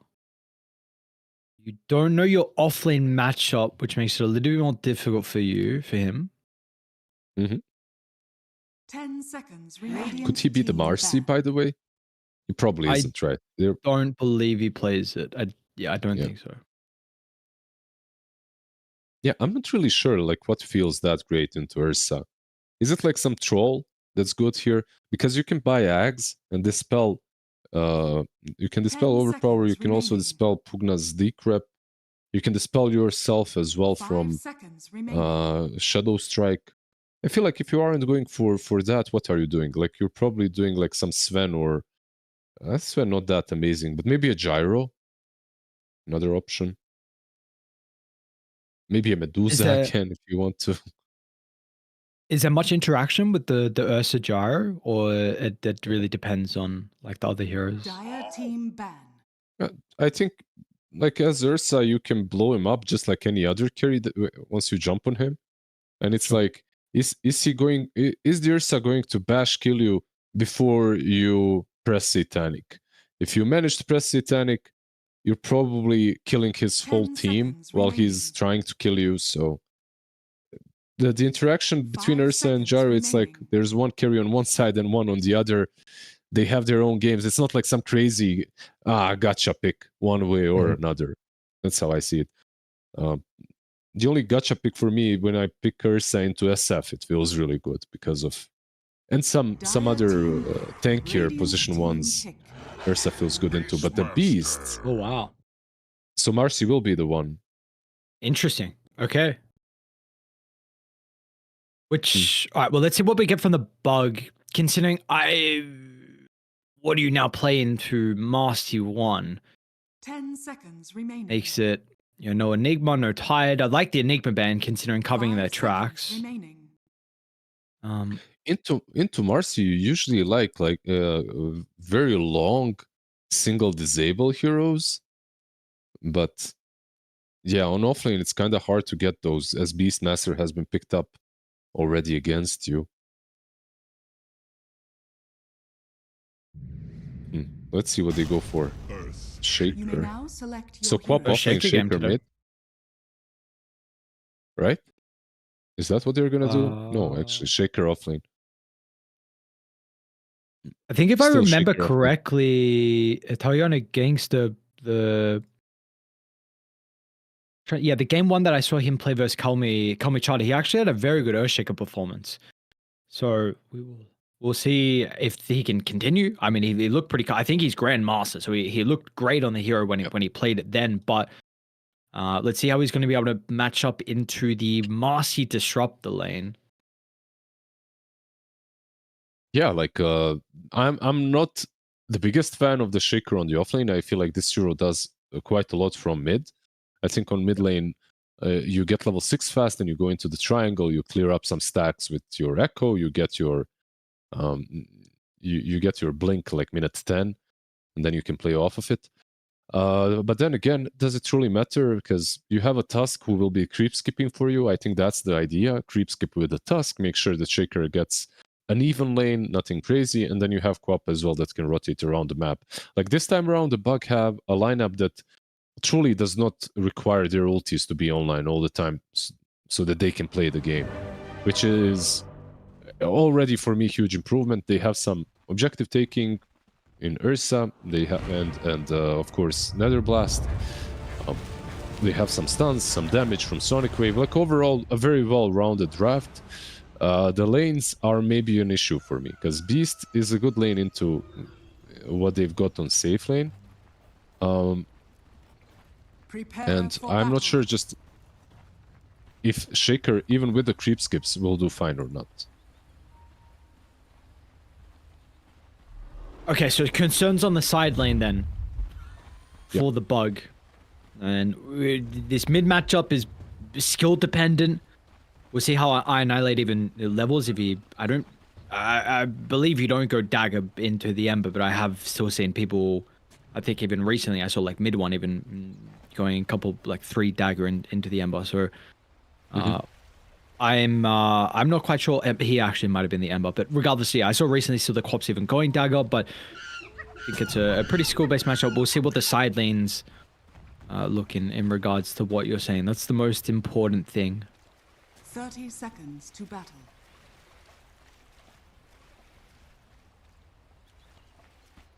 Got a venturing into the jungle, so Redding gonna drop a absorb ward to the far north, and it looks like Matthew and Michael, the 2 supports, Peru rejects, potentially doing a similar thing. Very interesting move though. Oh, they got the beast there. Okay, I didn't see the Beastmaster was smoked up too. Begins. It's gonna be a 3. Yeah, they're gonna get 3. Parker was able to still secure his. Is he gonna Only fissure thing. block top? That's the only thing that I'm wondering. He will. This is something that enables Shaker to play top lane, elf lane that is, but you need to block the enemy wave, not yours. If you block yours, nothing happens. Like you literally just waste a fissure. But blocking an enemy wave gets it under the tower. They might go for Beast though. Oh, what's going on? Pugna And Pugna. just eats a massive amount of damage with the little shredder level 1. Alright, I mean, it just runs in to 2 supports playing right by the Beastmaster who didn't really offer even much damage into that first blood. Yeah, he wasn't even... Was he even involved? Like, he got blocked completely by the shards, yeah. He couldn't really do a lot. Nice. I mean, it's little shredder into Pugna. Shreds you 50% of your HP insta-gone. Yeah.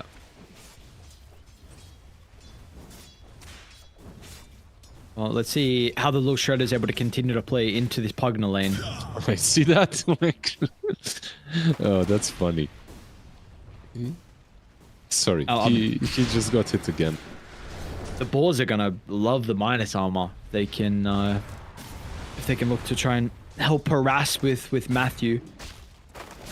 So, Illich is got the Kree wave at the front of his tower and should be able to start off the lane pretty well. And you know we'll have to continue to keep tabs on Pugna. He does get a pull though, which is a little bit surprising. Yeah, crazy that they allowed this, but I guess even though they did allow it, they should probably be able to farm all of these creeps, like neutrals included. That's what's happening. So for Beast, it's not even that bad, I guess. He gets a lot of farm. Yeah, you're even zoned. The Ursa's forced to move away, so he's not going to get any experience with the hard camp, which really is going to matter. Level 3 is usually like a very big level for a beast in the lane. You get level 2 boars and that's your big power spike in the lane. Same goes for Snap, because she can go literally 1-1-1. Activate your full skill set. How's the other side lane looking? Let's take a look. Newsham's getting run down to the moment. They've got the glimpse. Nice Fisher from Italiano Gangster though, so it's some creeps that are being missed as well from Parker, so looking to put more priority on trying to harass and deal damage into the Radiant heroes. This is really good on top lane so far. This is actually incredible. Just look at the Shaker. He's 14 CS versus the 9 of Marcy. Michael dead? What, dude? What is that? The innates are frustrating with the disruptor. Fish is back as well, clumped up, so they're going to get a lot of damage, but the aftershock... That's that's a good pause, Puppy. You can see that Parker played with Puppy for some time. You can see it. So what happens, because the glimpse is going to be on the other side, and I don't know if they're really going to be able to hit Newsham. I think he lives. From the Earthshaker. Yeah, I think he lives, but how did they win the Lotus now? Yeah. Maybe they just stand and hit. They hit the Shaker. Do they have to go back? Like, they don't truly have to run, right? Oh, he's going in with us. Oh, okay. The innate. They got the kill. Wow. And Newsham actually, yeah, the innate pushes him over. And now Parker might be in some danger if Fish is up shortly. Looks like that's... It helped him. Fine. Like, the repulsion actually helped Tusk, because Marcy just needed one right click. What? Oh, solo kill. No blink on Quap. 202 build. Oh, it's just Dark Margot Ember as well. I mean, this dude's Ember is... Again, when it was at his peak, there weren't many Embers at that stage at that TI with Thunder where if anyone was playing better than that. Maybe Nisha, actually. I think that was the secret TIM. Okay, here we go. Level 3 on Illich. Matthew as well with his level 3. So easy to be out of position. If you're anyone on top lane as well, Shaker. Yeah, speaking out of position, Teliano Gangster, one more right click. What is that range? The Disruptor actually able to find that last little damage necessary. And I don't know what's going on up here. Yeah, I don't know how he suddenly got Dragonlance, but he did. Bro, what was that? He did get the right click in the end. Still though, this facet on Marcy, I feel like you could find better heroes than Disruptor to combo with, you know? Not the facet, the bodyguard, just the way it works. Yeah, buddy. Get the right click and go, Mike. Come on. Never refuse gold given. Oh, dude, Parker's last hits. He's got 13. Yep. What's going on? I just noticed.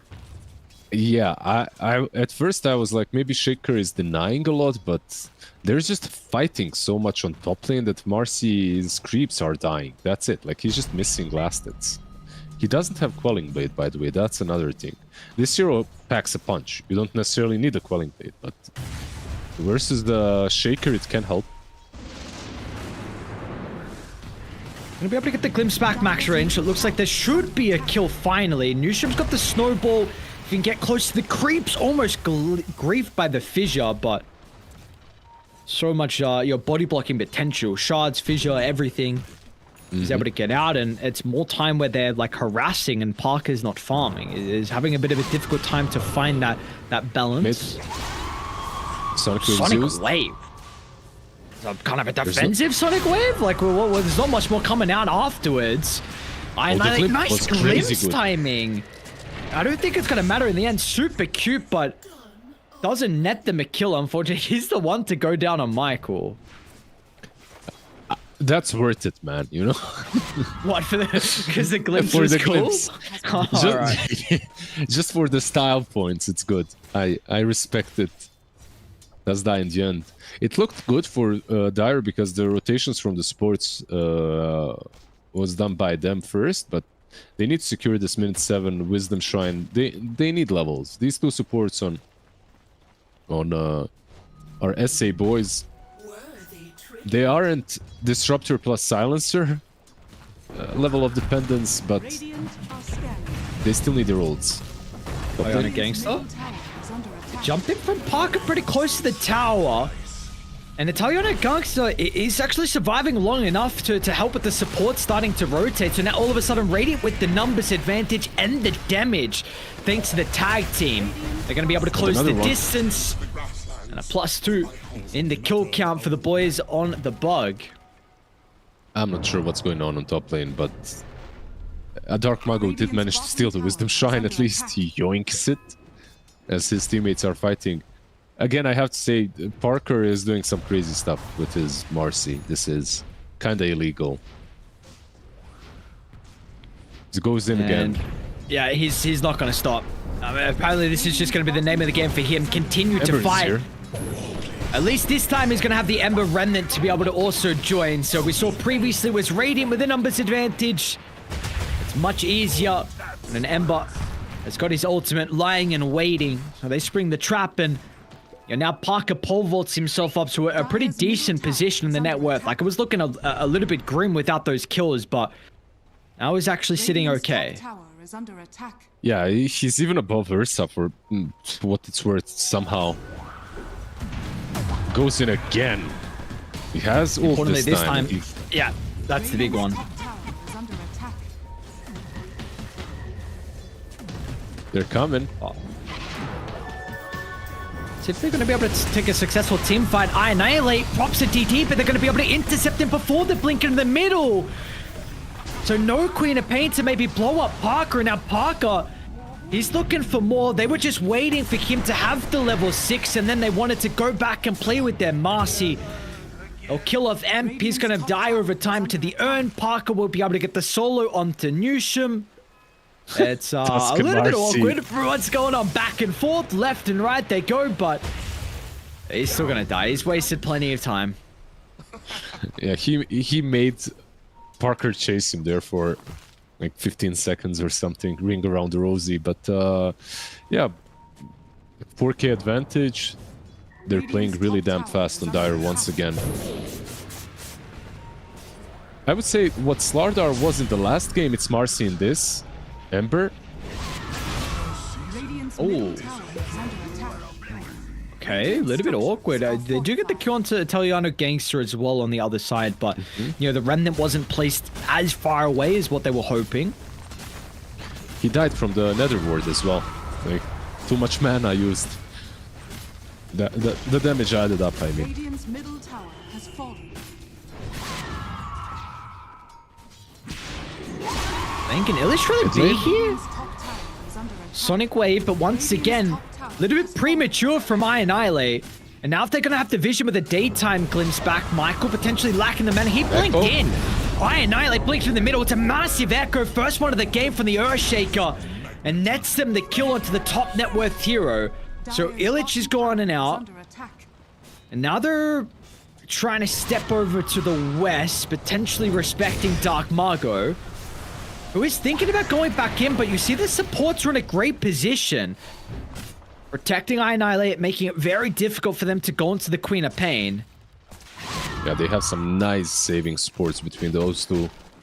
Decrep, Snowball, Life Drain as well coming in a bit clutch, but nice little Snowball play with the Shaker, bringing him into the fight so that he can echo without Blink. That was kind of cool. But this is a very different game for... Wait, what? Parker is going Helm of Overlord. Oh. He must be... He has no boots. I mean, in last game he had no ult. This game he has no boots. I feel like he is clowning a little bit, maybe with the item build. I'm not really sure. It's there's like a reason why you go Helm of Dominator, but Helm of Overlord is such an overkill, such an unnecessary overkill. It's interesting. Yeah, I don't know. Parker does have some very, very unique item builds, but this is... We'll see. Maybe a step too far. It definitely feels that way. If they lose this game, I'll tell you who the culprit is. Okay. At that point. At least for him, they've got a 4,000 or 3 to 4k net worth lead. A lot of that is built on Illich, who we haven't, got a free farm lane down bottom, early tier 1 tower. Of course, we did see connect previously to the tier 1 mid as well. And he's off to a incredible start. They're going to have 2 Helm of the Overlords by the looks of it. Newsham runs straight to the Raw, but he's going to have the Pug nearby, so completely negates the Raw value. Now this will put it on cooldown. He has the Overlords, by the way. He just didn't combine it because he didn't want to lose the creep. Oh, very cool. Now he's probably going to do exactly that to get the dragon. Radiant's bottom tower is under attack. Smoke up, Michael. Along with Dark Margot, they see the Pugner for a second, but wanted to scout out a more important kill. And that was going to give them a little bit more value. They're still going to wait up on the high ground to see if they do get that reveal onto this hero. Boris is going to show inside the lane, and they're going to look to try and jump the kinetic field. Nice placement from Michael, but the early enrage will stop them from going forward a little bit more, but the glimpse back still without the roar. It's not going to matter. They got the kisses, the fissure won't be able to cancel this. It's a lock committed for the kill into the Ursa, and Dark Margot instant echo. Urshak was waiting for him to jump in as he got the remnant out. No, he's used all of them. No remnants available to actually disengage. And now Newsham is starting to hunt them down. A bit of a pep in their step here for the Bug. Sensing an opportunity for them maybe to get some more kills, considering a lot of spells were used on Dire. And this will come into handy. Disruptor's going to go down. Illich, nothing you can really do. I mean, this Pug now makes it so difficult for the Beastmaster. Instant decrypt. Your damage non-existent. And they're all going to make it out. Even Parker's here as well. Yeah, he TP'd in without boots though, so it took him about 1.5 hours to get to the fight. Who could have guessed? They need a nullifier, right? It would be nice if their Marcy was building towards like an actual BKB or something so that they could get nullifier on her next, but I guess Beast will buy it. No, he's going for pipe. I still feel that they will need a nullifier on one of these heroes at some stage in the game. Yep. We'll see, maybe also I can just roar into Mortimer Kisses. Could be enough. But then you're going to have Snowball. So this is going to be the, we have to also look at them, the Embers game. This is a hero that... No, are they really? Comes back, trying to poke without heavily committing, and the poking's actually going to work out for them. Should tick out to the damage over time. Yeah, Dark Marco's going to be able to find him. Even the blood grenade, like at minute 14 comes in handy. I feel like this is an item that you need to carry with yourself all the time as a support. When they just added it, I was such a hater. But it's like probably the best item that you can buy as support. Just to always have in your inventory. Why were you a hater? Like, what was it that you didn't like about it? I don't know, I just didn't see the big value. Sure. No, that's all. I was over fixated on the HP loss. Yeah. I was too, I feel like, if I remember. Seemed like such a big number. Boris? We need to try and man up and defend his own triangle. And we'll scare away Dire. The only reason Dire are fighting for this triangle is because they have 2 helms of Overlords, so they can't find the Ancients. Marcy popped ulti, by the way. She's going top. Yeah, because they got a glimpse of the Toyota gangster, I believe. The Thunderstrike stuck on him. There's going to be no escaping, unfortunately. A quick and easy kill under the Earthshaker. They're going to turn to Newsham next. Illich pump faking the Raw. But he's going to recognize that is, without a doubt, not required. A quick double kill for them. And maybe even the possibility for them to lead into Roche if they want to. Looks like, again, they're thinking about controlling the triangle. Shopper wants to get some vision down. Beast can, at this point, with the Overlord, most likely even solo it. As a little Shredder, of course, to help out. There's no echo. I mean, not around them at least, but... is there a smoke? Michael? They're going to be able to run into the Pugnup. They have intercepted the Earthshaker, so making it a little bit difficult for him to find this blink angle. Did they see There's a him? possibility, though.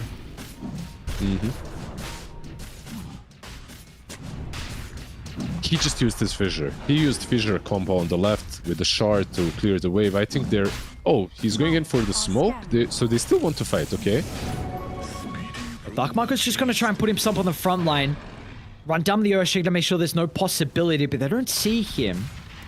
Full nighttime and their wards unable to scout. He was playing over to the far right, actually. Is it the tier 1 tower of Dire? So looking for an angle that they wouldn't expect, but it's going to be Boris that's run into in the tree line. They don't have all the heroes at the moment on Dire. Dark Marco is going to be cautious if he's just chain controlled. Age is gone completely.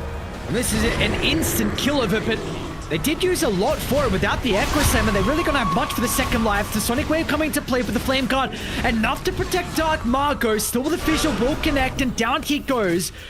But this means there's a completely free team fight for the rest of Dire. Annihilate won't be able to get the blink away, but they've got the vision again for the glimpse back. Great positioning coming through from Michael. So you do lose the Ages instantly and the life of Dark Marco, but you get not only the position 1, but even the position 2 from the bug.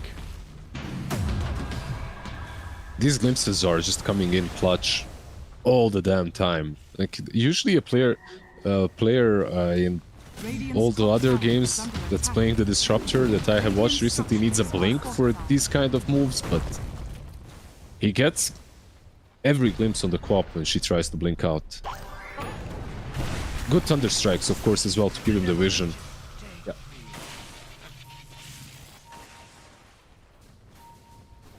And look at how they're playing as well. I really like the positioning. You're still with Parker even on the other side of the map. Apparently they feel strong enough to hold the triangle and, importantly, defend this high ground ward, which they placed. So they will sweep along the area. Even going to cut another wave top. You've got mid that's going to get cut. So the Kree wave very shortly is going to, all three of them are going to be up in the face of Bug, and it's going to make it difficult for them to do anything as we see mid lane. Oh, Cookie from Matthews, really awkward. And now Boris as well senses an opportunity to be able to get the jump in. Dark Margot. Chainstalled back the Ursa. Boris is going to be okay. He did force his Enrage, though, which means that Marcy can maybe go in if she has vision. She has a BKB as well. And the Nullifier being queued up next, by the way, for him.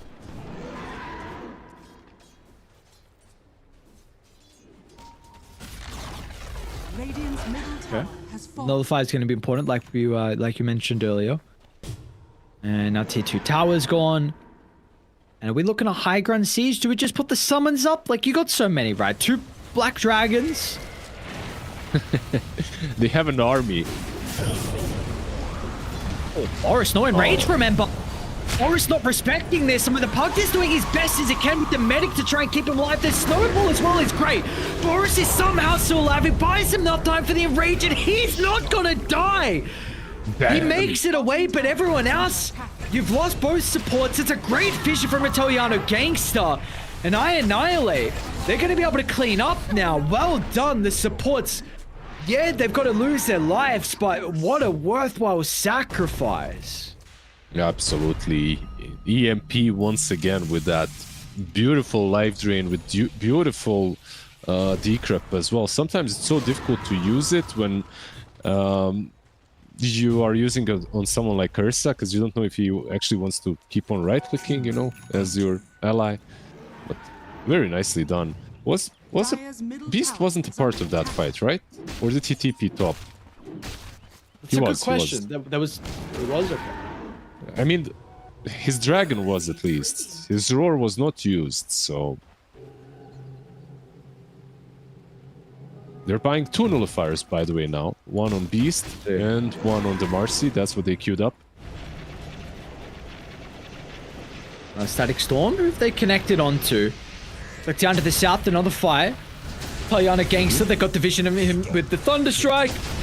And the Earthshaker is going to be chased down easily inside the tree line. So, what was before that high ground push, I believe they had about a 10,000 net worth lead, which was cut by half with the successful defense from Radiant.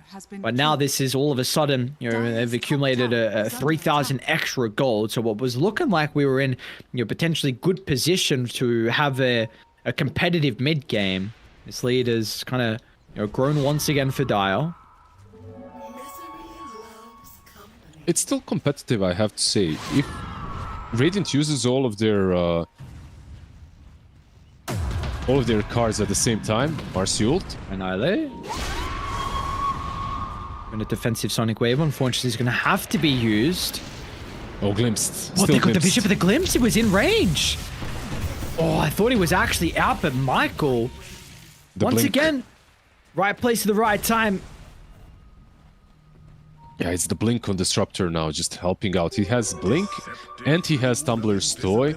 Just all about positioning so that he can get these clutch glimpses. Just perfect one once again. And you kind of have to do it after the blink from co-op, right? So just very nicely done. Argo? Okay. Oh, that's going to be so frustrating.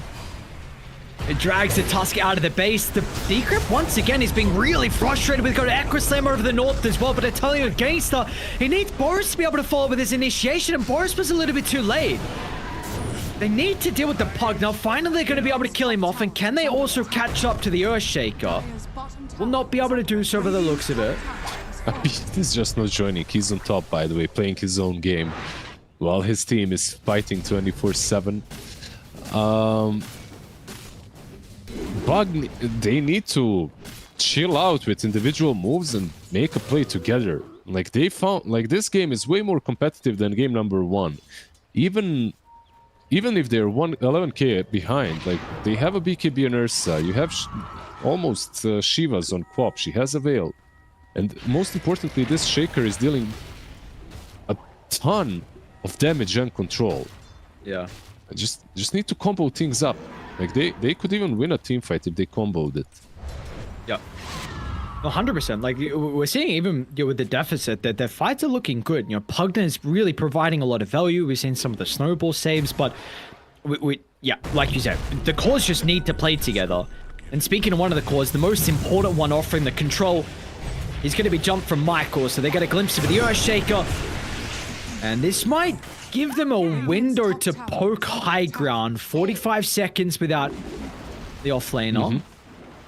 Yeah, it's unfortunate for the Bug, but someone is always dead on their side. One hero always gets picked off. They just can't get together to have one good stand as a team. Which would be so frustrating because, again, how close they have been to having some team fights actually, you know, look to go their way. But now you keep slipping up. You're going to lose a full set of barracks down, but they cut mid as well. Earthshaker is going to be up in 5 seconds, but once he spawns, he's not going to be there. See the barracks left standing.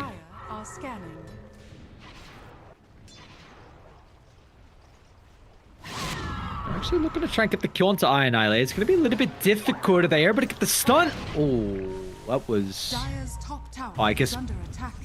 I thought the Parkanuts... Okay, I don't... Anyway.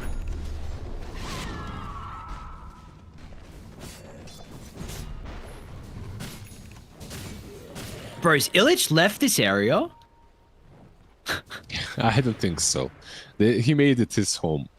It's the Beastmaster's new lair on top lane. He finished Nullifier and he's getting a Blink very soon as well.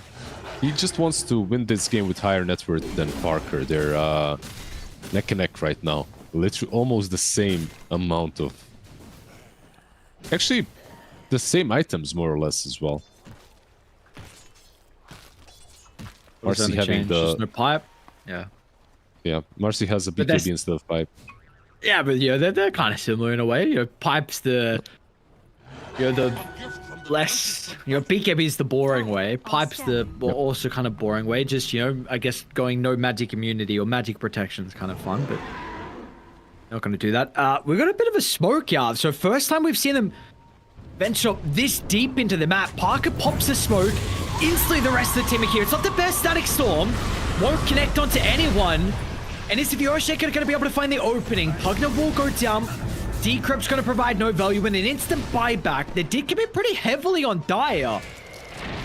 Like, no Unleash, no BKB, Static Storm and Kiss is used. This is an opening where if they have another smoke, maybe they can contest Roche. I think they're waiting for it on Pugna. Yeah, they have it. Will they move out of this position though? They might expect... Okay, they are smoking up. I think they double smoked even on 2 different heroes. Well, this is the opportunity. You're going to be able to try and find a way back in this game. It's going to be this team fight with everything on cooldown on Die, and that's the way to start with the Echo set from Metallion to Gangster, but there's no damage follow-up. Once again, the Ursa is nowhere to be seen. Illich is onto the Queen of Pain. The snowball is great, but the chains is there waiting for him to pop out. And they've caught it. They are out. They were just waiting every single fight. They wanted a full 5v5, but they just never got it. They just never connected. The same thing that was happening... the same thing that was happening through the game happened here again. They just didn't connect on like properly with their team. If you saw the way the fight started, Quap blinks in, then the Shaker is forced to play his hand because Quap is already deep, but the other 3 heroes aren't nearby. Like, they smoked up, but they went around the pit, so they needed to get there, and it was a little bit too late. And I feel like that's what was happening to the bug this whole game. Like, there's always like someone missing, either because he's too far away from the fight or because the hero is already dead.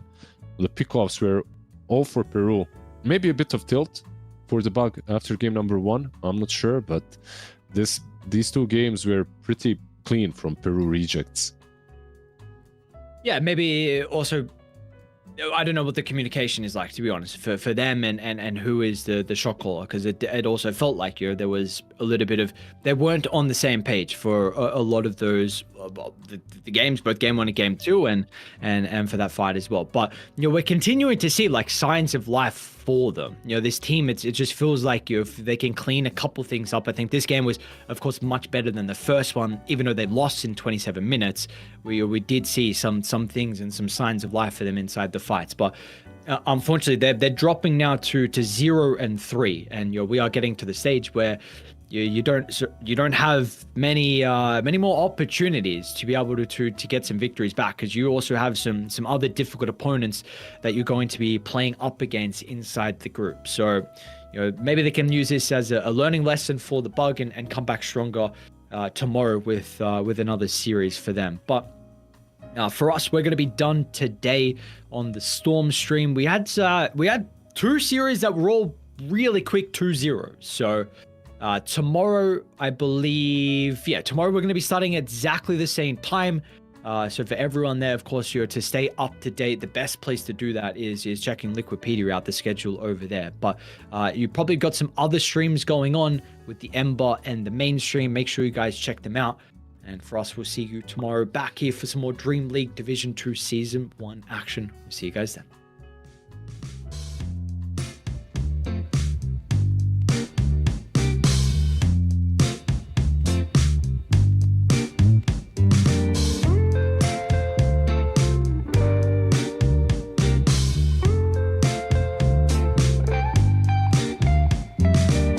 Well, I can tell just by the way that you're smiling that you're still unsure. And I can tell just by the look in your eyes that you've been hurt before. But baby, no one can promise you forever. Right now I only know that we should be together, because it's now or it's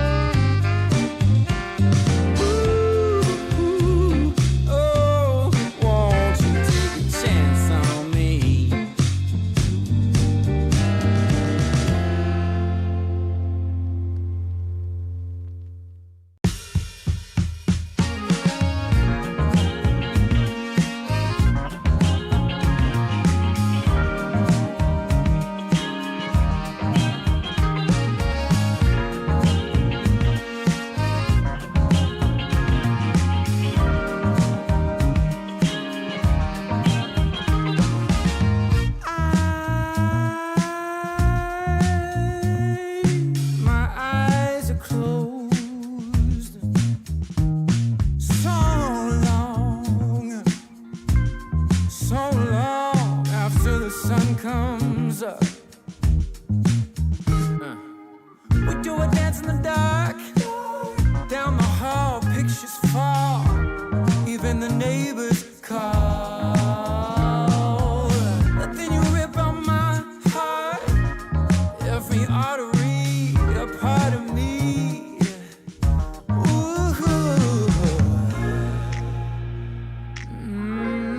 It's obvious to me that you love to watch me bleed.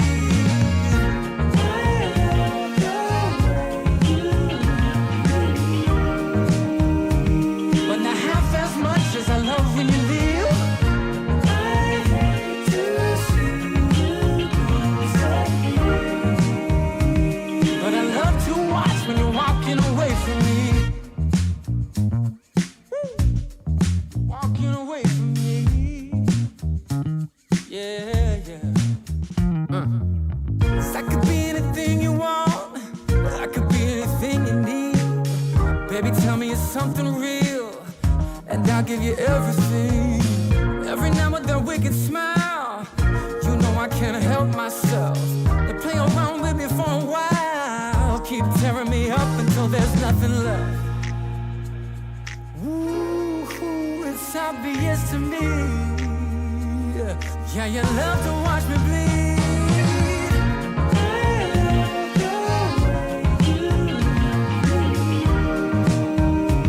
But not half as much as I love when you leave. I hate to see you go.